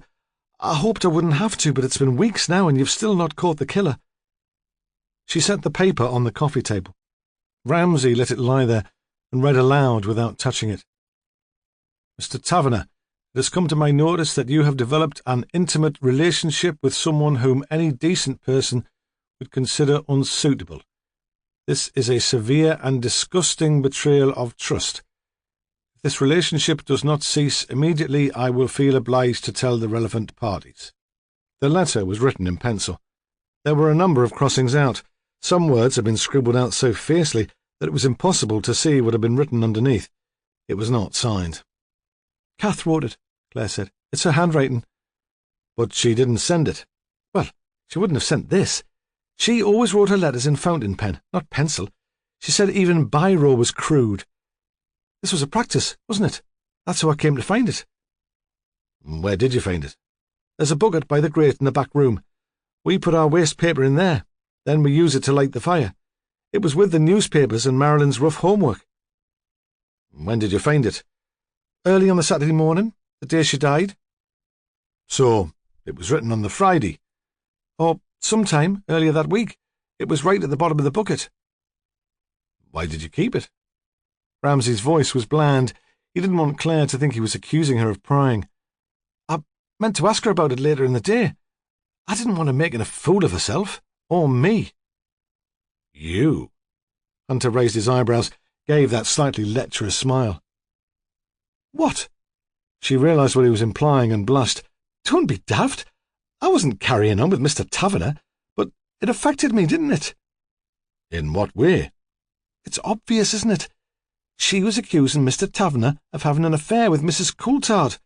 Of course that affects me. They'd want to know where she got her information, for one thing. The last thing a nanny's supposed to do is tittle-tattle. And did you? Tittle-tattle? I didn't start the gossip, she said defensively. Mr. Taverner was there on the day Kath went up to clean, and then Bernard made it worse. Bernard? What would he know about what was going on at the Coast Guard house? He went up there one evening to talk about his magic act. Mrs. Coulthard wanted an entertainer for her kiddies' party. You know about that. He found them together then. And he came home and talked about it? She nodded.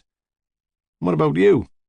Did you talk about Mr. Taverner and Mrs. Coulthard to Bernard and Kathleen? They asked what was going on. I said Mr. Taverner was around a lot, especially when Mr. Coulthard was working late, but I didn't accuse him of anything. And that was enough for Mrs. Howe to write a letter like this? Hunter demanded. You didn't know her. Mr. Taverner was a teacher, wasn't he? One of Marilyn's teachers. She couldn't have had her darling Marilyn corrupted. Besides, when she got suspicious, I expect she kept an eye on the place, looked out for his car. I wouldn't have put it past her. It certainly wouldn't have occurred to her that it wasn't any of her business. She looked at them, trying to make them understand. She was like that. She thought she had a right to interfere. Do you know if she ever sent this letter? Never got the chance to ask her, did I? I came home at lunchtime, especially to have a word, to tell her to keep her nose out, but she wasn't there. And I never saw her again. And what's your feeling? Hunter leant forward so that their heads were almost touching over the coffee table. Were they having an affair? You'd know, if anyone would. Well, I never caught them in bed together, if that's what you mean. We're not talking about evidence, Ramsay said patiently. As Gordon says, it's your feeling we're interested in. I'd say they were very close. The way they spoke to each other, laughed, as if they shared a joke which no one else could understand, a sort of intimacy. I see, Ramsay said. And do you think Mr. Taverner ever received this letter? Tell me, Claire, what's your feeling on that? Put it this way, Since that party, he's never been near the house. Not to my knowledge. Chapter 20. What do you reckon, then? Hunter and Sal Wedderburn sat across the table from him, waiting for an answer. Ramsay sipped from his pint. He suspected they'd formed an uneasy alliance to push him into action. He'd known they were plotting when they both asked separately if he fancied a pint after work. It was the day after their meeting with Claire Irvine. Then Hunter had brought them to this place, an old man's pub, sinking into bankruptcy, as the customers who came to huddle over their dominoes died off one by one, and the landlady drank away the profits. Not a place Hunter would choose for a social evening, but somewhere he knew they would not be overheard. Well? Hunter demanded. Sally, who was brighter than he was, had let him be spokesperson. What do we do now? Confront Taverner with the letter? Not until we understand more about it. What else is there to know? The identity of the person referred to. Christ, man, we know that already. No, Ramsay said calmly. We know who Claire Irvine believes it refers to, but we can't be certain, can we? Mrs. Coulthard isn't mentioned by name. So, who else could it be? Before they could answer, the door swung open and a tiny old lady came in. She scuttled across the stone floor and hoisted herself onto a bar stool with the agility of a child. "Bottle of Maggerson, please, pet," she said to the landlady, who was obviously an old friend. "Sorry, Kitty Hinny, you wouldn't believe it, but the brewery's on strike. They didn't deliver." No one did believe it. The days of brewery strikes were over. The landlady opened the till with a clatter and took out a £5 note. She waved it towards the youngest of the domino players. "Nip over to the supermarket, Doug, and fetch Kitty a couple of bottles of Maggerson." The man went out, and the room returned to silence.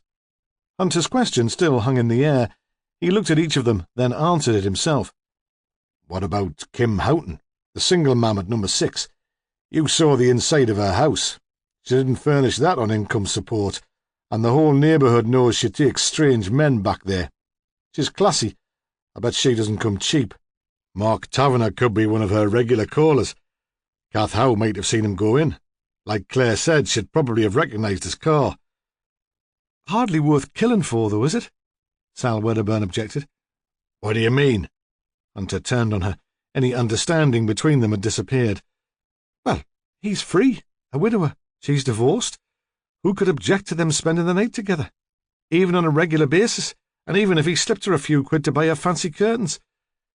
Kath Howe might not have liked it, but even if she'd informed the school, who would care? Ramsay thought that Taverner would care. He was a fastidious man, a churchgoer, head of religious education at the high school. News that he'd paid a prostitute would be more than an embarrassment.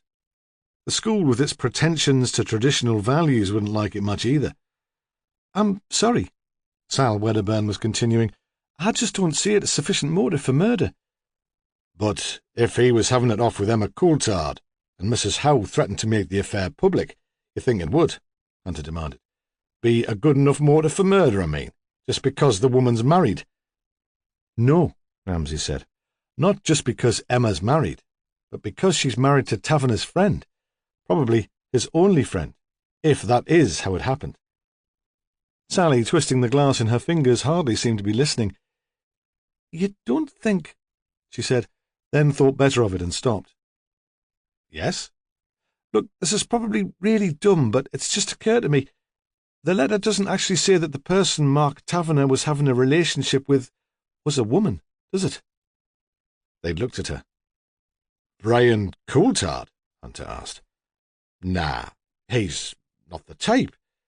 But she heard with satisfaction some uncertainty in his voice. "Well," she said, "it was just an idea." "Yes." Ramsay seemed lost in thought.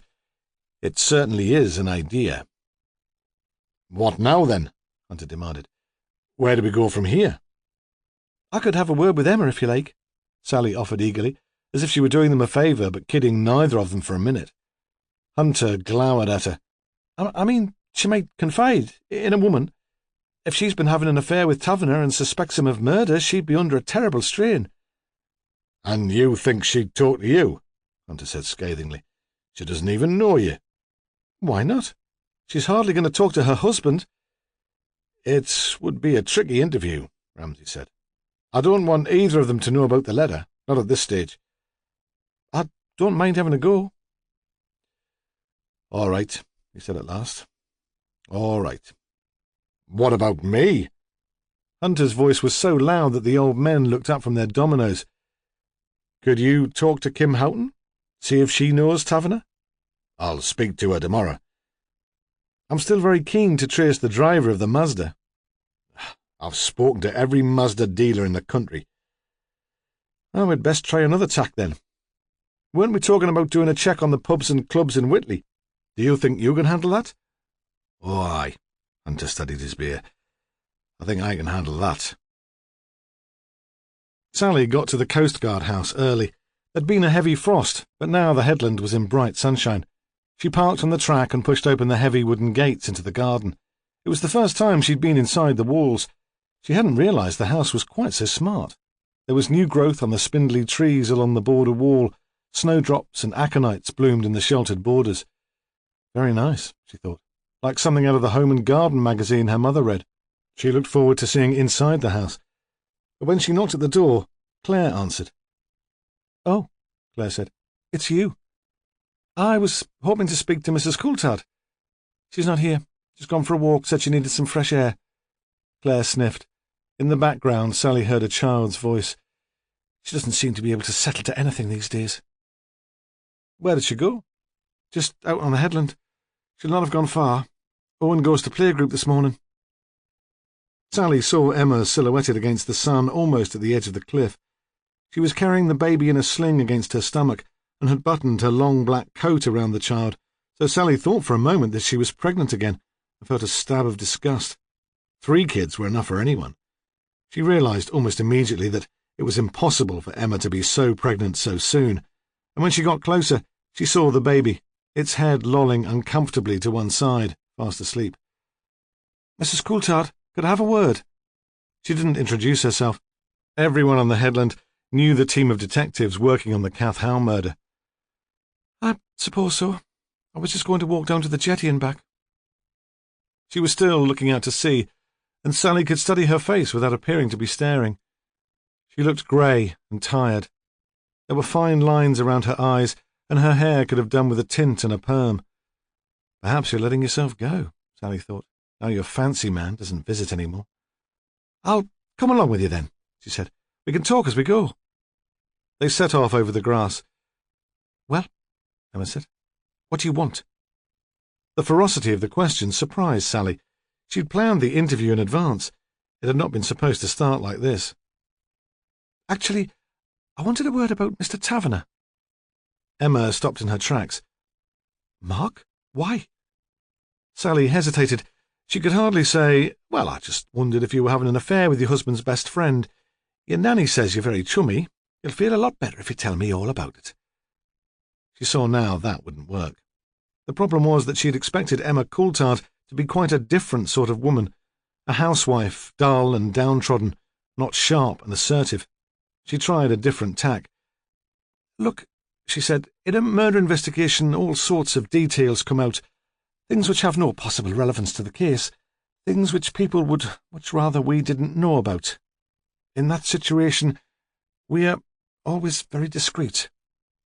As Emma looked at her, Sally remembered Ramsay saying that she once held a very high-powered job in industry. "What exactly are you asking?" Emma demanded. "If there's anything you'd like to tell me about your relationship with Mr. Taverner, any information which you think you should pass on." "I'm sorry," Emma said. "I really don't have any idea what you're talking about. Of course I'd help if I could. It's in our interest to have the murderer caught. We live here, after all." She made a show of looking at her watch. "I'm afraid I won't have time to finish that walk. I'll have to go straight back. My son starts playgroup at 10 and I've promised to give someone a lift. Don't hesitate to get in touch if there's anything I can do to help." She swept away down the hill. Sally Wedderburn was left standing on the cliff. She thought she must look like bloody Meryl Streep in The French Lieutenant's Woman, then wondered how she was going to admit to Stephen Ramsay and to Gordon Hunter that she'd cocked up. Chapter 21. It was Kim Houghton's turn to help at playgroup. There was a rota, and once a term you had to do your bit. Some of the mothers moaned about it, but Kim didn't mind. The woman who ran the group wasn't much older than her, and they always had a laugh. Besides, she liked kids, in their place. She couldn't have Kirsty messing about with sand and paint at home. There was the carpet to consider. But in the old church hall, with its smell of mildew and decay that seemed to cling to the children even after they came home, she could be as mucky as she liked.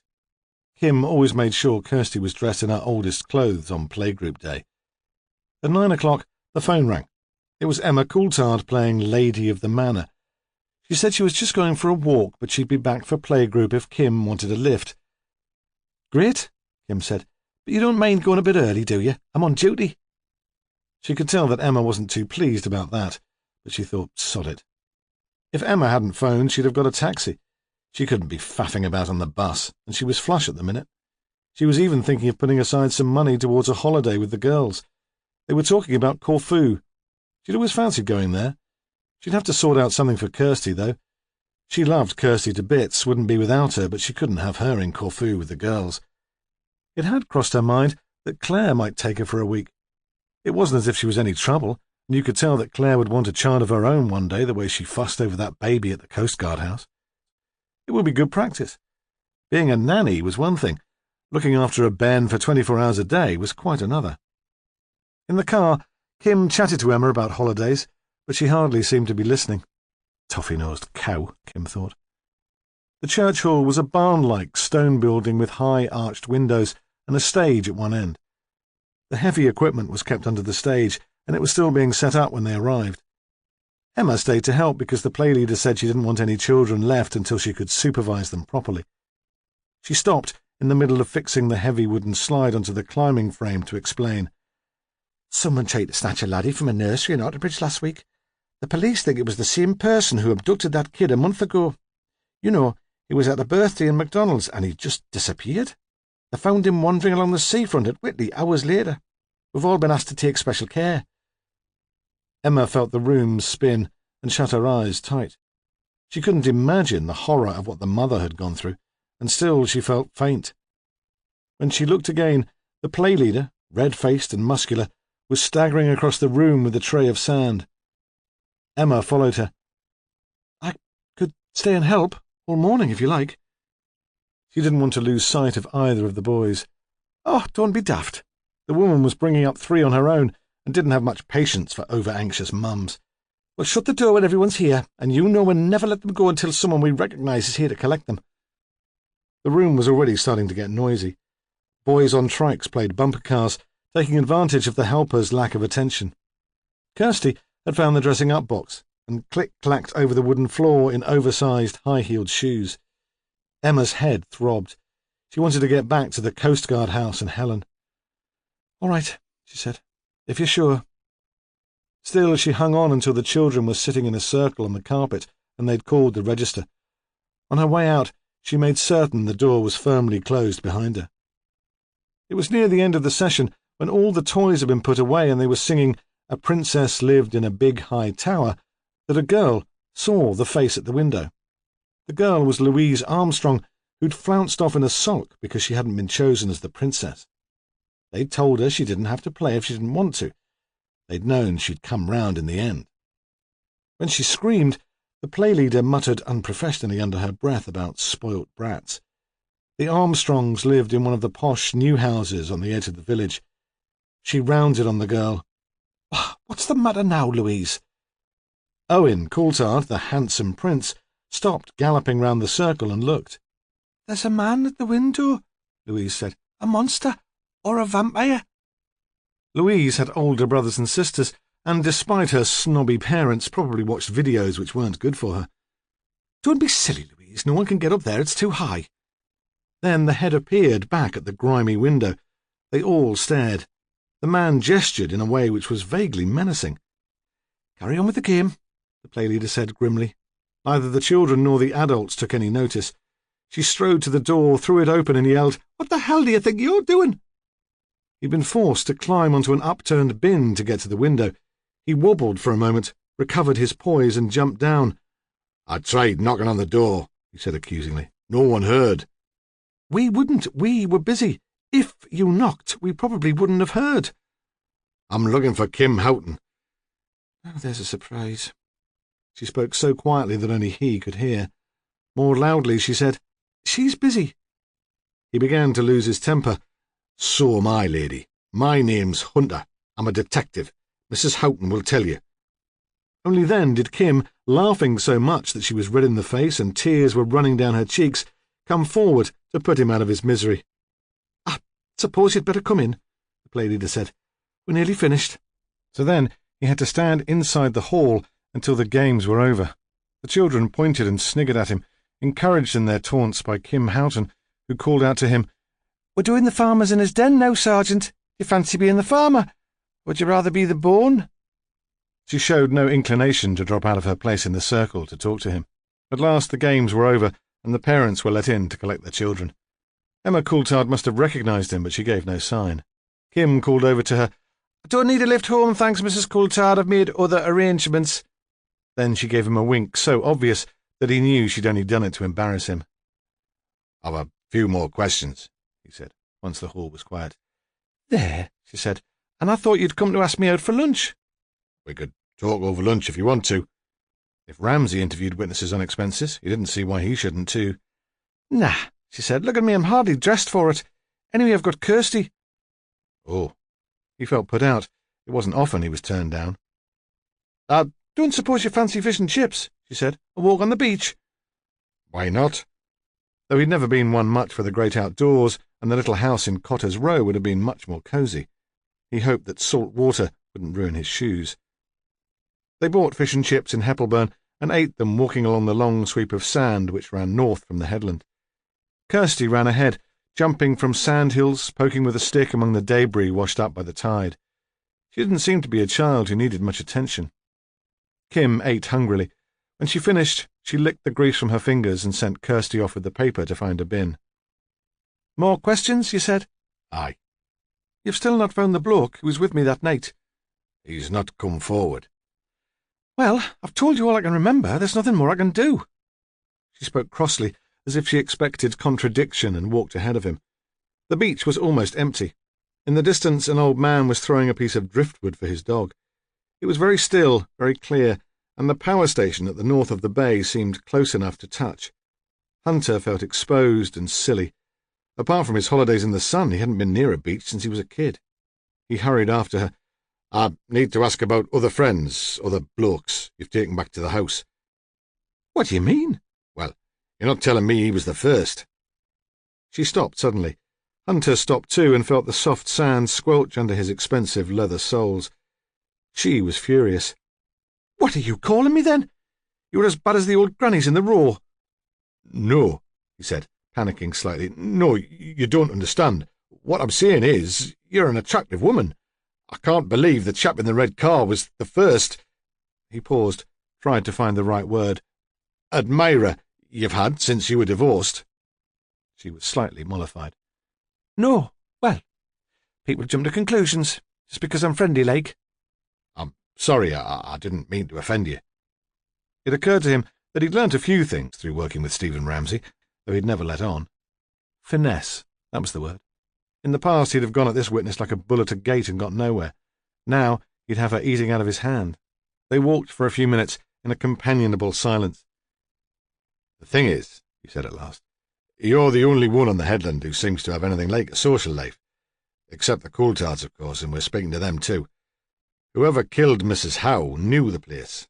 They knew where it was safe to dump the body, for example. You do see that we have to ask about any visitors you might have had. It's nothing personal. Yeah, she said. I can see that. So, if you could give us a list of any people who came to your house, men or women, say in the month before Mrs. Howe was murdered.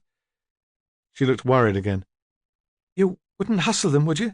Call at their homes? The old hunter would have asked if she was worried that would be bad for business, but tactfully he kept quiet. They're friends, you know, she said. I wouldn't want them to get into any bother. We'll be discreet. I guarantee it. I'll see to it myself. Oh, aye, she said, laughing. Discretion's your middle name. I can tell that. Coming to the playgroup and scaring us all out of our wits. All the same, she sat with him in the shelter of a sand dune, while he took out his notebook and she reeled off about a dozen names. She had details of some.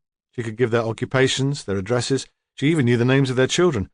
She didn't seem to resent their other respectable lives. For others, like the man in the Mazda, she just had first names and brief descriptions. Mark Taverner's name was not on the list. "And this is all?" Hunter asked. She trotted out the name so glibly that he did not believe it was exhaustive. "Yes." She was close to being offended again. "You don't know a chap called Mark Taverner?" "Never heard of him." "He's a teacher at the high school." "Well, there you are then. I never go out with teachers. I can't stand bossy men." "Are you doing anything tonight?" he asked casually. If he was likely to bump into her in Whitley, he wanted some warning, though if she were there, perhaps she'd be able to point out this Paul to him. "Nah," she said. "A quiet night in." She stood up and called in Kirsty. Hunter took them home, dropping them at the level crossing so the old ladies in Cotter's Row would have nothing to talk about. For the rest of the day, he found dribbles of sand in his clothing, in his trouser turn-ups, in his jacket pockets, even in the seams of his underpants when he went for a piss. Chapter 22. It reminded Gordon Hunter of being a boy again, Friday night and out on the prowl in Whitley. In those days, though, he'd have had a couple of mates with him for moral support and to take a turn in the fight at the bar. When it got dark, the temperature plummeted. The cars parked in the streets leading away from the seafront glistened with frost, and as he breathed in, the cold stung his throat and his nostrils. There was a thin, sharp moon, upended like a smile. The streets were heaving with people dressed for the dance floor. The lasses wore skimpy little girl frocks in pastel colours, and when they were caught in car headlights you could see their lacy panties and their underwired bras. Though they shivered and hugged themselves, that seemed to be more through excitement than a response to the Arctic conditions. When he'd been young, he'd never felt the cold either. He'd never taken a jacket to Whitley for fear it would get pinched, or that he'd get so pissed he'd put it down and forget it. Or one of his mates would throw up all over it in the taxi home. He walked along the seafront, trying to get a feel for the place again. It had been a while since he'd been there, and the pubs and clubs seemed to change hands almost monthly. Then their characters altered with the management. Kim Houghton had said she'd met Paul in the Manhattan skyline. In his youth, that had been a place for underage drinkers, a bar where a 13-year-old girl with enough makeup and bravado could get a vodka and tonic if the police weren't in and she had an older lad with her. Now, it obviously catered for an older market. It stood on a corner. Once the facade had been painted pink, but the salt wind had blasted most of the colour away. A barrel-chested bouncer in a gleaming white shirt, only just held together by straining buttons, stood outside the door, and a sign said, "Over 21s only." He didn't have to turn anyone away. The high school kids walked straight past. They wouldn't have been seen dead in there. When Hunter pushed through the swing door, he could see why. The music was loud but not ear-shattering, and ABBA's greatest hits seemed to be on a continual loop. The Manhattan's decor must have been devised originally to go with the name. There were high, tubular steel stools by the bar, and a neon cocktail glass tipped on one side, flashed on one wall. The effect had been spoilt by an attempt to turn the rest of the room into a Mediterranean taverna. A fishing net hung from the ceiling, and there was a scattering of rustic tables and chairs. Most of the space was left clear, to fit in as many drinkers as possible. Hunter did not notice the clash in design styles. He slouched at the bar and asked for a bottle of Holston, then swiveled to take in the other customers, who were lit intermittently by the flashing cocktail glass and strobe lights over the dance floor. There were a few couples in early middle age trying to recapture their youth, and some single men intent on serious drinking standing beside him at the bar. None of them fitted the description of the Mazda driver. The rest of the customers were women. One large party had pulled most of the chairs into a tight circle. An elderly woman seemed to be in charge of bags and coats. The others, aged from 16 to 60, got up from time to time to dance. For some, this seemed a new experience. They were already very drunk. A works do, Hunter decided. They'd been at the Lambrusco surreptitiously all afternoon, into the bogs to change, then out on the town. Noticing that a tall, dark woman was the butt of all the jokes, he thought it was probably a hen party. When she was too paralytic to stand up, they'd wrap her in toilet paper and push her up the street in a pram. He didn't see the hen party as regulars.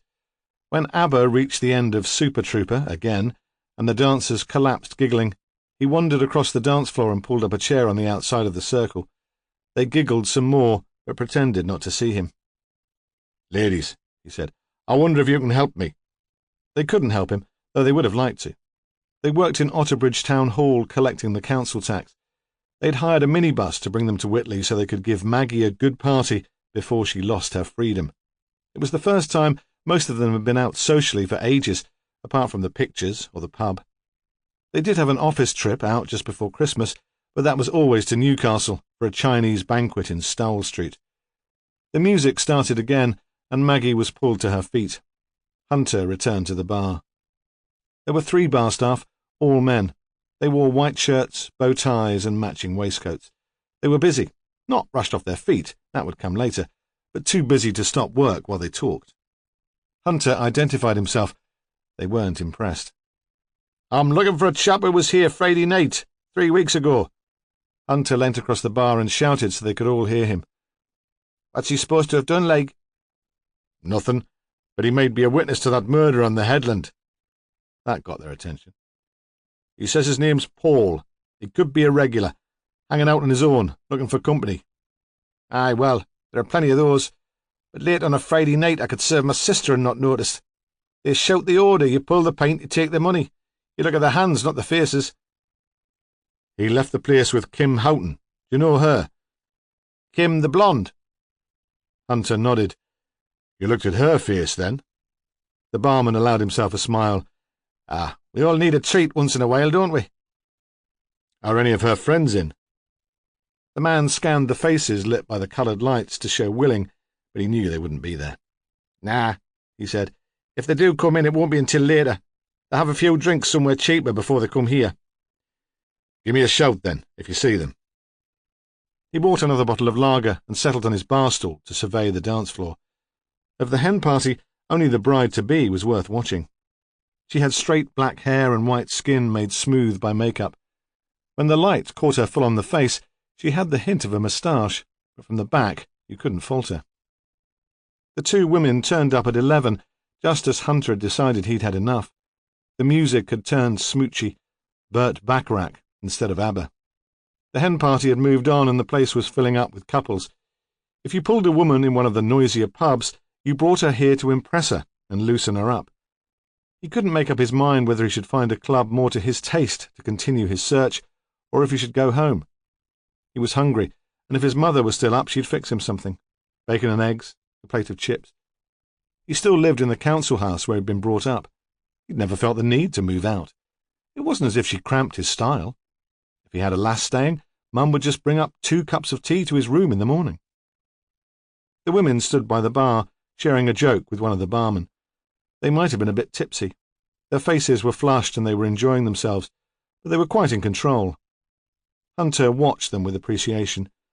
The one with the perm must be at least as old as him, but they were both fit.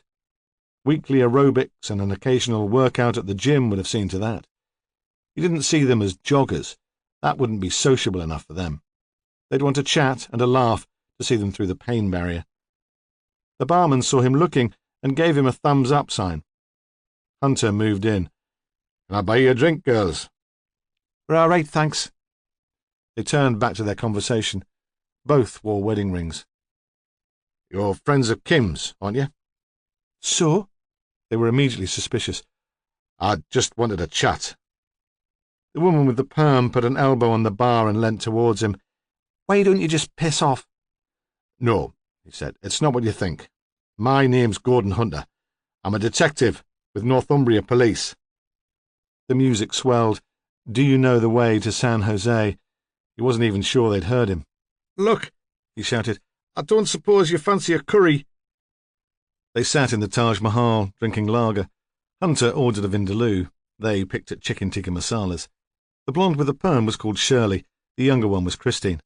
Their husbands were in business together, fitted kitchens. That was how they'd met Ray and Kim. Ray had asked them to build a kitchen in a house he was doing up. Shirley was apologetic. "Sorry about earlier. Blokes sometimes get the wrong idea, especially when they've seen us with Kim. She's single, isn't she? It's different for her. We're just out for a bit of fun. Friday nights we're taking in turns. One week the lads go out for a few beers and a meal. The next they stay in to sit with the kids and it's our turn." She smiled. "We're happily married women." Not like Kim. Well, let's put it this way. You'd never have got Kim's Ray to stay in and mind his little girl. Were you in the Manhattan with Kim 3 weeks ago? They thought about it. No, Christine said. That would have been the boys' night out. But if you were regulars in the Manhattan, you might have met the man we're trying to trace. His first name's Paul. He's in his early 30s, dark, drives a red Mazda. They looked at each other. They'd taken to Hunter and they wanted to help. There was that guy who was in a while ago, talking about the funeral. Christine looked to her friend for confirmation. Wasn't he called Paul? I believe he was, and Kim certainly took a shine to him. What funeral? Hunter asked. I don't know any details. He was plastered. Said he'd been to a funeral that day, someone special. When was this? A while ago. She paused. It must have been September. It was the week after we'd come back from Tenerife and we got a special deal because the schools had gone back. And you say Kim was with you then? That's right. She didn't go off with him, though. He could hardly stand. She wouldn't have wanted anyone in the house who might be sick on the carpet. Have you met him in the Manhattan since? I have, once. He seemed really canny, friendly, you know, asking all about our families, how old the kids were. I had the impression he had some of his own. Kim might have been there that time, too. Did he tell you his second name? Give any clue about where he lives or works? The women shook their heads. They said he hadn't talked much about himself. Hadn't had the chance, probably with the three of them carrying on. No one could get a word in when they got together. Chapter 23. While Hunter was preparing for a night in Whitley, Claire Irvine was in Cotter's Row, wondering about driving lessons. It was too late for Bernard to take the plunge, she could see that. He'd never get to grips with driving a car. But someone in the family should be mobile, and she didn't mind having a go. She certainly didn't plan to work for the Coulthards forever, and even if she wanted to, that wouldn't be possible. Soon Owen would start school, and Emma might think she could manage the two youngest by herself. Then Claire would be looking for work. Most women wanted a woman who could drive. Some even provided a car for running the kiddies around. And if ever she had a child herself, it would be nice to be independent. She thought, too, that if she could drive, Bernard might be able to make more of his magic shows. He hated working in that office. These days it was all market testing and saving money. Although he'd never said, she had the feeling that everyone there made fun of him. He never mentioned any friends. If you wanted to go out for a pint after work, you know I wouldn't mind, she'd said recently.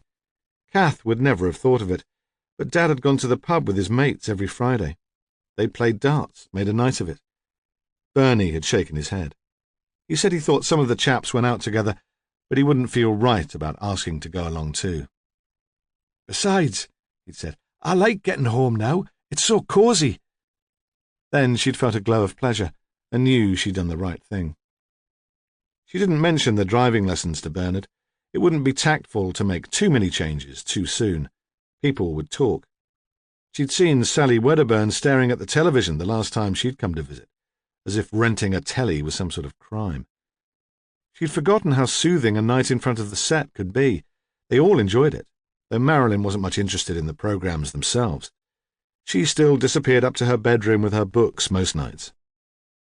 She did watch Top of the Pops, but Claire thought that was just so she could talk about the groups with the other girls at school. In the evenings, Claire and Bernard had developed a routine.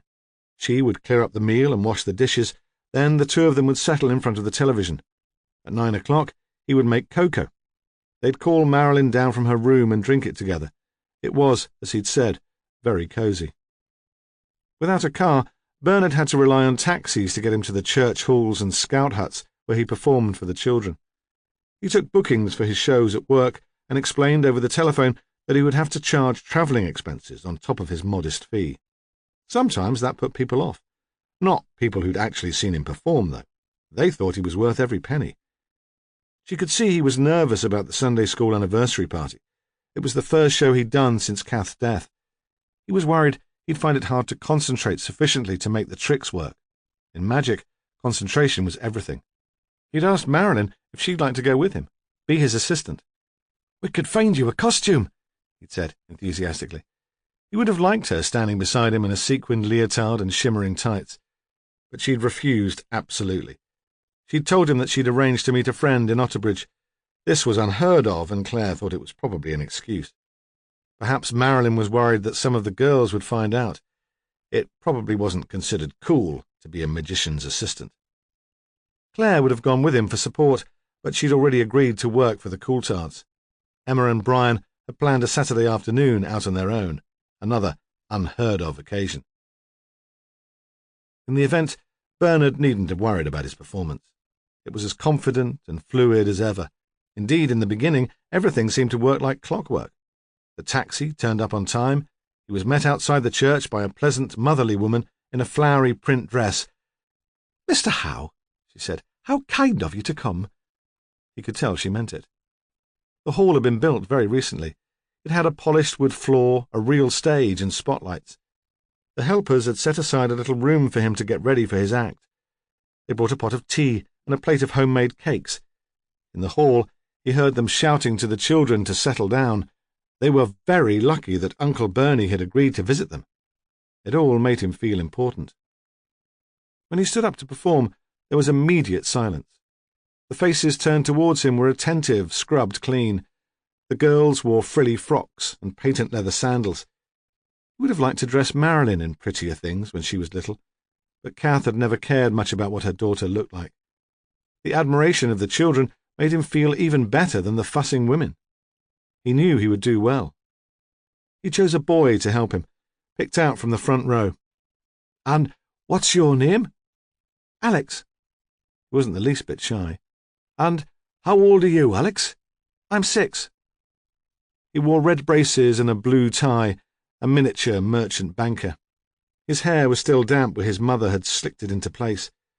Throughout the show, Alex watched every move Bernard made and gasped as each trick was performed. The audience followed his example and gasped and laughed in all the right places. The adults at the back clapped and shouted compliments. This time, the climax of the performance was not the creation of a birthday cake. Bernard had performed that many times before and was bored by it. Instead, he reached into his bowler hat and threw handful after handful of sweets into the audience, and then scattered, with a sweep of his arm, a cloud of silver stars, which floated down onto the upturned faces like snowflakes. He gave a deep bow, and the room erupted into cheers. He asked Alex if he'd like to help him pack his magic bag. "Can I?" "Of course." The two were left on the stage, forgotten, while the children chased round the room after the sweets he'd thrown. The helpers came out of the cloakroom with armfuls of coats. "I'm going to wait outside for my taxi," Bernard said. The boy was standing very close to him, and he could tell now that the hair was slicked back not with water, but a glutinous cream which had a strong and distinctive smell. "You can come with me if you like." Bernard had already been paid. He supposed he should say goodbye to the women, but they seemed busy, and Alex was pulling him by the hand through a side door. "Here," Bernard said, "round the back. This is where it'll be." There was a short, tree-lined path which led to the street. It was quite dark. The parents collecting their children must be using another entrance. The boy still held his hand. They were close enough to the building to hear laughter, shouting mothers, but here they were alone. It was starting to get cold again. The boy shivered. Suddenly, a door was flung open, and from the oblong of light a tiny woman in a short skirt, leather jacket and high-heeled shoes hurtled towards them. She was followed at a more measured pace by the helper in the floral dress. The stranger grabbed Alex by the arm and pulled him away from Bernard. For a moment, she stood with her arms wrapped around the boy. Her chin was bent towards the child's hair, and it occurred to Bernard that at such close quarters the scent of the gel would be overpowering and very unpleasant. She raised her head and said to Bernard, "What the hell do you think you were doing?" It was a southern voice, deeper than he'd expected, furious. "I'm sorry? Don't play the innocent with me. If we hadn't come out then, you'd have had him away." "No," Bernard said. "Really, no. You drag him into the dark without telling anyone." She turned away from him in disgust and started on the Sunday school teacher. "You're supposed to be looking after them, not letting them wander off with any pervert who wants to abduct them. I should call the police." In the end, the woman in the flowery dress, who was, it seemed, the minister's wife, calmed the situation. She explained who Bernard was and they all agreed to put the incident down to a misunderstanding. The taxi pulled up, and Bernard was allowed to climb into it. He tried to say goodbye to Alex, but the boy wouldn't look at him. Bernard felt cheated. The day had been so promising, and now it was spoiled. Alex's mother had a short fuse and soon forgot to be angry. When she got the boy home and he told her again what had happened, she saw that no harm had been done. She even felt a bit sorry for the bastard for laying into him. The look on his face. The minister's wife was not able to treat the event so lightly. She thought about it all evening, and then, without discussing it with her husband, who tended to think the best of everyone, she phoned the police station. "It's probably nothing," she said. "If it weren't for all those other incidents, I wouldn't bother mentioning it." Before her marriage, she had worked as a psychiatric social worker. She had met sad adults, still troubled by unpleasantness in childhood. To her discomfort, the woman on the other end of the line took her seriously and said an officer would be sent that night to take a statement. Then, the following day, 2 detectives, a man and a woman, turned up at the manse, and she had to explain again, or at least try to, what it was about Bernard Howe which had made her concerned. "It wasn't anything he actually did," she told Ramsay and Sal Wedderburn. "I mean, he was very nice, charming, in fact." The house, like the church hall, was new, and they sat in a bare living room which still smelled of paint, looking out over an untidy garden. As it was Sunday, the minister was busy. She paused. Ramsay looked at Sally, warning her not to speak. In the garden, a noisy blackbird was gathering dry grass for a nest. The woman continued, "We have a number of elderly spinsters who run the Sunday school, and they fussed over him. They had heard, of course, that his wife had died in tragic circumstances. He played up to them. I thought at first he was just being kind. Most men are embarrassed by the attention." She paused again. "I'm not explaining this very well. It wasn't a real adult conversation. He was behaving like a spoilt 8-year-old, as if all that fussing was due to him. It wasn't normal."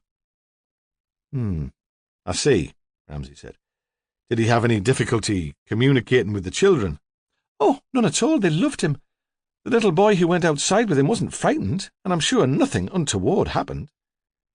"Yet you felt sufficiently concerned that you contacted us." "Yes, there was something about the pair of them standing there in the shadow, hand in hand. Mr. Howe didn't seem to realise he was in a position of trust. When we went outside, the mother, of course, was frantic. It was as if he felt no more responsible for the incident than the boy. It was a sort of arrogance. He was the only person who mattered. We were inconsiderate fools to cause a scene." Ramsay leant forward. "Are you saying you think he would be capable of abducting a child?" She looked back at him, troubled. "I suppose I am. He'd do it thoughtlessly, probably not meaning to cause any harm, just for the company, not realising what people might think. The spoilt child again." Chapter 24. "I knew he was a queer bastard." The weather was still cold in the evenings, and Hunter stood with his backside against the radiator. It was the Sunday night after the children's party at the church hall. The station was quiet. The 3 of them were crammed into Ramsay's office. "So, what do we do now?" "Nothing," Ramsay said. "What do you mean?" "Think about it." "What's there to think about? It's obvious, isn't it? Uncle Bernie has a taste for little boys, and his wife finds out, so he stabs her. What better motive can there be?" "Think about it," Ramsay said again. "Think about the other abductions. What were the common features?" "The kids were given sweets. He sat them on his knee and cuddled them, but he didn't actually interfere with them. That fits, doesn't it? Isn't that what the vicar's wife said? That Bernie wouldn't have had the bottle to do anything?" "You'd admire him more if he had?" Sally Wedderburn spat at him. "Oh, for Christ's sake, that's not what I said." He turned his eyes to the ceiling. "You can't speak in this place without someone twisting your words." Moody cow, he thought. Really, it took the patience of a saint to work with Sal Wedderburn. They should pay a special allowance for it. "What was the other common feature?" Ramsay asked. Hunter looked blank. Sally triumphant. "He was the driver," she said. "Different cars. One red saloon, one blue estate. But each time he drove the kids around, and then he dumped them by the side of the road. Bernard Howe doesn't drive.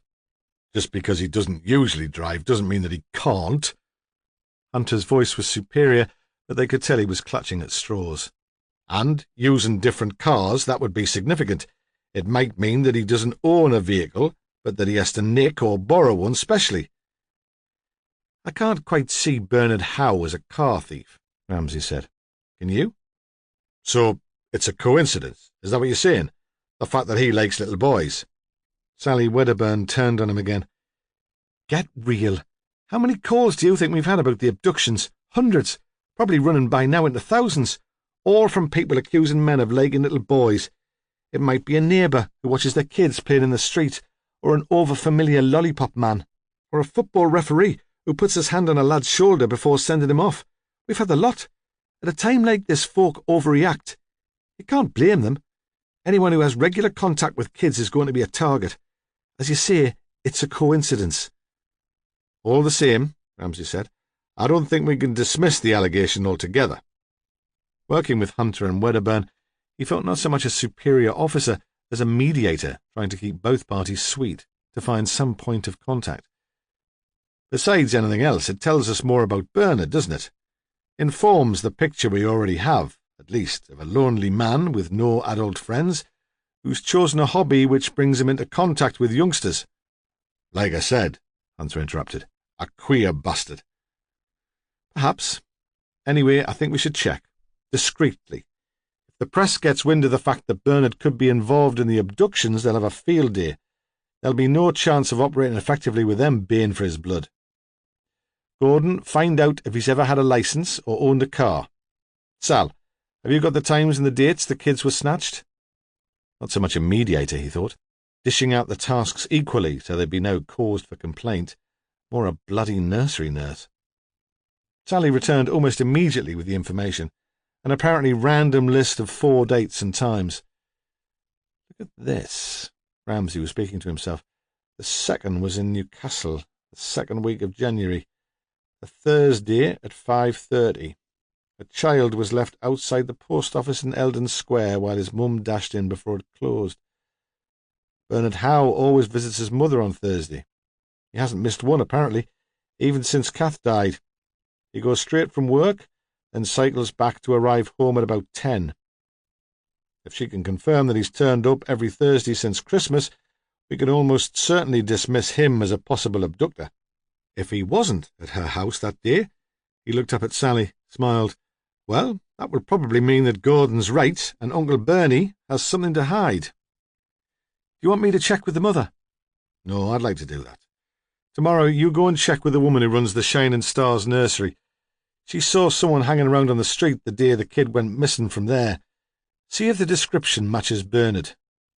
Right.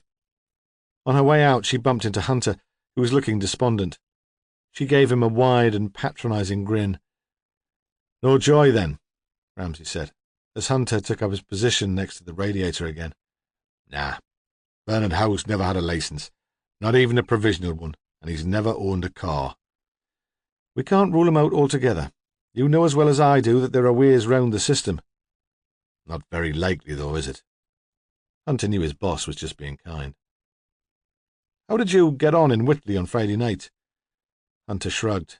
It's not been my week. No one had ever met this chap Paul. Oh, aye, they'd met him, but they couldn't tell me anything about him. Nothing useful, at least. He's still the mystery man. The boss staff at the Manhattan will give me a ring if they think they see him, but I don't hold out much hope. You said you didn't get anything useful. Did you get anything at all? Just the fact that he once went to a funeral, Hunter said flippantly. What do you mean? There were 2 women friends of Kim's who think they remember him. The first time they met, he was pissed out of his skull, upset, apparently because he'd been to a funeral. When was that? Last September. Is it important? Probably not. But Sheena Taverner was buried in September. Ramsay wondered if that were a coincidence too. When he left the police station, Ramsay drove to the crumbling Edwardian house where Prue lived with her daughter. Prue wasn't expecting him. When she opened the door, she was in a striped toweling dressing gown. In the kitchen, there was a half-drunk bottle of wine on the table and a pile of plates in the sink. Matty came to supper, she said. I meant to clear up, then I started reading this play. Have you eaten? Not much. A dubious canteen pie. There's some salad. Nice cheese. She was distracted. He could tell she was still thinking about the play. That'll be great. He paused. I'm sorry to disturb you. She shut the book she'd been reading and gave him her full attention. Don't be daft. I mean, I was half hoping you'd turn up, but I knew you were busy. You will stay? He hadn't intended to. Of course. She poured him some wine, fetched a bowl of leftover salad and a lump of Stilton from the fridge. You went to Sheena Taverner's funeral, didn't you? He asked. So that's why you're here. It was said with resignation, even humour, not resentment. She was determined not to make demands on him. It helped that she was an actress. No. But his acting skills were non-existent. What do you want to know? Did you recognise most of the mourners? Hardly any of them. The ones I'd come across through Northern Arts. Other writers who'd done stuff for me in Hallowgate. That was all. I suppose the rest were relatives, friends of Mark's from the high school. Anyone called Paul? She shook her head. Not that I remember. He drank the wine, spread butter thickly on French bread, cut a lump of cheese. Were there any rumours about Sheena? What sort of rumours? About a lover. She smiled. Never. What's so funny? Well, Sheena. If you'd met her, you'd understand. Nothing mattered to her but her writing. There wouldn't have been time for another man. She poured more wine into her own glass. And Mark? Ramsay asked. What about him? Oh, I could understand if he'd had an affair, Bruce said. I'm not saying that he did have, but I wouldn't have blamed him. You told me once that he doted on her.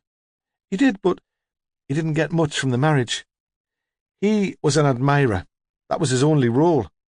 There wasn't any warmth there. If another woman showed him affection, I can imagine him falling for it, head over heels.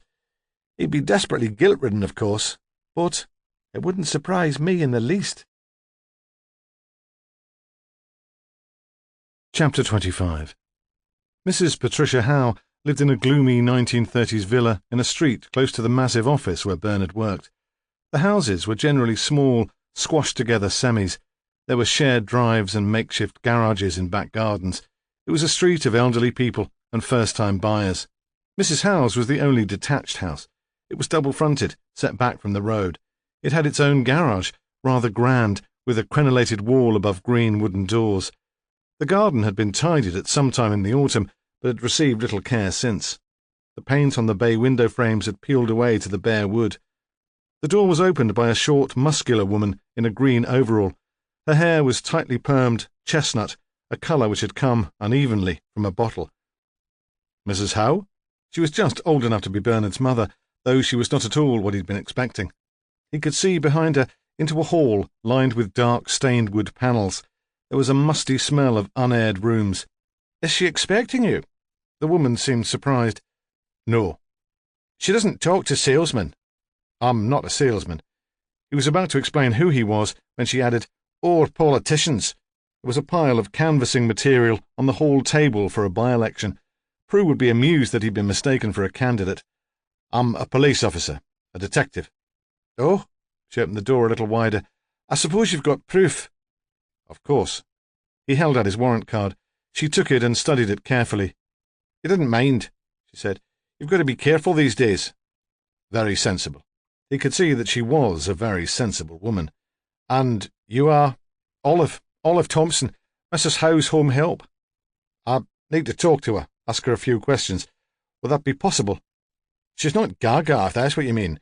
Not lost the use of her limbs, either. I'm not from social services. She pays me to do her housework, has done for years. She thinks it's beneath her dignity to clean the lave. So I could rely on what she told me. Oh, aye. She's not one of my easiest ladies, but she's got all her marbles. She looked into a gilt-framed mirror on the wall, fluffed her hair, turned back to him. That's probably why she stirs up trouble, just for the excitement. I don't rise to the bait. I know her too well. If she tries to offend you, take no notice. Right, Ramsay said. I'll remember that. Olive reached behind her back to untie her apron. I was on my way out, but I'll show you through first. She likes things done properly. You'll have to speak up. She's deaf and too proud to use a hearing aid. Patricia Howe was sitting in a high-backed chair by a French window. She was reading a large print library book.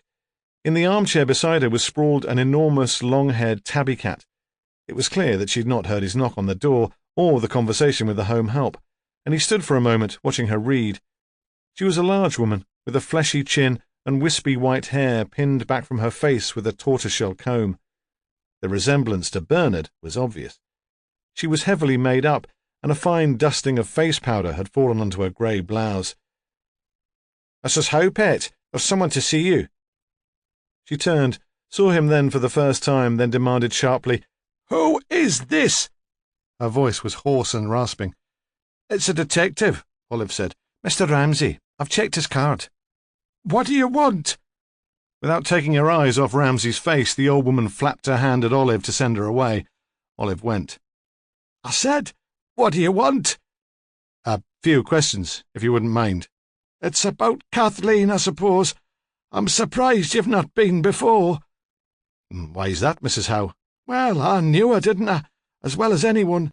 She lived in my house for long enough." There was a careful emphasis on the word my. "Oh, yes, I knew her." "You didn't like her?" "I didn't kill her, if that's what you mean." It was supposed to be a joke. She stretched thin lips around uneven, discoloured teeth and cackled. The cackle turned into a violent, racking cough. "But you didn't like her?" "No." The lips clamped shut. "Why not?" He tried to speak gently, but she didn't hear. "What's that?" "Why didn't you like her?" "She didn't look after him properly. Men need looking after." "Did he look after her?" He regretted the question as soon as it was asked, realising that it was Prue speaking. "Of course he did.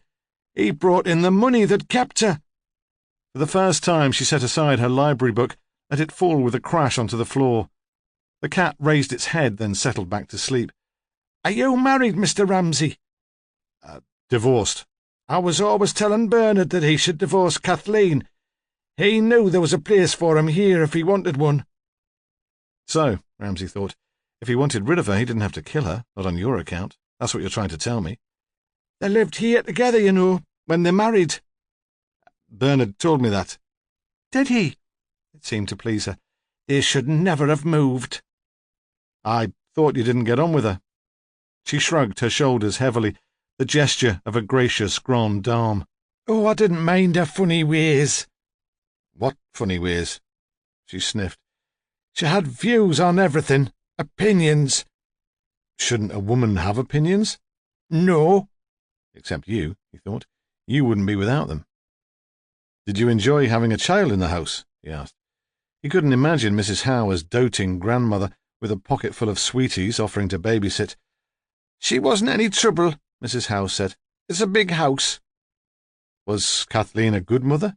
"I suppose she was. I never interfered." Ramsay found that hard to believe. He said nothing. Mrs. Howe continued, "I thought Kathleen was too serious, too pushy. She was determined to turn Marilyn into a blue stocking. She was a pretty little thing, all that white hair. She should have had more fun." They sat without speaking. A grandfather clock ticked in the hall. Mrs. Howe's stomach rumbled and she belched gently into her handkerchief. The room was heated by large painted radiators and an open fire, and was very warm. Ramsay felt drowsy, and he wondered if Mrs. Howe was falling asleep. Translucent pink lids covered her eyes. "Bernard and I always had fun," she said. "He never met his father, you know. There was only ever Bernard and I." Ramsay didn't ask if the man was dead, or if he'd deserted them, and Mrs. Howe didn't elaborate. Perhaps she'd never married. "Oh, we had such good times, the two of us. Such wonderful times, before he married Kathleen. We went to the cinema every week, then out to supper. We made an event of it. You could then. I wore gloves and a hat. Oh, yes, we turned a few heads. He was a good-looking man." She opened her eyes and made a theatrical sweep of the arm towards an upright piano which stood against one wall. He played the piano like an angel, and even then he worked magic. He performed for me. He knew how it diverted me." She sighed. "Ah, we were such very good friends." "You must have been disappointed when they moved to Cotter's Row." She shrugged. "One must learn, mustn't one, to let go?" But her eyes were hard and bitter. "It must be a comfort that he visits so regularly." She brightened again. "Oh, yes. Our Thursday evenings are very special times." "What do you talk about on his visits?" "Everything. He has no secrets from me. His work, his plans for the future." "Himself," Ramsay concluded silently. "That's why he comes. Not to keep you company. Certainly not to help with practical chores around the house. Not even because you cook cauliflower cheese for his supper, but for the pleasure of talking about himself."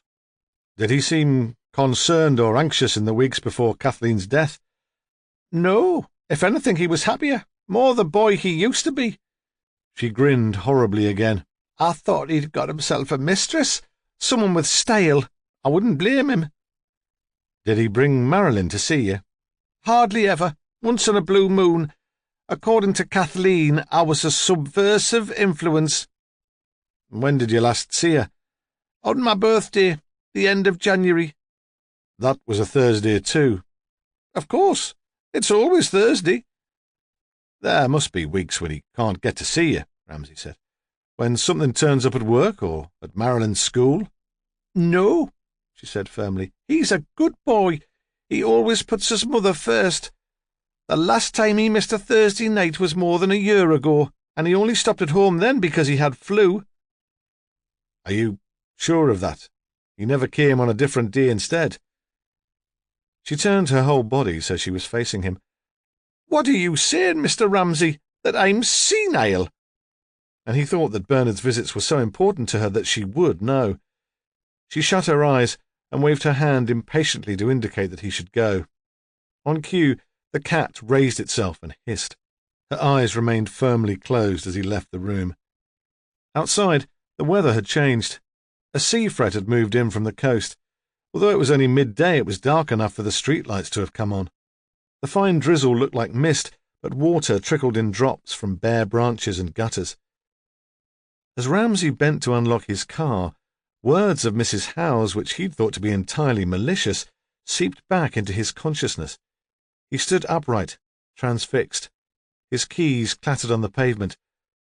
"Of course," he said out loud. "Of course." He turned back to the house and saw that Mrs. Howe had raised herself. She was standing and staring out at him through the window. The cat, cradled in her arms, bared its fangs. Chapter 26. Sally Wedderburn stood outside the impressive facade of Otterbridge High School. She'd spent all afternoon in the Shining Stars nursery, and the screaming kids had given her a headache. It had been a waste of time, as she'd suspected it would be. No one had seen an overweight, middle-aged man on the evening Tom Bingham was abducted, nor a bicycle. Miss Frost's recollection of the man waiting outside in the street was vague. Youngish, slimish. She wasn't even sure about hair colour. She'd only really seen a silhouette, and street lamps gave such a peculiar light. Sally was at the high school on Ramsay's instruction. She was waiting for Marilyn. The wind carried flecks of ice, and she pulled her coat around her as she paced backwards and forwards along the pavement to stop her feet from freezing. She was too nervous to stand still. After making such a hash of her interview with Emma Coulthard, she was grateful that Ramsay was giving her a second chance. She was desperate not to screw up again. An electric bell rang, and children began to stream past her, pushing and jostling through the gates.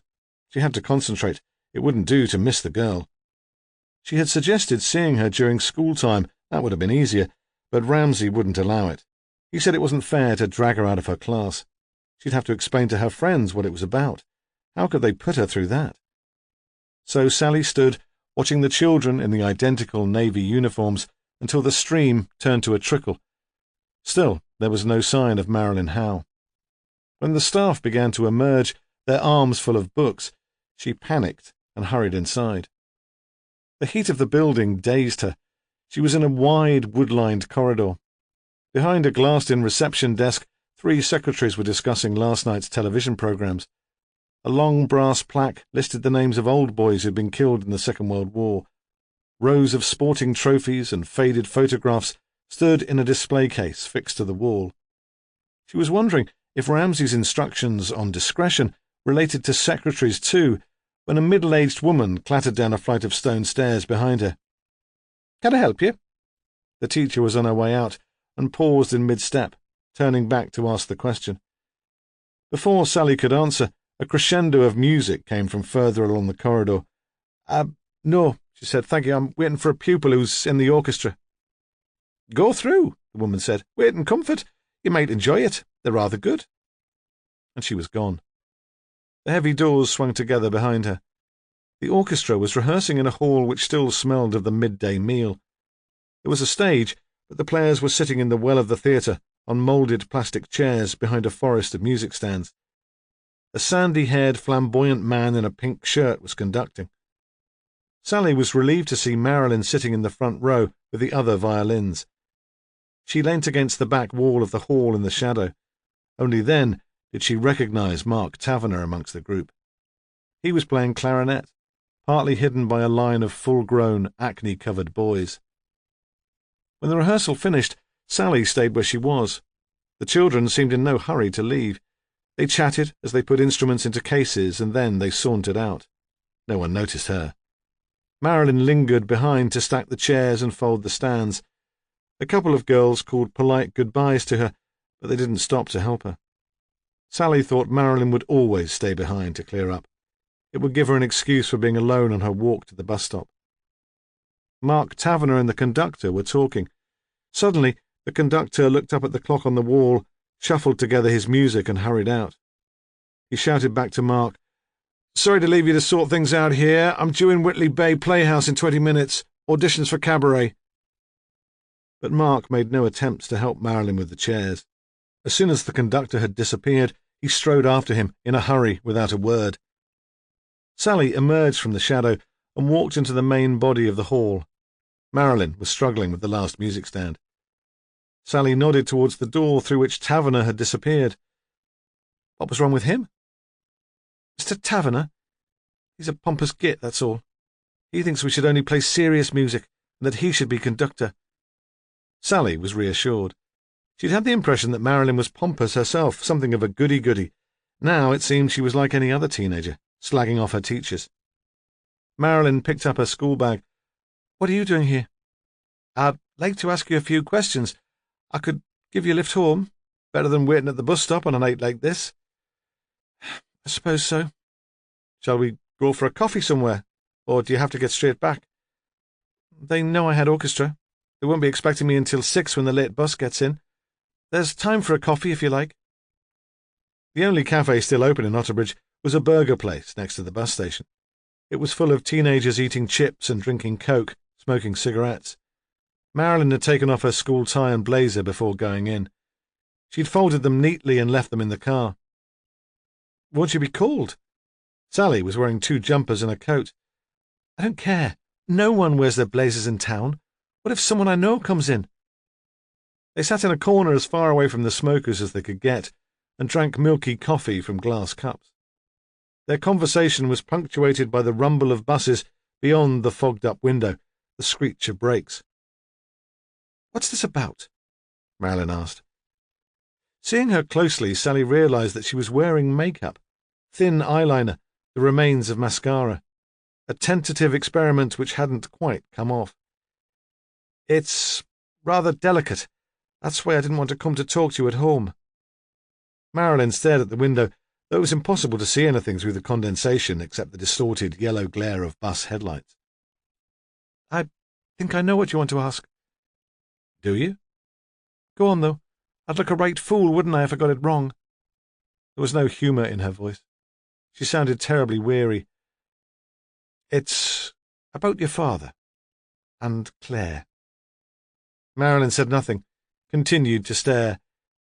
"Is that what you were expecting?" Marilyn nodded slowly. "How did you find out?" Because Ramsay guessed, Sally thought. He's more of a magician than your father. She said, "Things often come up in an investigation. If it weren't for the murder, it wouldn't be any of our business." "This has nothing to do with the murder," Marilyn said firmly. "Absolutely nothing." "All the same, we do have to ask." "They're so stupid," Marilyn cried. "They don't realise there's bound to be talk, the two of them living in the same home. They're like kids playing house. It's so embarrassing." "And there is something to talk about." "You mean, are they having an affair?" Marilyn demanded. She turned away and blushed. Sally nodded. Marilyn cupped her hands around her coffee. Even when she spoke, she didn't look up. "Did Inspector Ramsay tell you that I knocked on his door one evening, looking for my mother?" Yes. In the autumn, wasn't it?" "That was the day she found them in bed together. She ran out of the house." "It started as long ago as that?" Marilyn sighed. "Oh, when I think back, I realise it had been going on for ages, years even." "Did she talk to you about it?" "Mummy? Of course not. She'd die." "Claire, then?" "Nobody told me about it. They wouldn't. I'm 16, but they treat me like a baby, and they were so dumb. It's a small house with thin walls. When I was upstairs in my room working, they forgot about me. They assumed I couldn't hear what was going on, what they were saying to each other." "They were shouting." Sally was wondering if the neighbours had heard. If it ever came to court, they could do with an independent witness. "Mummy was a bit hysterical when she found out. I could tell that. I don't suppose it ever occurred to her to think of Claire as a rival. Her little sister, not much older than me. It must have come as a shock. That's why she ran away. Forgot all about me coming home from school that day. But no, there wasn't much shouting. Enough for me to work out what was going on, but not rows that went on for days and days. Nothing vulgar like that. That's never been our style." "How did they work things out?" Marilyn shrugged. "I'm not sure." She gave a little smile. "I could hardly ask them, could I? I wasn't supposed to know that anything was wrong. I was swotty little Marilyn, who only cared about GCSEs and music exams. I wondered at first if Claire would be banished from the house. But things seemed to carry on much as they did before. I presume they both promised to behave in the future." "And did they behave?" "I think they must have done, at least while Mummy was alive. There were no more rows." "And after your mother's death?" "They've tried very hard to be discreet." "But not hard enough." She paused, looked up and smiled. "I told you, the walls are very thin." "You don't seem very upset about the relationship between your father and your aunt." "I'm not. I mean, I would have been if Mummy was still alive, but now I don't blame them. It's hard to explain. Mummy's dead, and nothing's going to bring her back. Why shouldn't they have the chance to be happy?" Sally chose her words carefully. "Even if they only achieved that happiness through your mother's death." "What are you saying?" Marilyn demanded, though Sally thought she knew very well. "You told me they couldn't have been involved in the murder. Why are you so sure?" "They wouldn't have had the nerve. Get real." The brash slang, which was natural to Sally, seemed foreign to her, as if using it were a newly acquired skill. She blushed again. "I'm sorry, but really, it's not possible." Sally let it go. "You must miss your mother." Marilyn looked up at her bleakly. "Yeah, I do. More than I ever would have imagined. She could be a real pain at times, but she was always there when I came home from school, asking what I've been doing, encouraging me, you know." Sally nodded. "Dad does his best, but it's not the same. He's too wrapped up in Claire." Sally spoke lightly, tried to make a joke of it. Marilyn smiled dutifully. "No, he's too wrapped up in himself. But that's men for you, isn't it? They're all the same." Sally wondered who'd passed on that particular piece of wisdom. "What did you do the evening your mother disappeared?" Sally thought she might get extra points for asking. "Why do you want to know?" "It's my boss. He thinks it's possible your mother died later than we originally thought." Marilyn said nothing. She seemed lost in thought. "So, what did you do that night?" Sally persisted gently. "Nothing." What do you mean? I stayed in. Dad said it was so someone should be there if Mummy came home. He and Claire went off together. To search, they said. She smiled wryly. An excuse, I suppose. Sick, isn't it? A waitress in a red and white checked dress collected their cups. At the counter, the lads had finished their chips and were getting rowdy. Marilyn had not even looked in their direction, which was odd, Sally thought. At 16, raging hormones had given her a radar system which could pick up an adolescent boy at a distance of 100 yards. Got a boyfriend? She asked. No one special. I suppose you're too picky. Yeah, Marilyn said. You could say that. Chapter 27. Claire was just leaving work for the evening when the phone went in the Coast Guard house. She heard it ringing as she shut the kitchen door behind her, but she didn't go back to answer it. She had a meal to cook. Emma heard the phone, but she let it ring. She was bathing Helen in the children's bathroom at the top of the house. A red net filled with plastic toys was strung round the taps, and the shower curtain had pictures of the Little Mermaid. A clockwork turtle swam towards Helen, who splashed the water with her feet and chortled. The phone stopped. The answering machine would have clicked on. It would probably be for Brian. Business or rugby. Owen answered the phone before the answering machine was activated. They'd recently bought a cordless receiver, a toy for Brian, and Owen arrived at the bathroom door with it in his hand, proud of himself, expecting congratulations. It's Uncle Mark. Jesus, she thought. What's he done now? She lifted Helen out of the bath and wrapped her in a towel. She dried her hands and took the phone. Owen hovered in the doorway. Thanks, Pet, she said, trying not to sound too impatient. You can go back and play with David now. She locked the bathroom door behind them, then sat on the closed toilet seat with the baby on her knee. Yes? She didn't want to be too encouraging. Emma, I've got to see you. She took a deep breath. Sometimes Mark reminded her of one of the boys. She had to try hard not to snap at him. I'm not sure that would be a good idea. Please, he said, we've got to talk. We're talking now. Come on, Em, you know what I mean. You can't come here. There was a silence, and she realised she'd hurt him, so she added, I'm sorry, not the way things are. No, he said bitterly. I see that. He paused. Could Claire have the kids one evening, when Brian's working? Emma gave a little laugh. You must be joking. Claire doesn't stay 5 minutes longer than she needs to these days, and overtime's out of the question. She's playing mummies and daddies with Bernard Howe. That's not very kind.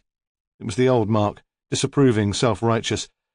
No, she said. Well, I don't feel very kind. She thought for a moment. She knew he wouldn't give up. I suppose I could see you Saturday lunchtime. Brian's working and Claire doesn't mind coming up during the day. Where shall we meet? You could always come here, to the house. She thought of the Otterbridge house full of Sheena's books and Sheena's pictures, still smelling somehow of Sheena, and always cold. She shuddered. No, she said, not there. A pub, somewhere halfway between here and Otterbridge, so it won't take me too long to get home. The Lamb in Puddywell, he said. He hadn't had to think about it, and it surprised her that Mark, who hardly ever went into pubs, could come up with a name so easily. 12 o'clock. I'll see you there. Before she could answer, he rang off. She pushed the button on the phone and set it on the floor. She wished she'd had the courage to stand up to him. She shouldn't have said that she'd see him. The bathroom door rattled. The noise startled her and she realised her hands were shaking. Brian shouted, What are you doing in there? He sounded amused, not irritated, which made a nice change. Bathing Helen. What do you think I'm doing? She thought. Why the locked door? Teaching her modesty at an early age? She smiled, despite herself. No. Habit, I suppose. She stood up, holding the shrouded baby against her shoulder, and let him in. He kissed her lightly on the lips. He'd been making more effort lately, and she was aware of a sudden and surprising surge of affection. They stood together in the steamy room, the baby between them. The smell of talcum powder and the heat made her feel quite faint. He began to undress, carefully, as he always did. He hung his jacket on a hook on the door with the children's dressing gowns, threw his shirt into the wicker laundry basket, and folded up his trousers. He turned on the taps. He took Helen from Emma, pulled away the towel and held her in the air so he could press his lips on her stomach to make the farting noise which always sent the boys into hysterics. Then he said, In the gurgly voice he saved for babies, "You don't mind, do you, sweetie? You don't mind if Daddy uses your bathroom?" To Emma he said, "Why don't you stay here? We can talk while you dress her." Before he climbed into the bath, he locked the door again.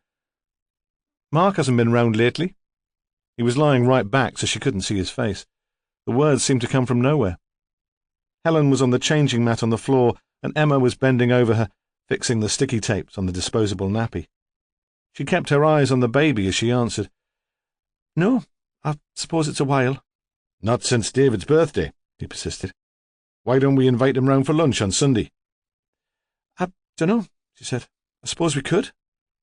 He sat up, sending a tidal wave into the toys strung from the taps, and continued enthusiastically, "There's a new place just opened round the corner from the office. It's brilliant. A real old-fashioned toy shop. I bought some presents for the boys. Kites. Not those dreadful plastic ones that tear as soon as you look at them, but the sort we used to have when I was a kid. Canvas and bamboo. You put them together yourself. If there's any sort of wind on Sunday, we could fly them. Mark would enjoy that." "Brian," Emma had to interrupt him. "Listen, there's something you should know about Mark." Brian had been soaping his back. He stopped. "No," he said. She kneeled up. They stared at each other. "I don't need to know anything about Mark. He's my friend. He's been through a rough time. I want him to be happy. In the same way I want you to be happy." He reached out and put an arm covered with bubbles around her shoulder and pulled her towards him. When he kissed her, she smelled the baby shampoo he'd used on his hair. "I don't care what Mark's been up to. You have to understand that. I don't mind. As long as he's happy. I don't mind."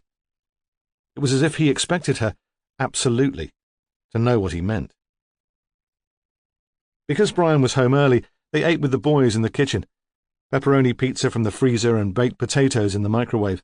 Emma prepared a salad, which Brian made into a joke.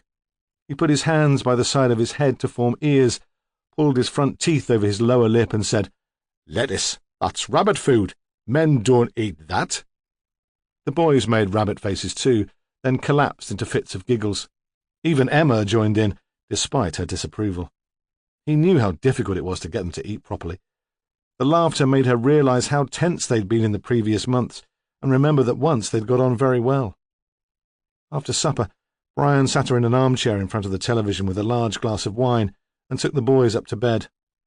"Don't wind them up," she said. "Not before bedtime." "Of course not." His voice was solemn, but when she looked up he was making the rabbit face at the boys, who were waiting in the doorway, and as he chased them up the stairs they whooped and screamed with delight. "They'll wake Helen," she thought, not really caring if they did. She'd finished the wine when he came downstairs. "2 stories each," he said with satisfaction, "and they're fast asleep." He fetched the bottle from the fridge and poured her another glass. "Don't you want any?" "I thought I'd pop out to the club, just for a quick half." A quick 3 pints, she thought. And why do I have the feeling that he's running away? But she was so grateful for his kindness, so frightened of spoiling the evening that she let him go without a fuss. Inside the club it was as cold as always. Brian kept on his overcoat and put on the pair of gloves he found in his pocket, making a show of it so the regulars all laughed. He was halfway through his second pint when Kim Houghton turned up with a new man in tow. Brian watched her from his seat by the bar. He'd had his own fantasies about Kim Houghton in the past. He'd imagined what it would be like to knock at the door of the little house in Cotter's Row, to be taken inside. The man was a jerk in a sheepskin jacket and black patent shoes. When he wasn't drooling over Kim, he was trying to sell Les a second-hand Cavalier. She'd been in with car dealers before. Perhaps she was trying to work her way through the motor trade. Or perhaps she fancied a little motor herself. The bloke wouldn't have much joy selling to Les, Brian thought with satisfaction. Les had lost his licence the month before through drink driving. That had given them all a shock, made them watch their step. Brian wondered what Kim had done with the little girl. Being a single mum didn't seem to cramp her style. He'd seen them together occasionally, the child immaculately dressed, colour-coordinated, a scaled-down version of her mother. Poor little bastard, he thought. It couldn't be much fun. He'd have to get Em to invite her up to play. Perhaps she'd enjoy flying kites too. He'd just rescued Les from Kim Houghton's boyfriend by demanding another pint when the door opened and 2 police officers came in. They were in plain clothes, but everyone knew what they were. It was the flash young man and the bonny woman with red hair. They stood for a moment looking around them. All the conversation in the place stopped. Les rubbed his hands together. He always did that when he was nervous. "Yes, folks," he said. "What can I get you?" Pretending he didn't recognize them, that they were just ordinary punters, though the day they found the body they'd been practically camping out in the place. Brian could tell that the man was tempted. He was gasping for a drink. But the woman said, "Nothing, thanks. We'd just like a quick word with Mrs. Houghton." It took Kim to a table in the corner so that not even the boyfriend could hear what they were saying. Then the three of them walked out. The car dealer looked foolishly after them, finished his drink and followed. There was the sound of a car engine. He must have started his company car and driven away. "What was all that about, then?" Brian said. "Do you think she's been arrested?" Les gave a gappy grin. "Nah," he said. "No handcuffs." He gave a lecherous wink. Brian felt himself becoming flushed, though handcuffs had never featured in his fantasies about Kim Houghton. He'd imagined a wardrobe full of dressing-up clothes, a school uniform, black stockings, tarty red underwear, but nothing really kinky. He decided he'd go. Emma would appreciate it if he wasn't too late back. Besides, Les wouldn't want to risk a lock-in for after-hours drinking with the police on the headland. It was even colder outside than in the club, and he walked quickly past the jetty and into Cotter's Row. There were still lights on in Kim Houghton's house, but he was surprised to see that the car the detectives drove was not parked there. It was pulled up right against the pavement outside the Howes place, and from inside came the sound of raised voices. Chapter 28. "How did you know?" Sally had demanded. "How did you know that Bernard and Claire were having an affair?" "It was something Bernard's mother said. I suppose we should have realized before. Considered it, at least. He saw it as a failure of his, this refusal to consider the obvious. It was another sort of arrogance. It really changes things, doesn't it? I mean, if they were working together, we've got motive and opportunity." "I suppose we have." Although this too was obvious, he resisted the enthusiasm. He wasn't ready yet to make an arrest. She was like a hypomanic kid on the eve of her own birthday party. She couldn't keep still. She bounced around the office on the balls of her feet and came to rest at last with her bum on the windowsill. "When you first suggested it, I couldn't believe it," she said. "I mean, he's old enough to be her father. What a creep." I suppose he is old enough to be Claire's father, Ramsay thought. Prue's friends, who were into self-enlightenment and therapy, would make a lot of that. It was plausible enough. They'd say that Claire, who'd recently lost her father, was looking for a substitute. If the couple ever came to trial, there would be a probation officer's report before sentence, and he could predict almost word for word what would be said about Claire's bereavement. But he thought something quite different was going on in the relationship. It wasn't a father Claire was looking for, but a child. Someone to take care of, and Bernard Howe had never grown up. "Surely we've got enough to bring them in for questioning," Sally said. She was as macho as Hunter when the mood took her. She'd persuaded the girl to talk. Now she wanted a bit of glory and a result. "Probably," Ramsay spoke calmly. "We'll go for it then, shall we?" "No," Ramsay replied. "Not yet. We'll talk to them at home, separately, if we can. That shouldn't be a problem. They're not sophisticated enough to put up any resistance." "But why not here? Formal questions, in the interview room with the tape running. They'll be blaming each other within minutes." "Because the press will get to know." He was annoyed by her callousness, disappointed in her. He'd supposed that because she was a woman she'd look at things differently. And didn't that make him every bit as much of a bigot as Hunter? He tried to contain his irritation. "You know as well as I do that if we see a witness is helping the police with their inquiries, the world assumes he's guilty. There's the girl to think of. And what if they're innocent? It's easy enough for us. We just move on to another case. But they'll have to put together some sort of life, and that's not easy when the neighbours are whispering murder." Sally turned away without saying anything. Sometimes she thought Hunter was right. Despite his reputation, Ramsay was getting old and soft. He was perceptive enough, but he didn't have the guts to see a thing through. "Where's Gordon?" Ramsay asked.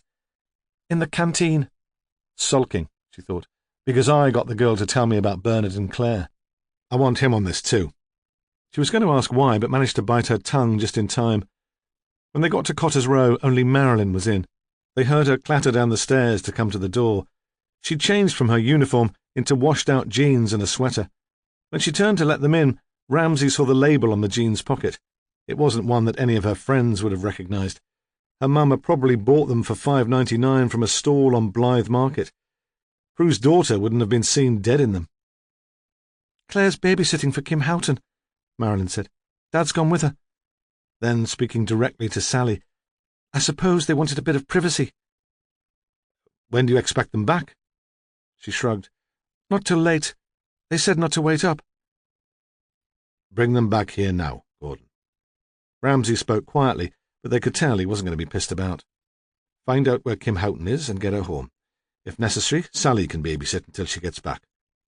As soon as he'd spoken, he knew Sally wouldn't like it. She hadn't joined the force to be a childminder. "That is all right, Sally," with hardly a trace of sarcasm. "Of course," she said huffily. She started away from the door, then turned back hopefully. "Unless Marilyn wants to do it. It might be less awkward for her to be out of the house." No. For some reason, he couldn't even quite explain to himself why he wanted Marilyn there.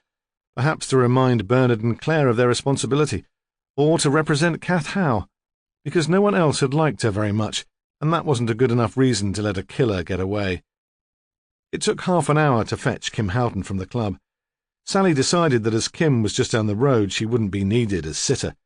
Ramsay could wait that long. In number 2, Ramsay waited downstairs alone. Marilyn offered him tea. When he declined, she went back upstairs to her room. To someone without experience of teenagers, that might have seemed strange or rude, but Prue's daughter ignored all adult visitors to the house as a matter of course, a matter even of honour. He was glad of the silence and the opportunity for thought. He went into the living room, intending to rearrange the furniture to his liking before the interview, and he was struck by the change in the place. When he'd looked in on his first visit to the house, it had been cluttered, uninviting, dirty.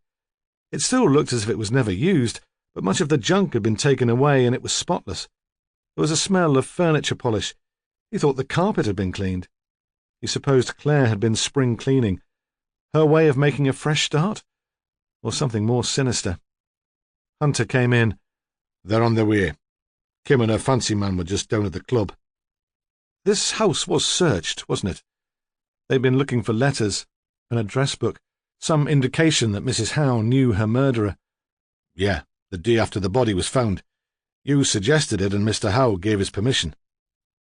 "But properly searched?" "Well, we didn't pull up the floorboards. I mean, the chap had just lost his wife. Be sensitive, you said." Because there had been no real suspicion then that Mrs. Howe had been killed in the house, and if anything had been hidden after the murder, it would be long gone now. Still, Ramsay thought, it wouldn't hurt to get a team in. He and Hunter interviewed Bernard first. They took him into the front room. "Aye, man, it's like an icebox in here." Hunter shivered to make his point. Bernard switched on an electric fire, but it seemed to have little effect on the temperature. Ramsay, remembering what Marilyn had told Sally about thin walls, had suggested that the women might like to watch television while they waited. The noise from the back room was distracting, but at least the interview would not be overheard. Bernard was red-faced, blustering, defensive. There were 3 easy chairs in the room, all covered with the nylon stretch covers which are advertised in mail-order catalogues. Ramsay motioned him to sit down. "I don't know what this is all about," Bernard said. "Really, it's not on." "Come on, man." Hunter was chummy. He perched on the arm of Bernard's chair.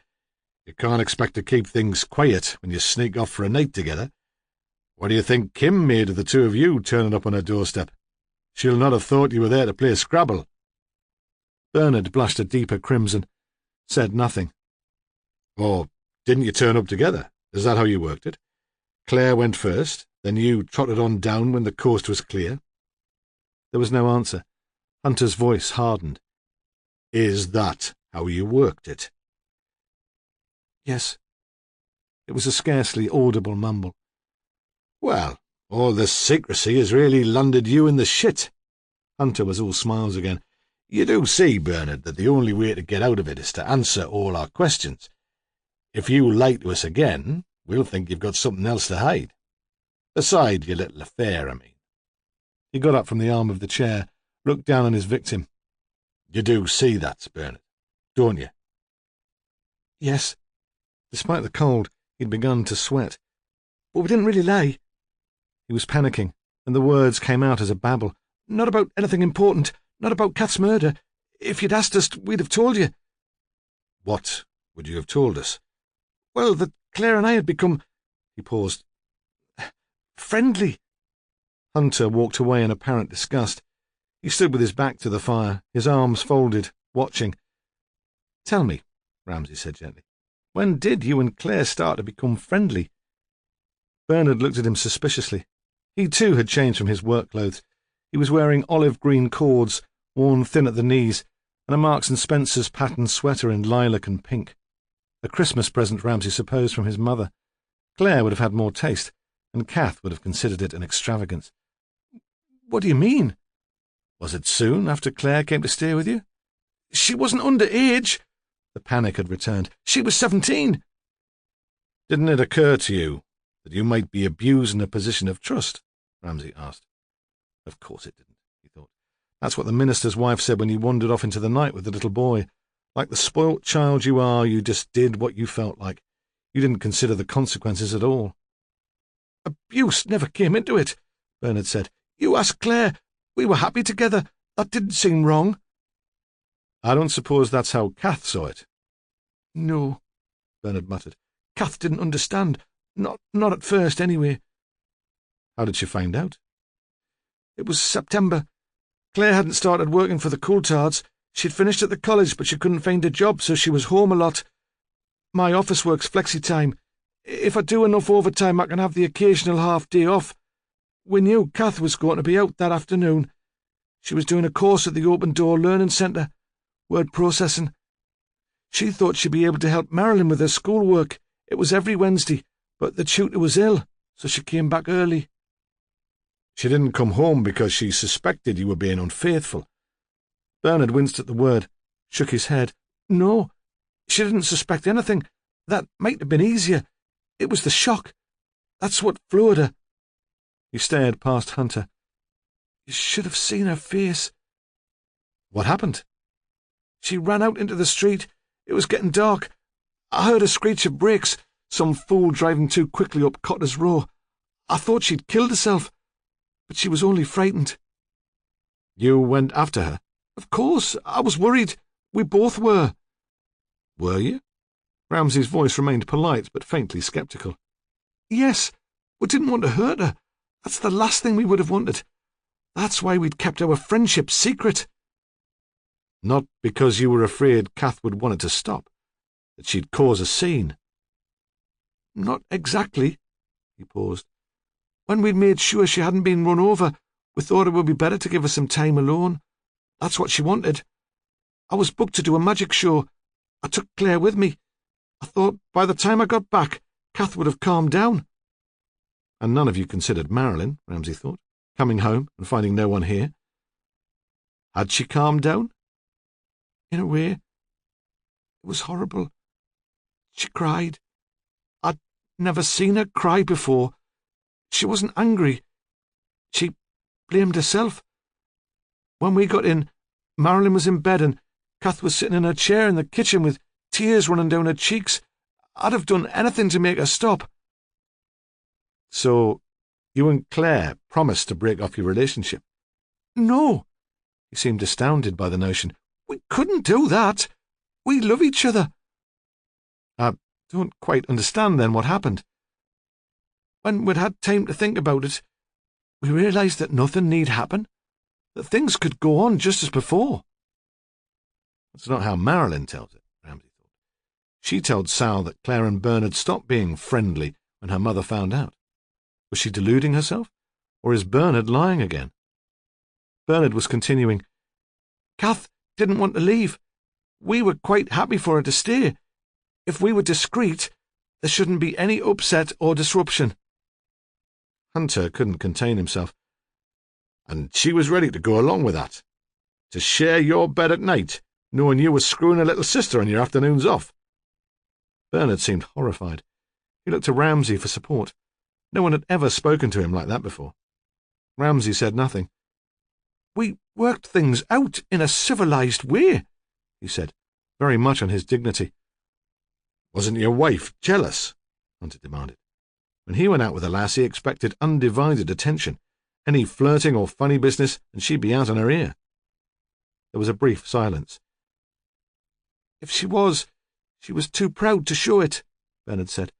She was a little withdrawn for a while, but things soon settled back to normal. Kath was frightened of being on her own. That's why she agreed to the arrangement.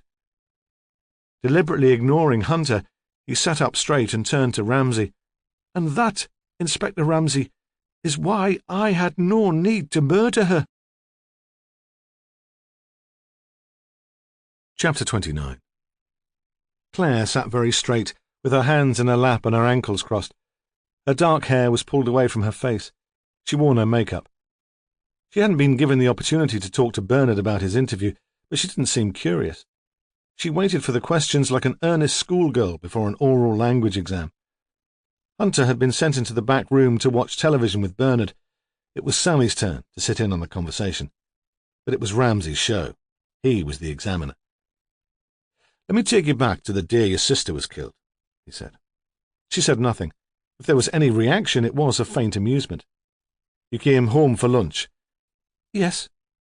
"And to see Mr. Howe?" She raised her thick, dark eyebrows. "You know about Bernard and me," she said. "I suppose Marilyn told you. I thought she'd guessed more than she was letting on, but Bernard couldn't see it. It's probably for the best. There was no need to drag us away from Kim's, though. We'd have told you if you'd asked." "That's why you came home that lunchtime. You knew Marilyn would be out." She nodded. "You must have thought Mrs. Howe would be out too. That was part of the deal, I presume, that you'd wait until you had the house to yourselves before—" "Making love," she finished impassively. "Yes. There was no formal arrangement, no rules, but it wouldn't have been kind, would it, to do that while Kath was in the house?" "Was it kind to have an affair with her husband?" She didn't answer, but he didn't think that the question had disturbed her. He left it and moved on. "What made you think Kath would be away from home that lunchtime?" "I thought she'd planned to go into Otterbridge with Marilyn on the bus." "She told you that?" For the first time, Claire seemed unsure of herself. "I don't remember. I suppose she must have done. Otherwise, I'd have stayed at the Coast Guard house for lunch." They stared at each other. Then Ramsay asked again, more slowly, "Well, was it kind to have an affair with your sister's husband?" She put one elbow on her knees and leant forward, eager to make him understand. "Kath was a strange woman, Inspector. She didn't feel emotion. I don't think she was upset even when her mother died." "You were too young to remember that, surely." "I remember that I was upset, and that Kath was never around to comfort me. There were no cuddles at bedtime. I don't think she ever read me a story. As soon as she could, she left to marry Bernard." She paused. "I don't blame her. I don't think she was capable of emotion." "She cried when she found out about you and Bernard." "Yes," Claire agreed, "but that was because her pride was hurt. She never loved Bernard. Not truly. Not like me." The self-justification, Ramsay thought, of mistresses everywhere. "Did she love Marilyn?" he asked. "I presume she cuddled Marilyn and read her bedtime stories." "Oh, yes." Her voice remained light and cool, but somewhere under the amusement he thought he detected a note of jealousy. "Kath surprised them all when the baby was born. For the first time in her life there was something she cared for. She wasn't much good at the practical side. So clumsy, apparently, that they thought she might drop the baby. There was plenty of affection. Perhaps too much." She stared up into Ramsay's face. "It's not the same, though, as love between adults." "Is that really what you and Bernard have?" "What do you mean?" "When the relationship started, you were 17. Only just an adult." "Age has never mattered to us." She paused. "Bernie didn't corrupt me, if that's what you're saying." "No, I'm sure he didn't." From the room next door came a swelling soprano, singing the backing to a deodorant advertisement. "What I don't understand," Ramsay said, "is why Kath didn't ask you to leave. You claim there was no great bond between you, and it's not as if you would have been homeless. You were just about to start work for the Coulthards. It's normal, isn't it, for nannies to live in? They would have had the space to put you up." He paused, then continued as if the idea had just come to him. Or perhaps she did ask you to leave. But not then. She waited until she was sure you were settled at the Coast Guard house and you had somewhere suitable to go. She would take her responsibility for you very seriously. I have the impression of a very principled woman. Is that why she didn't throw you out immediately? I wonder if that's what provoked her death. She couldn't go along with the pretense any longer. She wanted you out. Kath never asked me to leave, Claire said grandly. She knew that if I went, Bernard would come too. I wonder if you really believe that. Ramsay was apologetic. It seems to me that Bernard is a man who likes his comfort, his routine. Kath might not have been a brilliant homemaker, but she shopped and cooked and washed for him. She let him play with his magic tricks and his ventriloquist doll. She really didn't make any demands.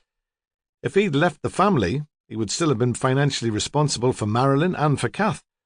There'd be your wages, of course, but there wouldn't have been much money for a decent home of your own. I'm not sure if Bernard would have enjoyed slumming it in a flat or a bedsit, even with you. It's not what he's used to, and he's not a man, I'd say, who likes change. Claire said nothing, and Ramsay went on, But let's assume that you're right.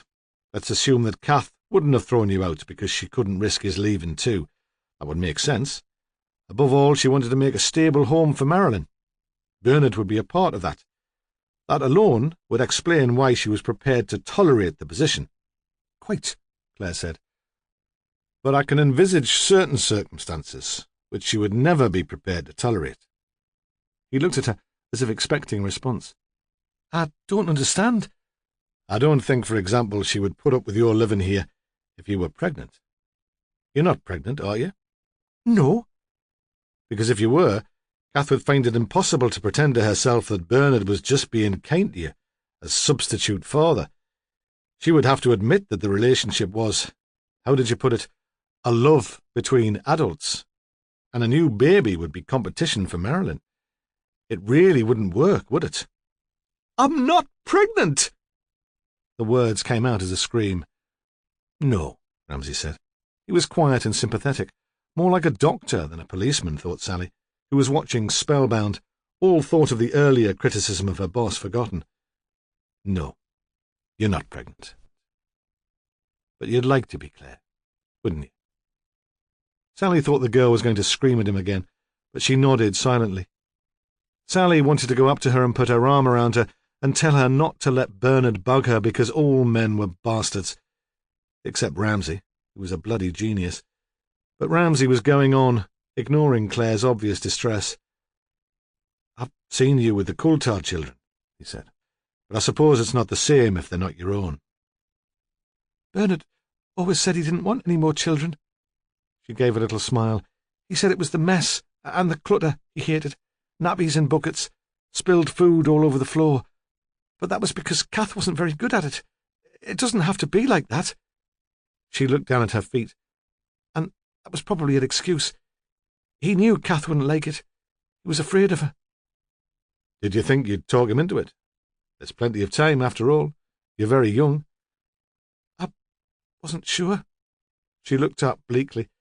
He can be stubborn when he wants to be, and he's not so young. But you thought that with Kath out of the way, there'd be more chance he'd change his mind. She nodded enthusiastically, and they realised again that she was hardly more than a child herself. I thought he'd see how well I'm running the house, how cosy and cheerful everything is, and he'd see that if I can manage to hold everything together when I'm working, a baby wouldn't need to get in the way.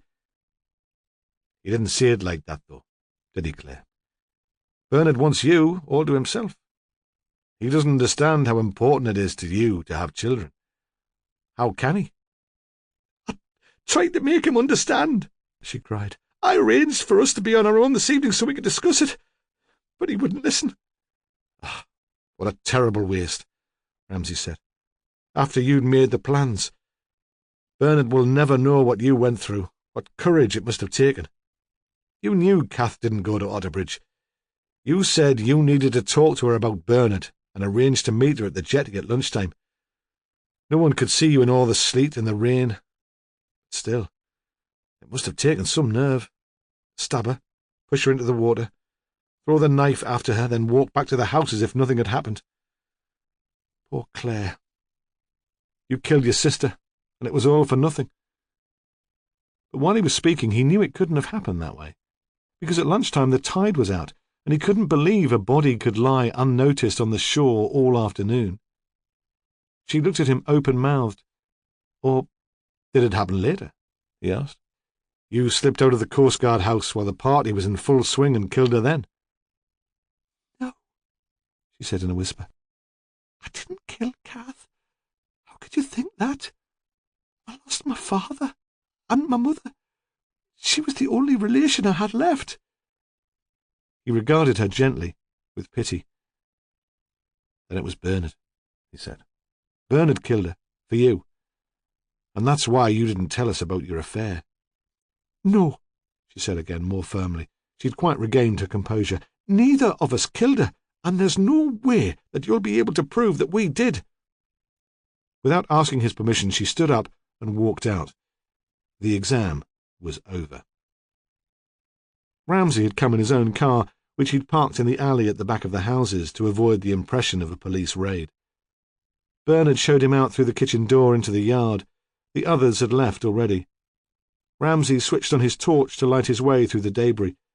There was an old tin bath with a pile of clothes pegs lying in the bottom, a wheelie bin, and a ceramic tub which looked as if it had been newly planted with seedlings. Perhaps Claire was trying to extend her civilizing influence to the yard as well as the house. As the torch beam flashed past the shed, which had once been the outside lavatory, he saw that the door was closed with a heavy padlock. What did Bernard own that was of sufficient value to be locked away? His bike, but that was still propped against the wall in the corridor inside. He thought again that he had grounds for a thorough search of the house and the yard, but imagined the effect on the family of a team ripping the place apart, and put off the decision again. A splintered wooden gate led from the yard to the alley beyond. Ramsay stood there for a moment and looked through the uncurtained window into the house.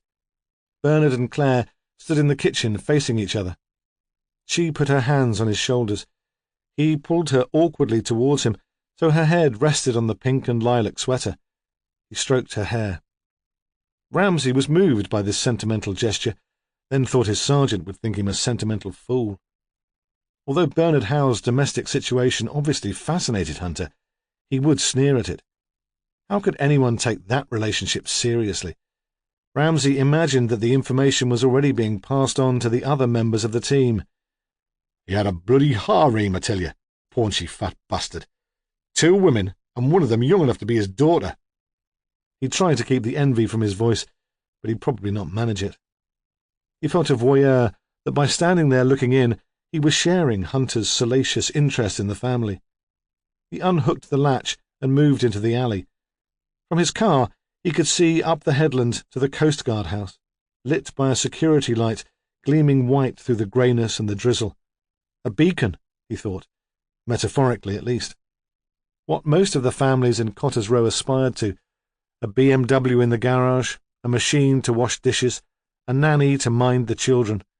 Comfort and security. Wasn't that why so many people played the lottery every week?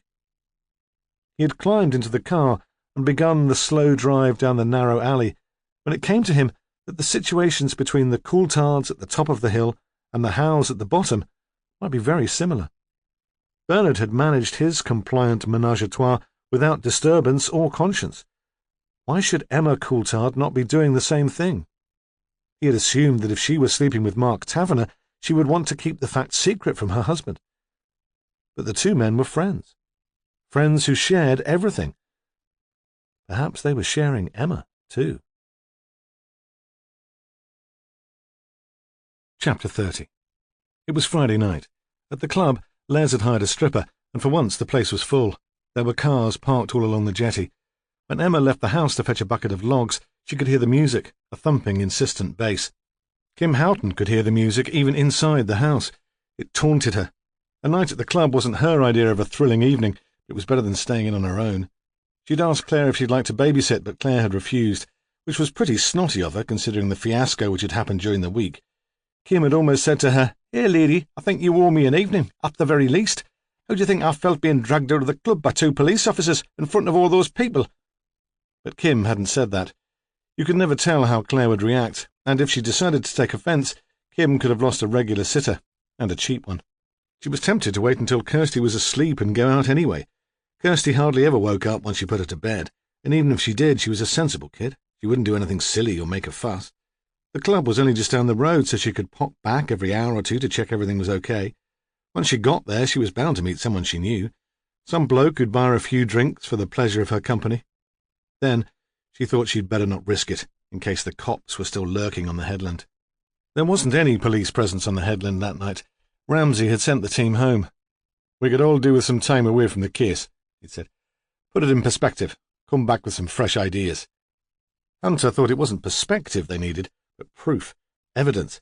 He was quite clear in his own mind that Bernie Howe and Claire Irvine had worked together to kill Kath Howe, had plotted it in advance. He understood Ramsay's caution. Blow your nose at the wrong time and the CPS would refuse to take a case, but that didn't mean the pair weren't guilty. He left his car at home and walked to his local. His mam was still out with the girls from her work. Fridays they stopped for a pizza and a few glasses of Spanish wine on their way home. She'd be back later to cook his supper. The lads were in the back bar where they always sat. When he joined the police, he'd lost most of his mates from school, and the regulars at the Hastings Arms were the nearest he had now. They were watching Sky Sport on a giant television. Newcastle United had a vital cup match on the following day, and the talk was all about that. Hunter wasn't sorry they didn't ask about the case. There wasn't much to boast about after all.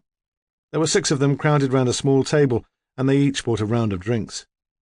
He left the pub well before closing time and walked home, staggering a bit on the step up to the front door. His mother had his meal ready for him, and he ate it from a tray in front of the television. There was no pudding, though. He thought she could have run to a pudding, especially as he hadn't been home for his tea for weeks. She had taken the tray away, and he was lying back in the chair watching the television through half-closed eyes when his mobile phone rang. "Yes." Automatically, still looking at the scantily dressed women who hosted the new Channel 4 chat show. "It's Steve from Manhattan Skyline." He heard music, shouting, laughter, and he had to strain to catch the words. "Yes." "That man you were after, Paul, he's in again." Before Hunter could answer, the phone went dead. He didn't stop to think. Certainly not that he was probably way over the limit and shouldn't be driving. He grabbed his jacket and shouted through to his mother in the kitchen. "I'm off out, ma'am. Work." She came into the hall, drying her hands on a tea towel he'd brought her back from Limassol. "All right, pet." "I'll be late back, so don't wait up." "I won't then. Mind you take care now." But she said it easily. She knew Gordon had always been able to look after himself. He arrived at Whitley Bay without realising quite how he'd got there, only knowing from the time on his watch that he'd driven too fast. The seafront was full of people and noise. A line of teenage girls staggered in a conga across the road in front of his car, cocking their legs like a row of incontinent puppies, moving to some rhythm he couldn't hear. A plump boy was throwing up in the gutter.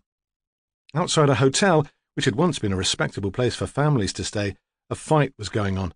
A cheering crowd had gathered, blocking the way of a bouncer who had ripped off his bow tie, wanting some of the action too. People streamed across the road in front of Hunter's car to get a better view of the fight. He leant on his horn, but they took no notice. Eventually, he turned the wheel and pulled the car onto the wide pavement of the promenade, clipping his wing mirror on one of the ornamental wrought-iron lampposts.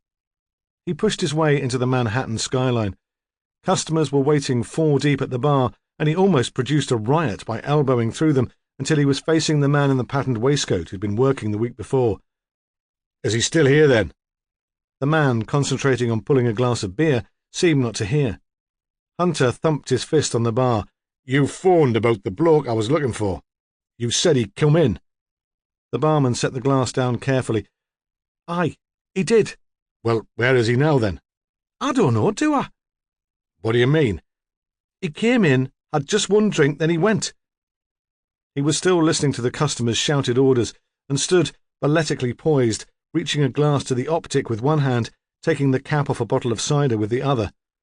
"Oh, for Christ's sake!" Hunter thumped the bar again, almost weeping with frustration. "What did you expect me to do? I could hardly lock him in the bog, could I? If you wanted me to make a citizen's arrest, you should have said on the phone. I didn't need to ring you." "Is there somewhere quieter we can talk?" "Are you joking? If I stop now, I'll get the sack." If you don't stop now, I'll close this place down. Tell that to your boss. There was an exchange with a middle-aged man who sat on a stool at the end of the bar. Steve beckoned Hunter to follow him. They walked down a dusty corridor past the toilets and into a bare, windowless room with a formica table, a sink, and a couple of kitchen chairs. On the floor there was a pile of women's magazines, Hello and Homes and Gardens, a kettle, some grubby mugs, and a catering tin of instant coffee. "I've got 5 minutes," Steve said, "and that comes out of my break." "Get that kettle on. You've got as long as it takes." Hunter sat on one of the chairs and put his elbows on the table. He had a headache. "Where did Paul go when he left here?" "I've not got a clue. I'm not a mind reader." "Well, tell me exactly what happened." The kettle boiled. Steve made the coffee, tipped in damp lumps of powdered milk. He stirred it, but there were still dandruff-sized specks of white floating in the greasy liquid. Hunter drank it, not caring. "He came in just before I rang you. I didn't recognise him at first." "When would that be? 3/4 of an hour ago?" "Something like that. It wasn't so busy anyway, before the big rush." "Was he on his own?" "Aye, but he didn't want to be. He was looking for Kim Houghton. That's when I realised it was him. He asked if she'd been in." "Had she?" "No, I've not seen her for a while now. I told him that." "Why did he come here looking for her?" Hunter was speaking almost to himself. "He knows where she lives. Why didn't he go to her home? Unless he thought we'd be on the headland, looking out for him." "You're the detective, but I don't think he was capable of what you'd call rational thought." "What do you mean?" "I'd say he'd had a few. Only one pint in here, but if you ask me, he'd been drinking before he arrived. It wasn't roaring drunk, but a bit on the emotional side. It takes some people that way." "Why? What did he say?" "You don't understand. You don't know what it feels like to be lonely." Steve put on a fair imitation of a maudlin drunk. "Something like that. He got even more sorry for himself when I told him Kim wasn't about." "But he didn't tell you where he was going next?" The barman shook his head. "If he'd been an ordinary customer, I'd have been glad to get shot of him. I thought he'd start crying in his beer. I can't stand the ones that turn suicidal." "No, me." They shared a moment's silence in contemplation of people who wasted the effect of good beer. Steve seemed to have forgotten his boss's instructions to be back in 5 minutes. He lifted his empty mug to offer Hunter another coffee, but Hunter was overtaken again by a sense of urgency and shook his head. "Have you got a description of him?" "Nothing different from what I told you last time." "What was he wearing?" "Black jeans, white shirt, newish black leather jacket." "Right. I'll see you then." He fought his way through the crowd and into the street. He checked Idles, 42nd Street, and the Big Apple. Occasionally he glimpsed a leather-coated back, dark hair, but when he got a closer view the man was too fat or too young. He only accosted one suspect, and he turned out to be a Scot with a Glaswegian accent and a wife called Gillian who'd been hiding in the ladies. Then he went outside and looked in the side streets and the car parks for a red Mazda, thinking he must look dead dodgy. If some wooden-top saw him, he'd be pulled in on suspicion of nicking cars. Eventually, he gave up. It occurred to him that he should get someone round to the headland in case Paul turned up there looking for Kim, and even that he should go himself to warn her. She might invite him in. In the end, he didn't do anything. He was supposed to be off duty. He was tired, and he realised now, still pissed. All he wanted was to get home without bother and go to bed. When his mam heard his key in the lock, she got up to make him cocoa. He took it to bed with him and swore out loud because she'd forgotten to turn on his electric blanket. Kim Houghton started on the vodka as soon as she'd put Kirsty to bed. It was a present from a security alarm salesman who travelled abroad a lot with his work. She didn't usually like drinking alone, but tonight she was so fed up that she thought she deserved a treat. She wouldn't be able to sleep anyway. The music from the club would keep her awake, and the thought of all those people having a good time. Kim watched the late film on the television and then went upstairs. She was standing at the window about to draw the curtains when she saw a car she didn't recognise parked on the other side of the street, outside Bella Charlton's house. Bella's nephew and his family must have come to visit her at last. It annoyed Kim to imagine the old witch still up, having a party, while she was on her way to bed, alone. Chapter 31. Emma awoke with a start to the sound of Brian's alarm. She'd taken a pill the night before and hadn't even heard Brian come in. Probably just as well, she thought, looking at him. He scarcely stirred when the alarm went off, and the smell of beer and stale cigarette smoke still clung to the clothes he'd folded up on the chair. She got up to make tea and found that the boys were already out of their rooms. They were sitting on the kitchen floor surrounded by string and brown paper. They'd unearthed the kites which Brian had bought and hoped to keep for a surprise until the following day. Owen was looking at the picture on the box. "Can we fly them?" "Not today. You'll have to make them first, and Dad's going to work." "He's not gone to work yet." "No, he's still in bed." When she took a cup of tea to Brian with the usual couple of paracetamol, they were sitting on the bed. Owen was fixing together lengths of bamboo cane, and Brian was propped on one elbow, bleary-eyed, supervising the construction. "Dad says we can fly them." Owen was triumphant. He'd already got the hang of playing one off against the other. "Did you?" she asked. Brian shrugged. She could tell he was disappointed, but he hadn't been able to refuse. "Do you have to go to work?" At weekends he didn't make appointments. It was just a matter of catching up. She held her breath, wondering what she'd do about Mark if he decided to stay. He hesitated. "Yeah, I do. Something important, you know." She went downstairs without answering. After days of gloomy drizzle, it was perfect weather for kite flying. The sun was shining, and there was a blustery wind. Emma put out a line of washing, and the sheets flapped and swooped, so bright in the morning sunshine that they hurt her eyes. Brian came down. He was wearing jeans and an open-necked shirt, and she wondered if he'd changed his mind and decided to stay. It seemed, though, that the pull of business was too great in the end. She watched him drive off with mixed feelings. As the time to meet Mark got nearer, she realized she would have been glad of an excuse not to go. She told the boys firmly that they would have to wait until after lunch to play outside. Claire would be looking after them then. It would be something for them to do. She thought it would be good for Claire, too, to wrap up warm and get some fresh air.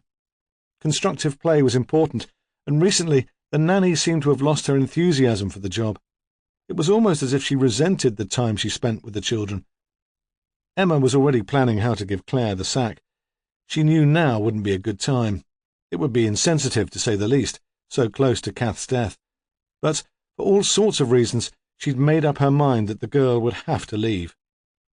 Claire was predictably grumpy when Emma told her about the plans for flying kites. "What about Helen?" she asked. "It's not cold outside. She'll be fine in a pushchair. I'm not sure I can cope with them all. You know what David's like if he gets in a strop." Nonsense. Emma, who was already irritated by the demands being placed on her by Mark, felt like giving the girl a shake. "Where are you off to, then?" Claire demanded. She watched Emma button her smart coat and take her car keys from the hook on the kitchen wall. "I'm meeting a friend for lunch," Emma said snootily, implying, "Not that it's any business of yours, anyway." "You won't be back late, then?" "No," Emma said. "I won't be back late." But then, just as she was on her way through the door, the misgivings which had been troubling her all morning made her reconsider. Why did she have to meet Mark? When they were together, he was too persuasive. She could say all she wanted on the phone. Ignoring Claire's curiosity, she turned back into the house. She took the phone into her bedroom and pushed the buttons impatiently. The line was engaged. She waited for a couple of minutes and tried again. This time she got through. It rang 3 times, then switched onto his answering machine. She didn't bother leaving a message. He'd be on his way to the pub. She called goodbye to the children and went out to her car. Whatever Mark had done, she couldn't leave him sitting there waiting for her. She drove slowly down Cotter's Row. At the weekends there were lots of parked cars. Some of them were pulled onto the narrow pavement, but still there was only just enough room to get through. As she approached the club, she saw Marilyn Howe walking back up the headland towards her home. She was striding purposefully as she always had done when she walked with her mother, her eyes fixed ahead of her. Emma arrived at the pub in Puddywell exactly on time. She had expected Mark to be there already.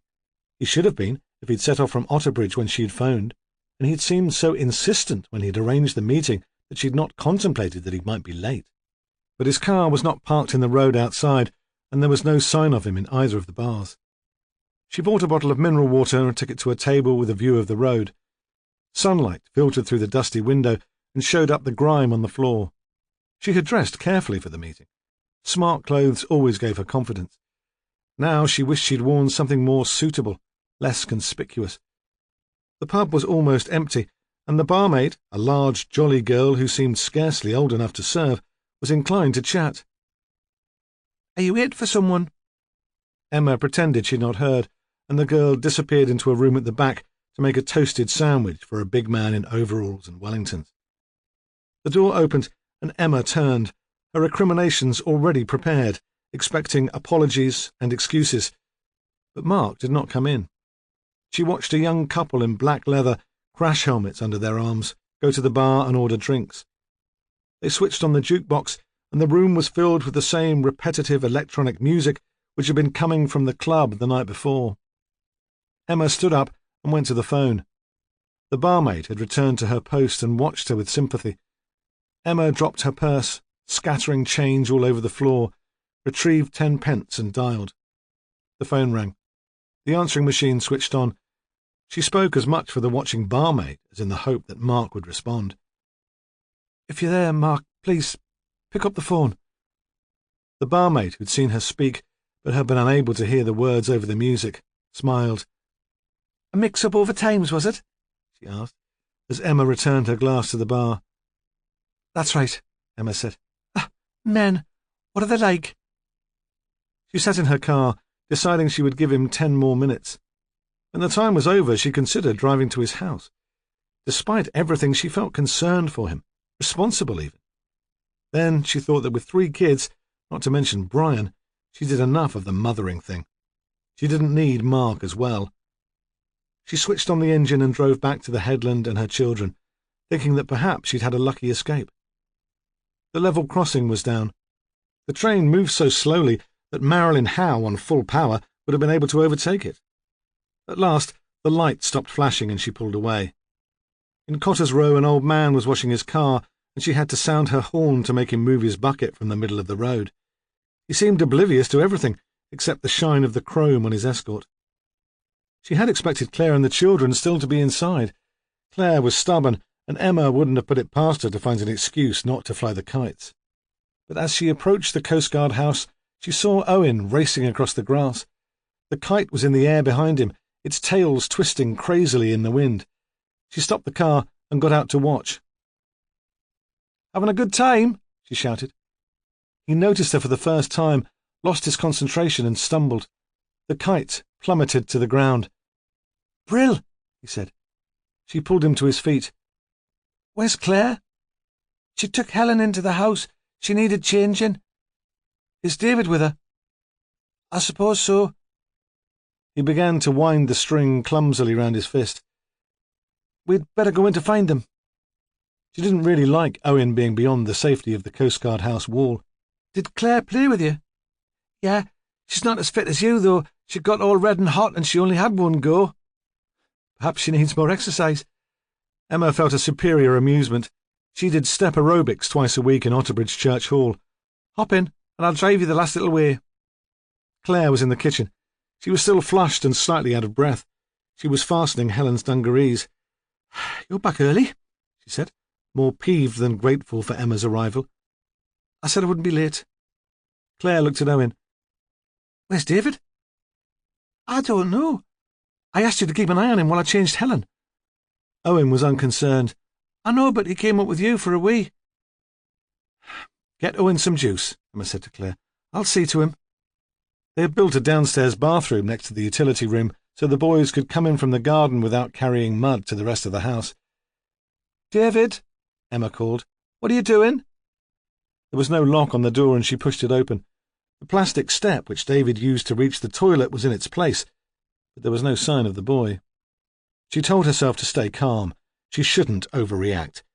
She went back to the kitchen, then shouted his name up the stairs. There was no reply. "When did you last see him?" she demanded of Claire. "About 10 minutes ago. Helen was grizzling. I could tell she needed changing. I asked the boys to come in with me, but they wouldn't. I warned you I wouldn't be able to cope with them all outside." Emma knelt down. She tried to keep her voice steady as she spoke to her son.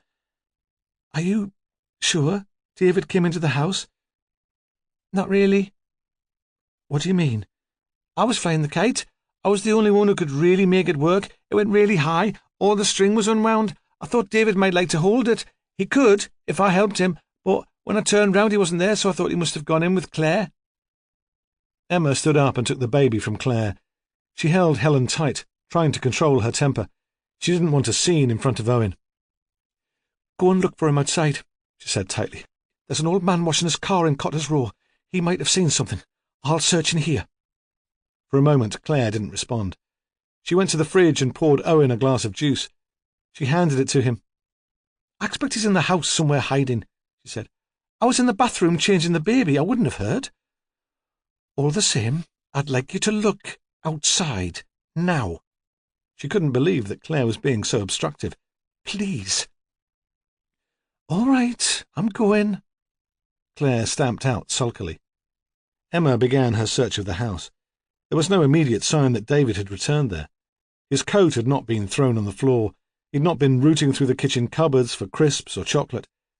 She moved methodically from room to room, praying for an explosion of sound, an upturned chair, a cry of boo. Owen followed her. They walked in silence. Emma opened cupboard doors and looked under beds. When she was convinced David wasn't in the house, she returned to the kitchen. She sat Owen on her lap. "Can you remember anything which might help?" she asked, trying to keep her voice normal, unhurried. He shook his head and began to cry. Until now, Emma had been able to believe that this was one of the regular scares she inflicted on herself. If she lost sight of Owen for a moment in a supermarket, or he was the last to come out of playgroup, she convinced herself that some harm had come to him. It had become an automatic anxiety, a superstitious way of warding off danger. Now she knew that the danger was real. When Claire appeared back at the kitchen door, Emma looked up at her without hope. "You didn't see him?" "No," Claire said. "No one's seen him." "I'll phone the police then." It was a relief to have something to do. She dialed 999. Later, she phoned Brian at the office, but there was no reply. Chapter 32. The police set up a roadblock just beyond the level crossing. Brian Coulthard saw it on his way home, but nobody stopped him. The two officers standing in the sun weren't interested in cars coming onto the headland, only those on their way off. Ramsay sent Sally Wedderburn to wait with Emma Coulthard at the Coast Guard house. At first, she'd objected. "I've had nothing to do with the child abductions since I joined the murder team." "Don't you think this is connected with the murder?" he asked, as if he was surprised she had not worked it out for herself. She hadn't liked to ask what he meant. Still, she'd been reluctant to go. She and Emma Coulthard hadn't exactly hit it off when they first met, and this support role wasn't really her thing. She wasn't much good at comforting conversation and endless cups of tea, letting the kids play with her radio and climb all over her lap. All the same, she supposed it was an opportunity of a sort. When she got there, Emma Coulthard hardly seemed to recognize her. The woman was sitting on a stool in the kitchen. She was very upright, and her face had a hard, sculpted look, caused by all the muscles tensing through an effort of will. Sally realized she was afraid that if she relaxed for a minute, she'd break down. She had the other children to think of. Sally admired that. "Is there any news?" Her voice was controlled too. Sally shook her head. "Not yet. They've put a roadblock down by the level crossing. They're stopping all the cars. It's too late. He'd been gone 20 minutes when I phoned you." "Not necessarily. There's been a convoy of trains to the power station this afternoon. The crossing's been down for a lot of that time. Besides, it's not certain yet that David's been abducted, is it? You said he was the sort to run away. We've a team searching the shore. There are plenty of places he could be playing, and the roadblock's there as much to ask for witnesses as anything else. People visiting the headland might have seen him." "Yes." The logic of the reply seemed to reassure her. "Yes, I see. Where's your nanny? We'll need to talk to her." "I sent her home. I know it's not really her fault, but I was afraid I'd have a go at her. Say something I might regret later. We need someone to blame, don't we, at a time like this? Besides ourselves, of course." Then she did seem about to break down, but the door opened and Brian Coulthard came in. He ran across the floor towards his wife. His black shoes were very shiny, and Sally thought he moved like one of the ballroom dancers who take part in Latin American competitions on the television late at night. He took Emma up in his arms and held her while she sobbed out the story. Sally mumbled something about having to call the office and wandered through to the living room where a small body sat forlornly on the floor. She let him press the buttons on her radio and talked for a moment to Inspector Ramsay, who was waiting for news at the police station. Hunter stopped at the roadblock on his way through to the headland. It didn't hurt to give the lads a bit of support, and whenever he saw his mates in uniform doing a routine task like that, it made him feel good he still wasn't one of them.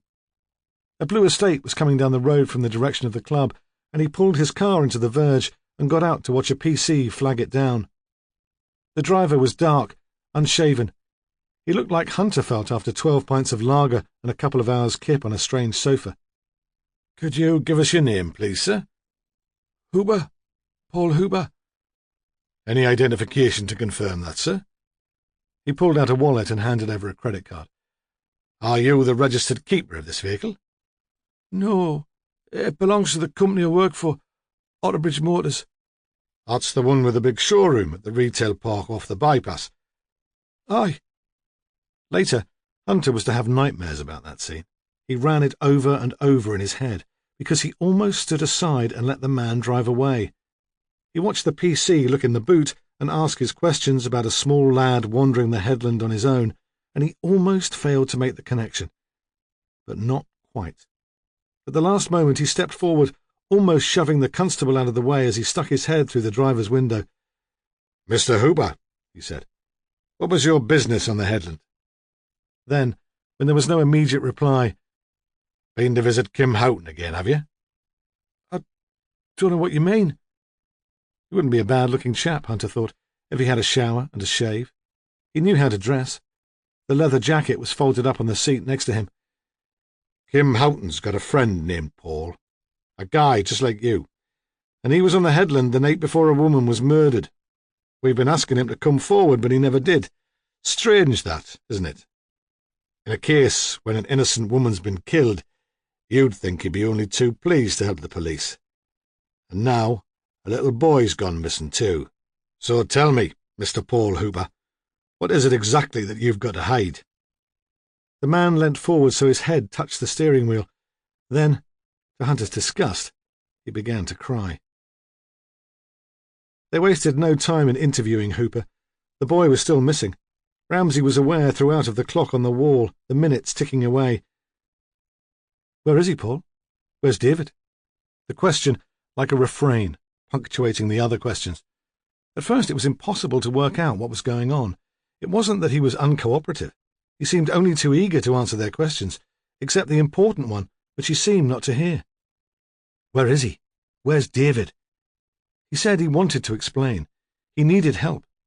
So did Marie, though she'd never admit it. That's why he'd spent the night on the headland, because he wanted to think. At first, Ramsay left the questions to Hunter, who found it hard to get a word in. "I didn't mean them any harm," Hooper said. He leant right across the table. It seemed he was going to grab Hunter by the shoulder to make him understand. "You do believe me about that, don't you? I wouldn't have hurt them for the world." "Who are we talking about here?" Hunter demanded. "Mrs. Howe or the little laddie? And what exactly did you do with the little laddie, Paul?" "I put him back." Hooper sat back. He was surprised, indignant. "I put them all back, you know I did. I bought them sweets, played with them, and then I put them back, on a busy street, with lots of people, so I knew they'd be safe." "Who did you put back, Paul?" "You know, stop playing games." He hit the table with the palm of his hand. Mad as a snake, Hunter thought. He hated interviewing loonies. You never knew where you were with them. Hooper continued, counting on his fingers as he listed the names. "The first was William Sams. The second was called Toby. I never knew his other name. That was in Newcastle outside the post office in Eldon Square. The third was Ricky Elton. I took him from the McDonald's on the estate where I work. The fourth was Tom Bingham. He came to me. I was looking through the nursery window, and he came running out. He thought I was his dad. I pretended I was. It was our secret. 4 boys. I never took a girl. I thought a girl might get upset more easily and cry. I would have liked to take a girl, but I couldn't risk it. Not unless it was someone who'd met me before." He paused, then blurted out guiltily, "Kim Houghton's got a girl. Kirsty. As pretty as a picture." "And that's why you went back to the headland, wasn't it, Paul? Not to see Kim, To see Kirsty. That's why you were looking for Kim in Whitley last night. Because Kirsty wouldn't have got frightened and upset, would she, Paul? You wouldn't have been a stranger to Kirsty. It was Ramsay, speaking for the first time. Hooper was startled, as if he'd forgotten the inspector was there, but he nodded fiercely in agreement. So, why didn't you do it? Ramsay asked. Why didn't you just knock at the door and ask if you could take Kirsty out? Kim wouldn't have minded. Hooper mumbled something. Or wouldn't that have been as much fun? Not as much fun as snatching a child when no one was looking. Is that why you took David instead? Where is he, Paul? His mum wants him back. Hooper looked up. Who's David? He asked. Why did you do it, Paul? Marie and I have been trying for a baby for ages, he said conversationally, as if he were talking to a mate in a pub, not answering a question. We went for all the tests. We put our name down for treatment, but we couldn't afford to go private, and there's such a queue. It's more common than you think, you know, infertility. Then, while we were still on the waiting list, Marie fell pregnant. We couldn't believe it. She had a little boy, Jordan, as round as a barrel and bouncing with health. That's what everyone said. He died. Cot death last autumn. No one knows why. He'd be 3 if he'd lived. So it was back to the beginning of the queue, wasn't it? And money in the NHS tighter, and the waiting list even longer. We put down our names to adopt, or foster, but they wouldn't have us. They said we were too emotional after the baby died, unstable. He broke off abruptly, began chewing his fingernails. Where's David? Hunter said. David Coulthard, the little boy you took from the headland this afternoon. I didn't take anyone from the headland, he repeated automatically. Then, in a more animated voice, he went on, It was like you said. I went to Whitley last night looking for Kim. I'd been really low. I thought I could have a few beers, go back to Kim's house, play with Kirsty in the morning. I told Marie I was working away. Didn't you realise we'd been looking for you? Hunter demanded. If you'd met up with Kim, she'd have phoned us straight away. No, he said. I didn't think. And they realised that was probably true. He was too wrapped up in himself, in his own need for comfort. Kim wasn't there, so I drove out to the headland. I looked in the club because I thought she might be in there having a drink with her friends. Then I waited outside the house. Kim wouldn't have recognised the car. We take different ones from the garage. It depends what's been sold. I didn't knock at the door. There might have been a babysitter. I wouldn't have known what to say. What did you hang around there for? Hunter asked. I thought Kirsty might be on her own, he confessed. Kim leaves her sometimes. She doesn't deserve a kid, does she? But Kim was there. I saw her draw the bedroom curtains. I suppose I could have gone in, but by then I couldn't face her. All that chat, having to be nice. You don't have to do that with kids. So I drove down to the jetty and went to sleep in the car. Until 2 o'clock in the afternoon? Hunter asked, as if he didn't believe a word of it. Yeah, I mean, I wasn't asleep all that time. I went for a walk along the cliffs to clear my head, like I said, thinking. I knew it couldn't go on. If you hadn't picked me up at that roadblock, I'd have given myself in anyway. He looked up at Hunter. How did you know I was there? We didn't. Hunter was quickly losing patience. We were looking for David Coulthard, the little boy you abducted from the headland. Now stop pissing about and tell us what you've done with him. I've already told you I didn't take a little boy.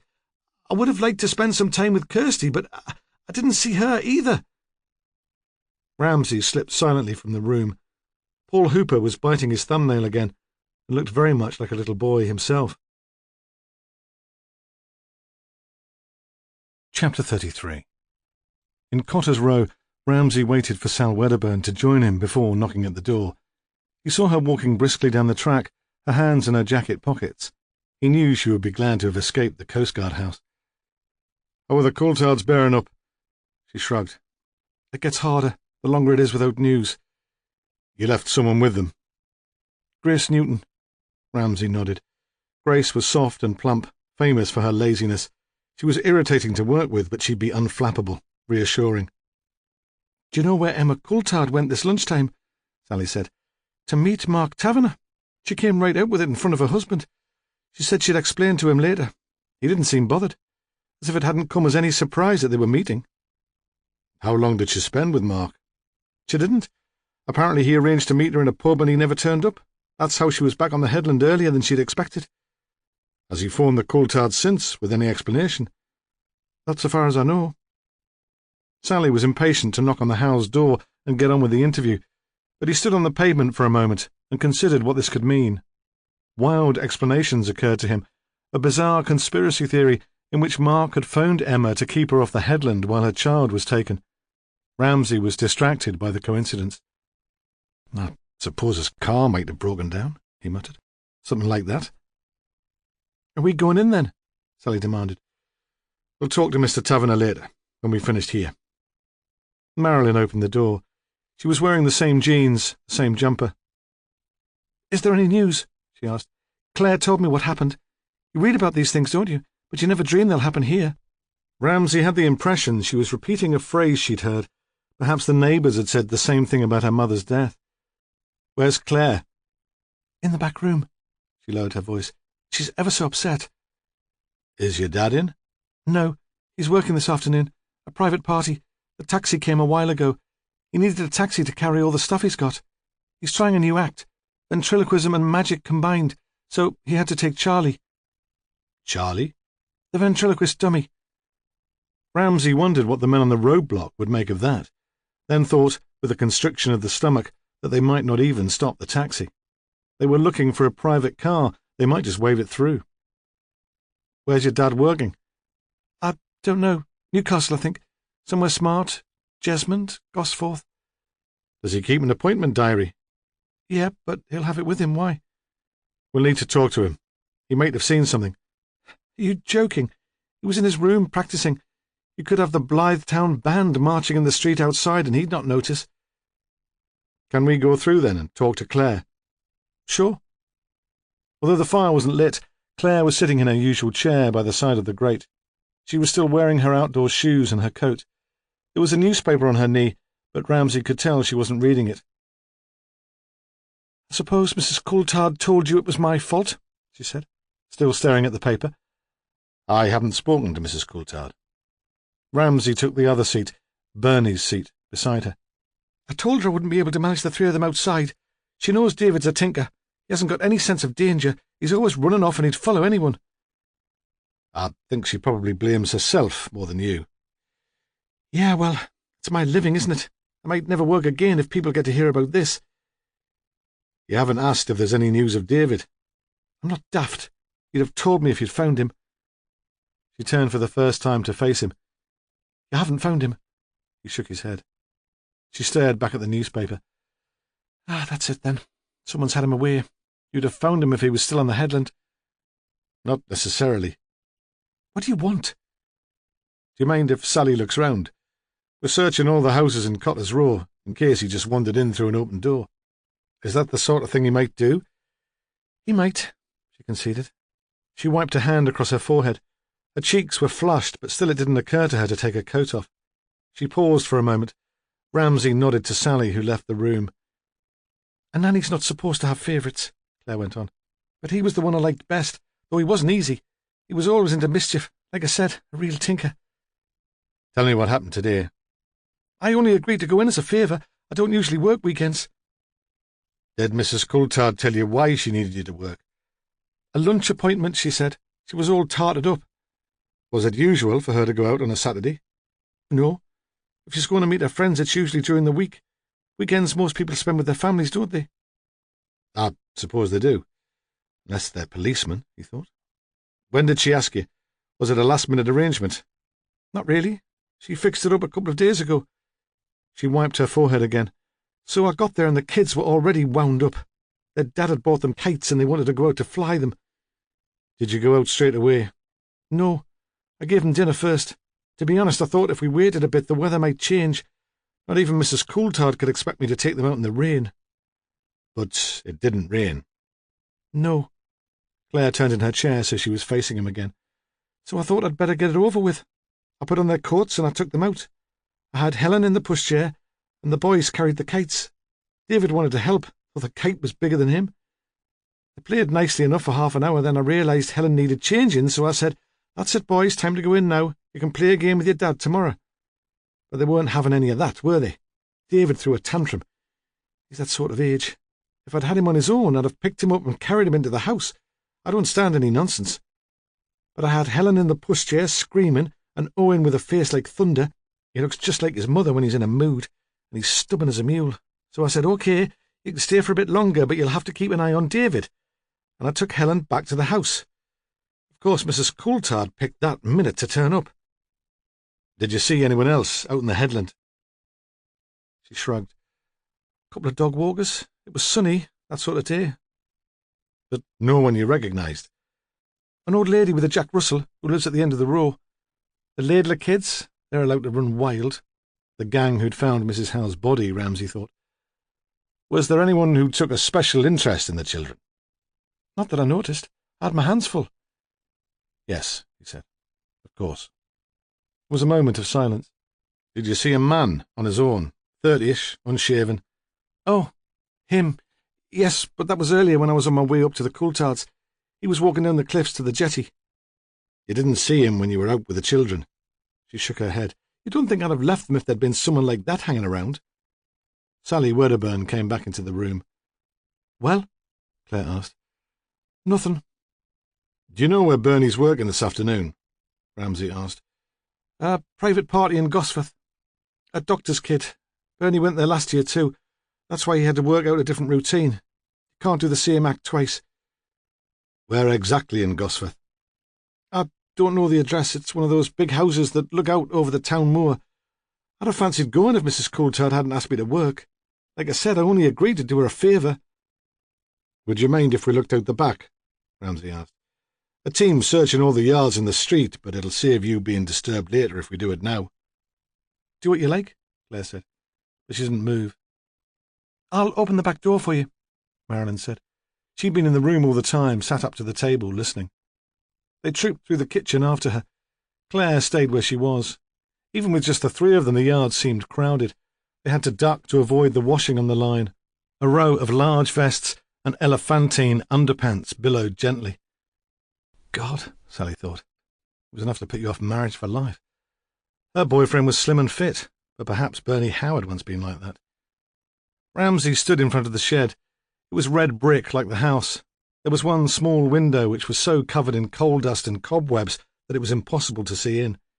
He tried to pull the padlock open, but it was locked. "Where's the key?" "In the kitchen," Marilyn said, "but there's nothing inside. Claire bought the padlock. She's trying to persuade Dad to keep his bike in there, but he never remembers." "All the same," Ramsay said, "I think we'll check." "OK." He watched her return to the kitchen and take a key from a shelf just inside the back door. Like the padlock, it was shiny and solid. The key turned smoothly, but the paving stones in the yard were so uneven that at first he could only pull the door open a fraction. "There's a knack," Marilyn said. "You have to lift it." She stepped forward. "I'll do it if you like." No," Ramsay replied quickly. "That's all right." Because even with the door open just a few inches, the late afternoon sun slanting over the back wall into the yard lit up a patch of the concrete floor. The floor wasn't dusty, which is what he would have expected, but there was a dark stain, as if oil had been spilled there. Ramsay hoped that it was oil. Chapter 34. Ramsay hesitated. He heard gull cries, the distant sound of a train.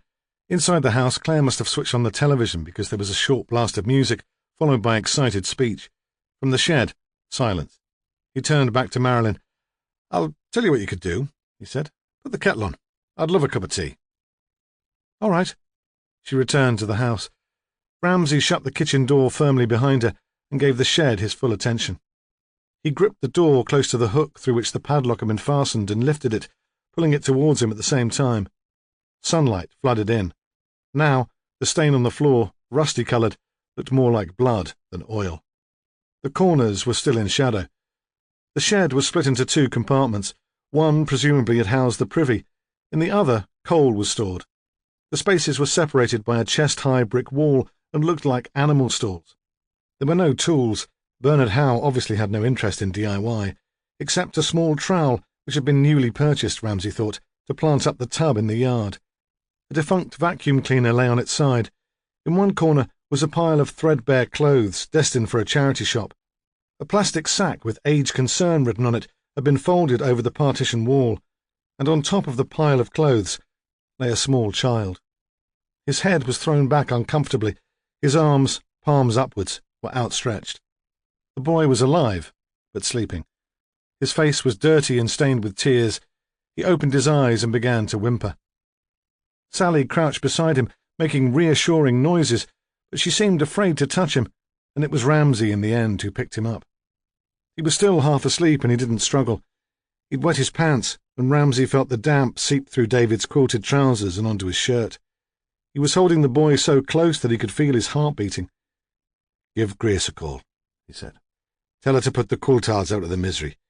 Tell her not to give any details, just that he's alive and well. She can come and fetch him. I don't want the Coulthards turning up on the doorstep. We'll have discretion all round. I want no lynch mobs here." "How did Claire hope to get away with it?" Sally demanded. "She didn't even stop us coming out here to look." "I don't think there was any intention of getting away with it. It was a gesture. If it was Claire," he thought, still unsettled by the coincidence of Mark Taverner's failure to keep his appointment with Emma. Remembering the padlock key lying on a shelf close to the kitchen door, which was always kept open. So obvious. Brass, like the padlock, and shiny. Hunter would tell him that he was making things too complicated, and that for once in his life he should accept that the obvious answer was probably the true one. I know she was daft about babies, but did she really think she could keep him here, like some sort of doll? Sally had worked herself into a rage. Just because she didn't fancy motherhood herself didn't mean she couldn't get upset when kids were ill-treated. The thought of the kid locked in the dark shed, scared out of his wits, made her want to vomit. The kitchen door had a glass panel, and through it Ramsay could see that the room was empty. The kettle had switched itself off, but there was no sign of Marilyn. He supposed she'd wandered through to chat to Claire and had her attention caught by something on the television. Unless she'd been watching from the kitchen, had seen them retrieve the little boy and had gone to warn Claire. "Go in," he said sharply to Sally. "Don't tell them anything. Just make sure neither of them do a runner." Then he stood in the yard, still holding the silent 3-year-old, waiting for Grace to arrive to take him away. He hoped the high walls would protect him from the prying eyes of neighbours. He supposed, considering it for the first time, that Prue would think herself too old to have another child. Grace turned up in the back alley, driving Emma's car with the baby seat in the back. David allowed himself to be strapped in without any fuss. "You'll arrange for medical checks," Ramsay said. "The GP's a friend of the family. He's already on his way." She leant back against the car. "What do I tell the family?" "Nothing. Say you don't know how he came to be found." "Oh, that's true enough, isn't it?" "I'm sorry, I don't know much myself yet. Tell them I'll be up later this evening. I'll talk to them then." She drove away. After the disruption of the search in the Row, Ramsay had expected the car to draw attention. A nosy neighbour in an upstairs window seeing the child would be enough to start a crowd. But the street was unnaturally quiet. Then he realised there was a cup game, a 5 o'clock start to suit the television. The first time Newcastle had reached the semi-finals for years. They'd all be in their front rooms, draped in their black and white scarves. In the back room, the women were sitting in silence. Marilyn was reading a book, Lord of the Flies. "I'm sorry about the tea," she said. "I started reading when the kettle was boiling, and I got engrossed. I'm doing it for my GCSE wider reading course." Absent-minded, he thought, like her father. "When do you expect Bernard home?" he asked. Marilyn looked up from her book to the clock which stood on the mantelpiece. "Any time now." Claire stirred. "Have you finished? Are you going to leave us in peace? I've a meal to cook." "I thought you'd like to know," Ramsay said. "David Coulthard's been found." "Is he all right?" "Apparently." "Oh, brilliant." But her attention was held by the television. "I thought I'd go down in the records as the nanny from hell." She didn't ask where he'd been discovered. "I suppose he did wander away, get hidden somewhere?" "Something like that," Ramsay said. "Then, I wonder if you'd both mind going to the station with Sally to make a statement, for our records, to clear the matter up. I'll be along later." "Now?" Claire said. "Bernie'll be in any minute wanting his tea." "If you wouldn't mind. We'll drop you back later." He could see that Sally was working up a head of steam. Imagine her exploding with, "What sort of games do you think you're playing, lady? I suppose you want us to believe that the kid shut himself in your shed?" "If I could just have a word, Constable, please." Shocked by the formality, she followed him into the hall. There, he said, "Take her through her statement again. Don't give anything away. Hang on to her until I get back. And while you're there, get someone to trace the taxi driver who dropped Bernie Howe in Gosforth. I want the exact time he was picked up. And find out where Mark Taverner's hiding." "What about the girl?" "Take a statement from her, too. I don't want her here on her own when her dad gets back." When they had all gone and he had the place to himself, he went to the kitchen, switched the kettle back on, and made himself a mug of instant coffee. Newcastle must just have scored, because through the wall he heard a concerto of yells and cheers. He took his mug into the backyard and knelt to look at the stain on the shed floor. He was quite certain it was blood, but it was not, as he had feared, the child's blood. David had not received even a scratch. Ramsay knew the rules. If he suspected that this was a scene of crime, he should seal it off, call in the experts, make every effort to reduce contamination of the forensic evidence. But if this was the scene of the crime he believed, it had happened weeks ago, and contamination would have already occurred. And he was curious. He started with the shed. In the compartment half filled with coal, there was a tin bucket and a shovel. He moved the coal from one corner to another until he was satisfied that nothing had been hidden beneath it. He rummaged through the pile of discarded clothes. There was nothing but a short piece of bamboo which had fallen from the kite David had been flying. He must have held on to it while he was carried away. Ramsay remembered what Emma had said. "His speech is very poor for his age. They say there's nothing really wrong. Boys are often slow developers, but he gets frustrated when he can't communicate." It seemed unlikely then that David would be able to tell them who had abducted him. They would have to work that out for themselves. Ramsay returned to the yard. His back ached. The shed wasn't quite high enough for him to stand upright. He noticed that since his last visit, the plants in the ceramic tub had come into flower. There were early polyanths, yellow and deep scarlet. On impulse, he took the bamboo cane and poked it into the loosely packed compost and soil in the tub, prodding carefully through the roots, trying not to disturb the flowers. Then, when he was sure something was hidden there, he fetched the trowel from the shed and lifted out each polyanthus separately and set it on the yard. He took a pair of disposable gloves from his pocket and pulled them on, then fished in the tub with his hands. Despite his care, loose soil spilled onto the paving stones. He reached into the tub like a child in a lucky dip and pulled out a kitchen knife, an ordinary bread knife with a plastic handle and a serrated blade. The knife that had killed Kathleen Howe. He replanted the polyanthus and went back to the house to await the arrival of Bernard. Chapter 35. When Ramsay got back to the police station, he saw Marilyn sitting in the waiting room.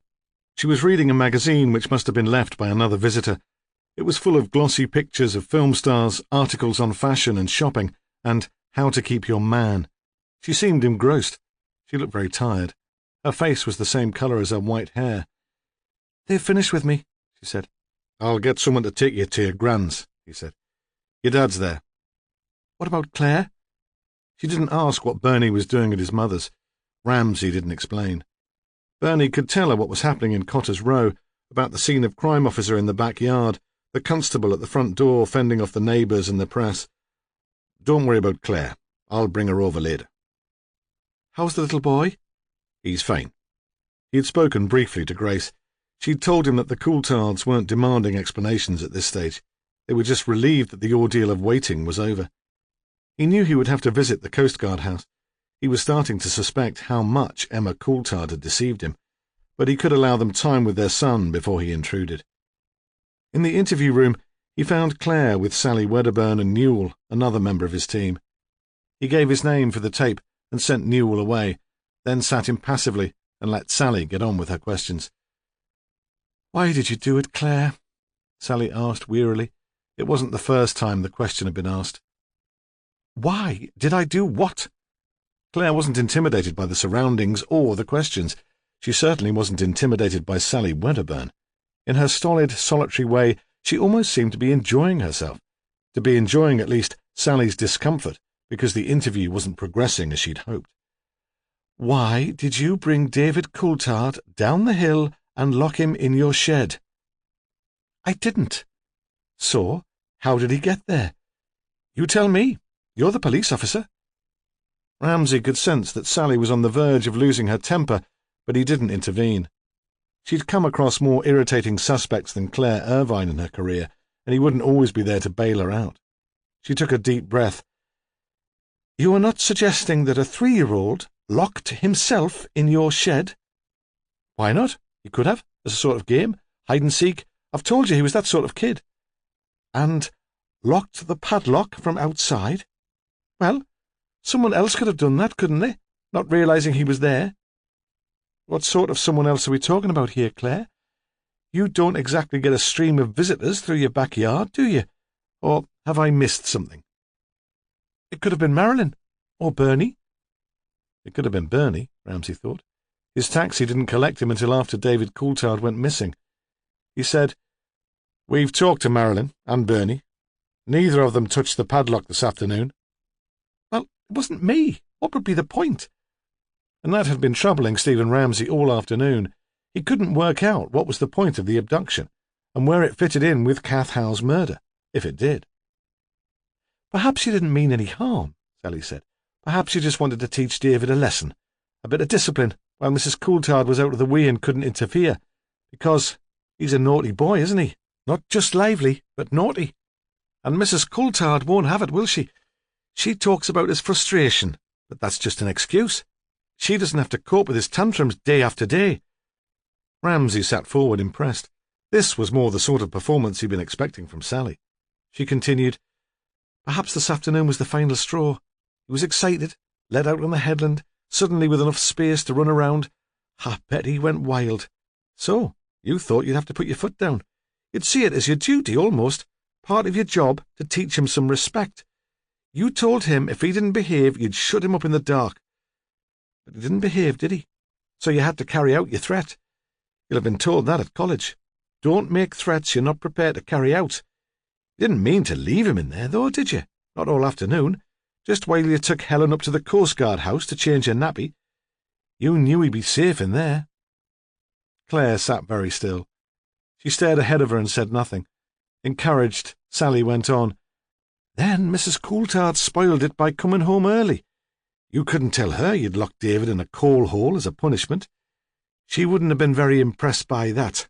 My impression is that she doesn't have time for old-fashioned discipline. I don't suppose she even lets you smack them. So, on the spur of the moment, you made up a story about him disappearing. After all these child abductions, she believed it, and worried herself sick all afternoon." Claire began to clap her hands, very slowly. "Very good," she said. "Oh, yes, very good. I almost believed it myself." "Do you admit that's what happened?" "Of course not." Claire was dismissive. "I love kids. I've been properly trained. I wouldn't treat any child like that. Besides, Miss Cleverclogs, when Mrs. Coulthard got in, she sent me out down the headland to look for David. If it had happened, like you said, why didn't I just let him out of the shed and pretend I'd found him wandering? He couldn't tell her any different. He can't talk. Anyway, what would the other kids do while all this was going on?" She paused, then shot a knowing look at Sally. "Your dad lock you in the coal shed when you'd been bad, did he? That'd explain a lot." Suddenly, and shockingly, Sally blushed. "Could we go back to the padlock, Claire?" Ramsay said gently, as if he were musing to himself. "You do admit that you bought that?" "Yeah. I didn't like Bernie's bike in the hall. It left mud on the carpet, so we thought we might persuade him to leave it outside if he had somewhere secure." "But this afternoon his bike wasn't in the shed." "No. He must have forgotten when he got in last night." "You didn't remind him?" "Nah. He'd had enough nagging from Kath." She must have thought that sounded callous because she added limply, You know what I mean. "But when I came to talk to you a couple of nights ago, his bike was in the hall then too." "So? It's going to take him a while to get used to it." "There's a stain on the shed floor," Ramsay said. She didn't answer. "At first, I thought it was oil from Bernie's bike, but now it seems Bernie doesn't keep his bike there very often. For some reason, he seems to have taken a real dislike to the shed." He paused, but still she didn't speak. "So I took a closer look at the stain. and it looks much more to me like blood. We think it might be Kath's blood. We'll be able to tell. There are tests now. You know what that means, don't you, Claire? I'm sure you're going to tell me. But despite the flip response, she watched him anxiously, frowning so the thick eyebrows met. We think that's where Kath was killed. Or if she wasn't killed there, she was put there soon after she died. Are you surprised about that? Of course I'm surprised, if it's true. Then later, when the tide was high, she was moved to the jetty and thrown into the water. That's what we think must have happened. I'd say it would take more than one person to do that. Or someone who had a car.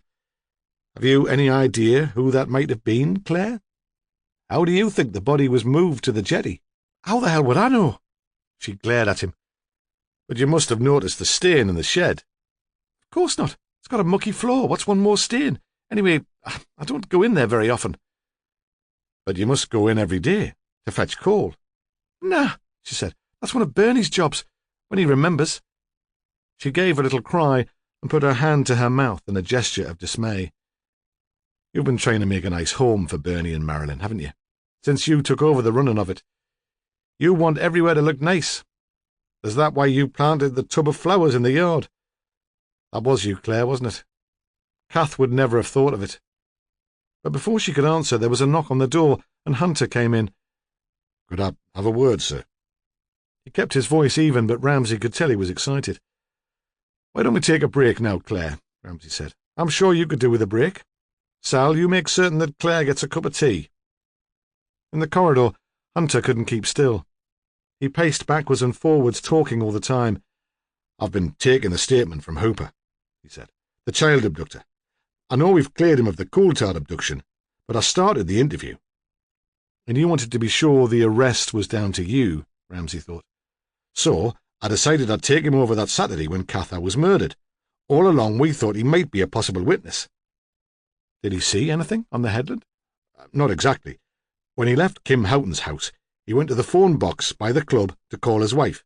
To check she was all right, he said, but it was to establish his story about him working away for the weekend, to say he was on his way home. He chatted for a few minutes, then he left the headland. Guess what he did next? Ramsay had begun to guess what Paul Hooper had done next, but he was a kind man, and he didn't want to spoil Hunter's story. At the end, he even pretended to be surprised. Has anyone tried to contact Mark Taverner this afternoon? He asked. Aye, like you said, but all we get is the answering machine. He'll be at home. Fetch him in. I want to talk to him before I go. And where will you be off to then, sir? Ramsay smiled, pretending again, letting Hunter believe he was relishing the job. Where do you think? Chapter 36. He took Sally Wedderburn with him to Newcastle. In the car, he explained to her what it was all about, but since Claire's dig about her own childhood, she seemed to have lost interest in the case. She wasn't even shocked. Ferndale Avenue was full of parked cars, and they had to stop in the next street and pull up onto the pavement. As they walked to the house, they had glimpses through an occasional uncurtained window of family groups gathered round Saturday evening television. At Mrs. Howe's, the curtains were drawn.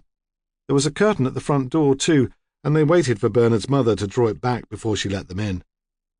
She seemed too excited to be surprised to see them. Come in, she said, sounding almost jolly.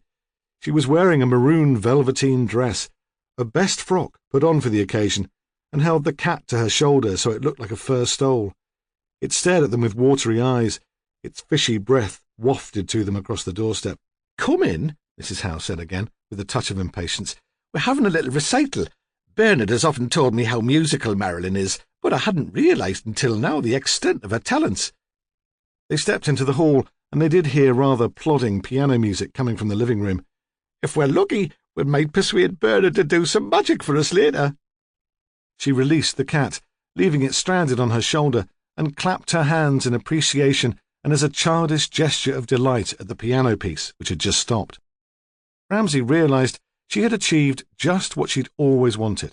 Her son was back home with her, for a while at least.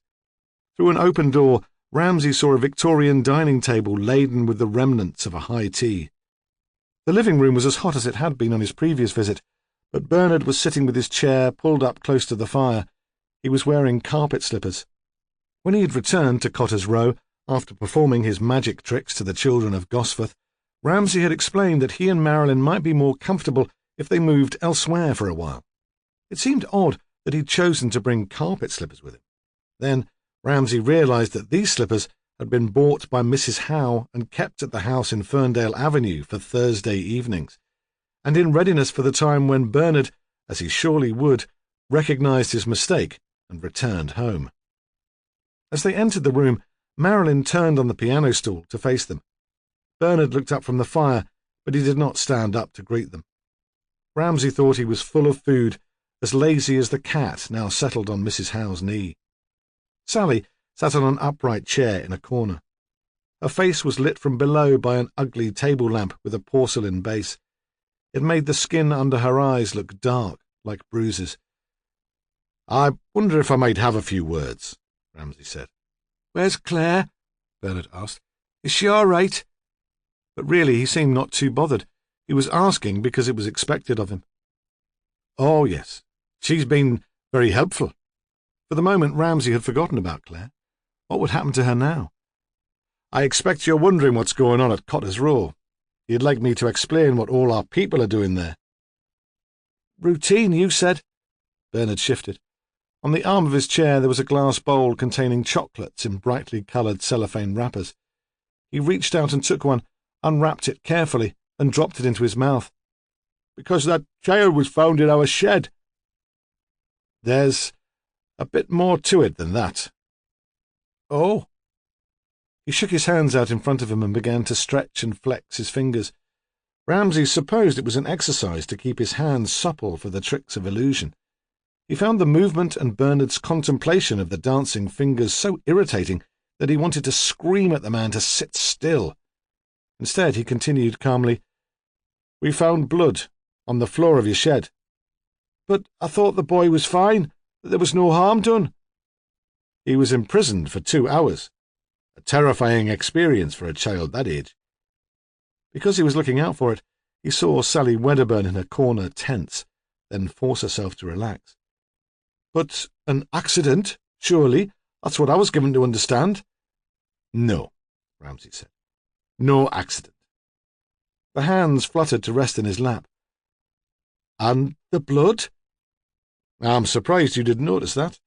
You must have been in there every day for coal." "Yes, and it was clear enough when you pointed it out, but we didn't notice it. None of us did. We had other things, I suppose, on our minds." "There will be tests, but we believe the blood is your wife's." "You think Kathleen was killed in our shed?" He didn't seem shocked by the thought. Rather, he seemed to think it mildly amusing. Here in his mother's warm living room he obviously thought himself above suspicion, quite safe. Perhaps, or left there until it was convenient to dispose of the body. Bernard seemed to consider the matter. His head was tilted to one side, so the long strands of his hair almost reached his shoulder. "Dispose of the body how, Inspector?" he asked at last. "We believe that it was loaded into the boot of a car, parked in the alley behind your house and driven to the jetty. Again, there are tests which will prove the matter." A smile appeared on Bernard's round, white face. "It's clear, then, that you can't suspect one of us, Inspector. The shed must have been used without our knowledge. We don't own a car. We don't drive." "Of course," Ramsay continued, as if Bernard had not spoken, "it's possible that the murderer had help to move the body." There was a moment of silence. The cat sneezed, then began to pad rhythmically, catching the velveteen material of Mrs. Howe's frock in its claws. She continued to stroke it. Ramsay thought that her deafness had probably excluded her from the conversation. They had been speaking rather quietly. She gave the impression of listening, but had no idea what they'd been talking about. Certainly now she seemed unaware that they had stopped, and when Ramsay spoke directly to her, clearly and loudly, she answered without hesitation, assuming perhaps that it followed naturally from what had gone before. "Do you drive, Mrs. Howe?" "I do. I learned as a girl in the war, in the Land Army." It was hard to imagine her dressed in overalls driving a truck. "And you own a car?" "Certainly. A Standard 10. I gave Bernard lessons in it. I could tell almost from the beginning that he would never make a driver. His coordination was satisfactory, but his concentration let him down. He would have been a menace on the road. Do you still drive, Mrs. Howe? Of course, why should I not? I'm old, but I'm not senile, Inspector. She gave a complacent smile. It seemed not to occur to her to ask why the questions were being asked. Regularly? I give Olive a lift to the supermarket once a week, so she can stock up on groceries for me. In the old days I'd enjoy a spin in the countryside, but alas, not any more. I'm too anxious at the prospect of breaking down. She shook her head, grieving for her jaunts into the hills. It would be different if Bernard would come with me occasionally, but he claims he's too busy. Mother! Bernard interrupted. Then to Ramsay, What are you saying, Inspector? That my mother is implicated in some way in this crime? That's ridiculous. No! The cry was involuntary and came out as a shrill scream. Marilyn even stamped her foot to demand their attention, so hard that her body was thrust backwards, and Ramsay thought the piano stool would tip over. With her frizzy hair and her petulant face, she looked like an adolescent version of Violet Elizabeth Bott. You came here to talk to me, she said. You came here to find out why I killed Mummy. Chapter 37. Ramsay had not meant, with his questions to Mrs. Howe, to provoke Marilyn to confession. He was not sure now why he'd brought up the subject of her car. Out of malice, perhaps? Spite? Because the case had dragged on for weeks longer than it should have done? Because Bernard, lounging in front of the fire, was annoying him? To put Marilyn at her ease? He'd not expected the outburst. He turned to the girl. "We have a great deal to talk about," he said. "Yes." She had twisted strands of her white hair into a thin, stiff thread. She put the end into her mouth. "But not here, in the police station. Then we can get someone to help you and make sure we don't catch you out with awkward questions. We'll have to do it properly, for your sake and Mr. Taverner's." She looked up. "You know about that?" "We know most of it. We still need your help." "Here," she said. "Now." "I'm sorry, I don't think that's a good idea." "Why not? There are two of you. My dad's here, and my nan. If you take me to the police station, I won't speak at all." So Marilyn told her story there, still perched on the piano stool, to the audience of adults gathered in the semicircle around her. "When did your relationship with Mr. Taverner begin, Marilyn?" Ramsay asked. She seemed gratified by the description, pleased that he was taking it seriously. "Last autumn, just before his wife died, I went to his classroom after school to ask about some homework. He was sitting at his desk, with his head in his hands. I thought he was ill. Then I saw he was crying. I talked to him, but he didn't even realize I was there, so I put my arm round his shoulder. I didn't think about it. I mean, I'd fancied him for ages, but it wasn't like that. I was just sorry, because he was so upset." She paused. "He turned around, and he held on to me, as if I really mattered to him. It was the most wonderful moment of my life. Whatever happens now, I've still got that." Ramsay was too kind to tell her that at that moment, in the classroom, Mark Taverner had been so desperate that he would have clung to anyone. "I held him until he'd finished crying. By that time I'd missed the bus. I told him Mummy would panic if I was late, so he offered me a lift. On the way home, he stopped the car." "Where?" "In the lay-by, near that empty farmhouse on the edge of the Dean. He talked about his wife and how difficult it was at home. I was the only person he had to talk to. Everyone else was sorry for her. They didn't think about him." Nonsense, Ramsay thought. There was Brian. But Brian was all action. Perhaps he was so busy shouting at consultants and being indignant on Sheena's behalf that he didn't have the time to listen. He started to cry again. I held on to him, and he kissed me. "And then you made love?" She nodded. "He didn't force me," she said defiantly. He wondered what she'd made of the groped encounter in the car.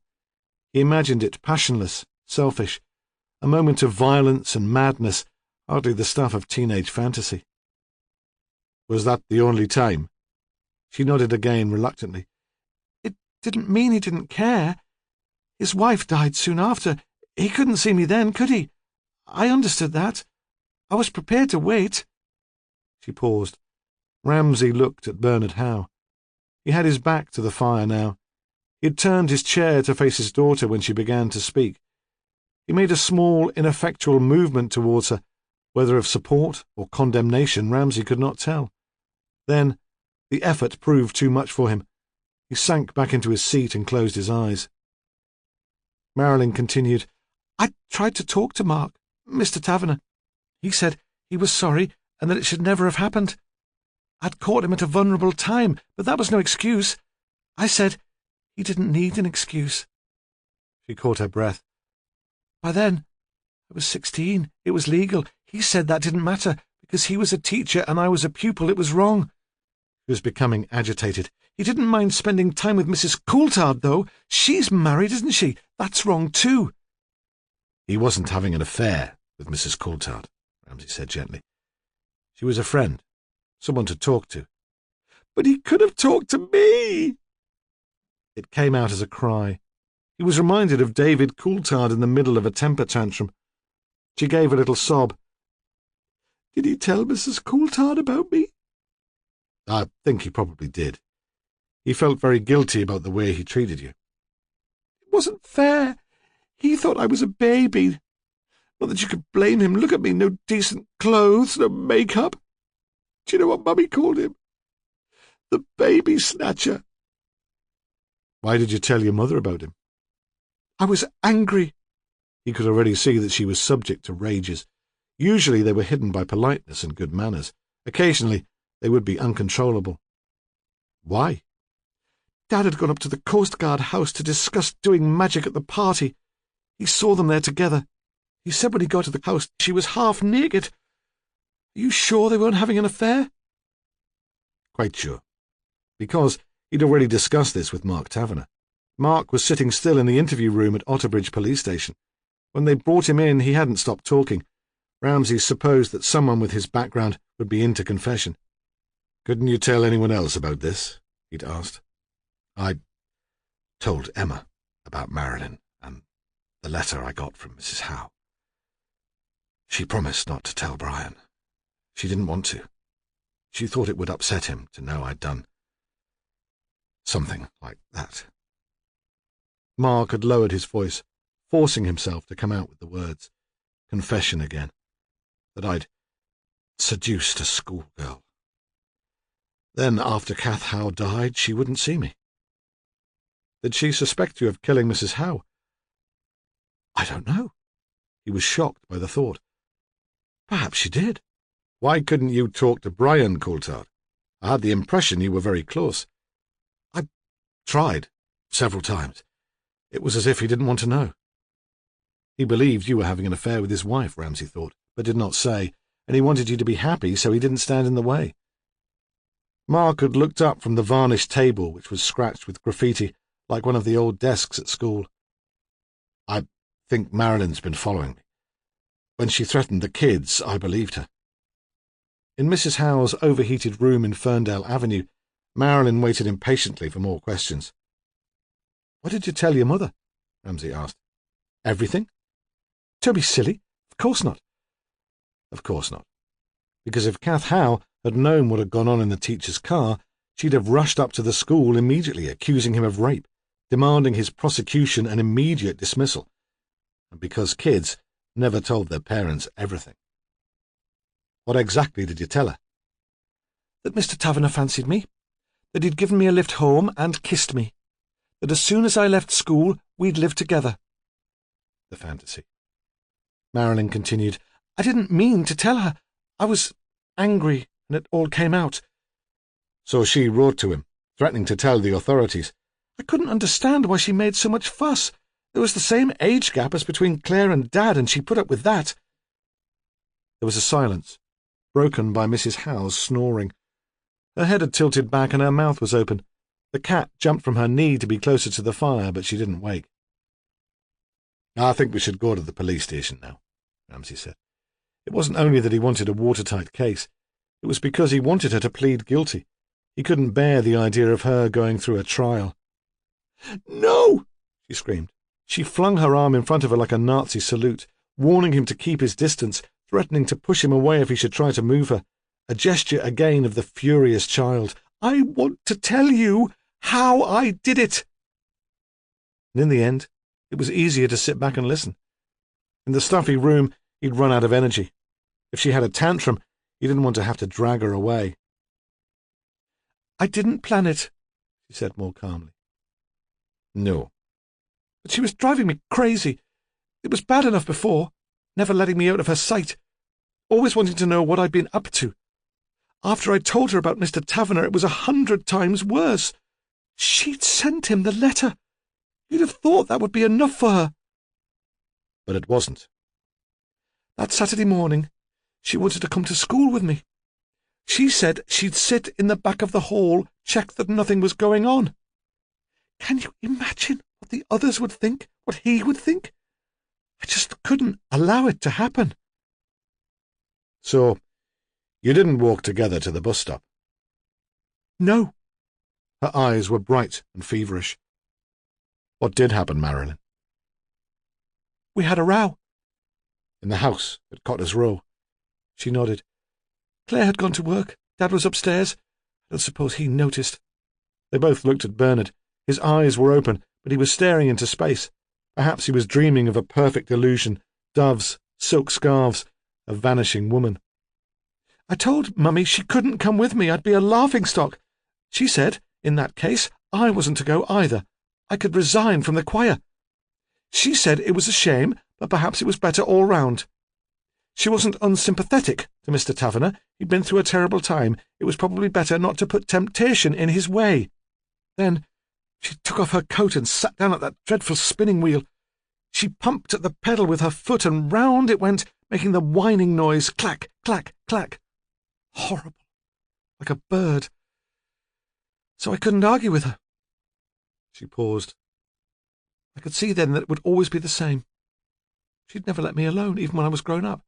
She'd always be at my shoulder, telling me what to do, clack, clack, clack. I'd be different and lonely and frumpy. Always a bill." "So you killed her?" "I fetched the knife from the kitchen and stuck it into her back. I pushed it right in, up to the handle. There wasn't as much mess as you'd think." "Did she cry out?" "Not really. A little gasp. I don't think she realized what was happening. When she was quite still, I pulled her into the shed. I didn't want to look at her." "Weren't you worried that someone would go in there to fetch coal?" "No. Claire was at work." She nodded towards her father, and he was practicing for a performance. It wouldn't have occurred to him. "I banked up the fire and left a bucket of coal by the hearth."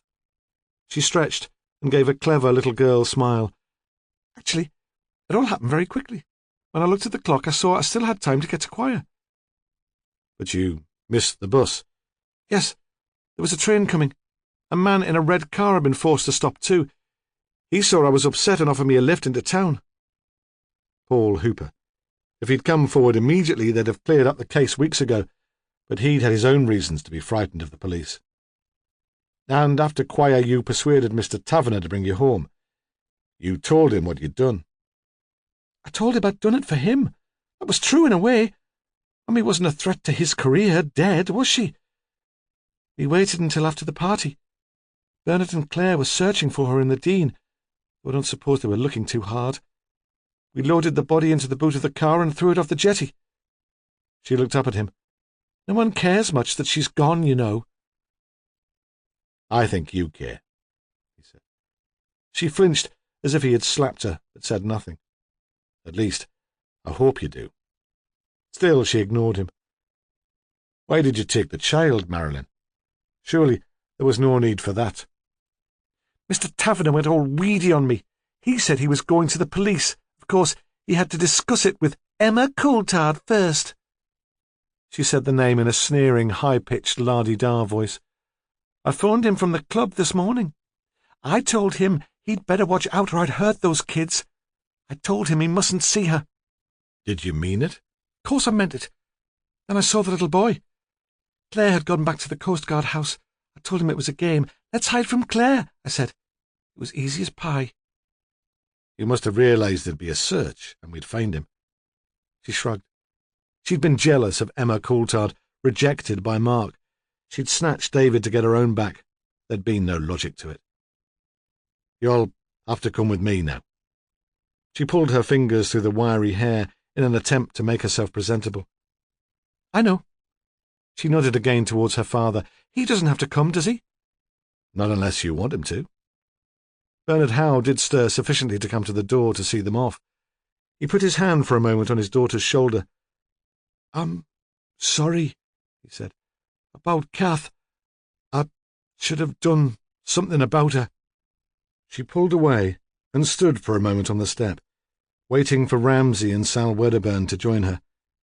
Then she strode off down the street, her back straight, her arms swinging at her side. That is the end of The Baby-Snatcher. It was written by Anne Cleeves and read by Simon Mattox. This has been an ISIS Audiobooks presentation. Previous titles by this author include A Lesson in Dying, Murder in My Backyard, and The Seagull. For further details of our extensive catalogue of unabridged audiobooks, please call our free phone number 0800 731 5637 or visit our website www.isis-publishing.co.uk. Audible hopes you've enjoyed this program.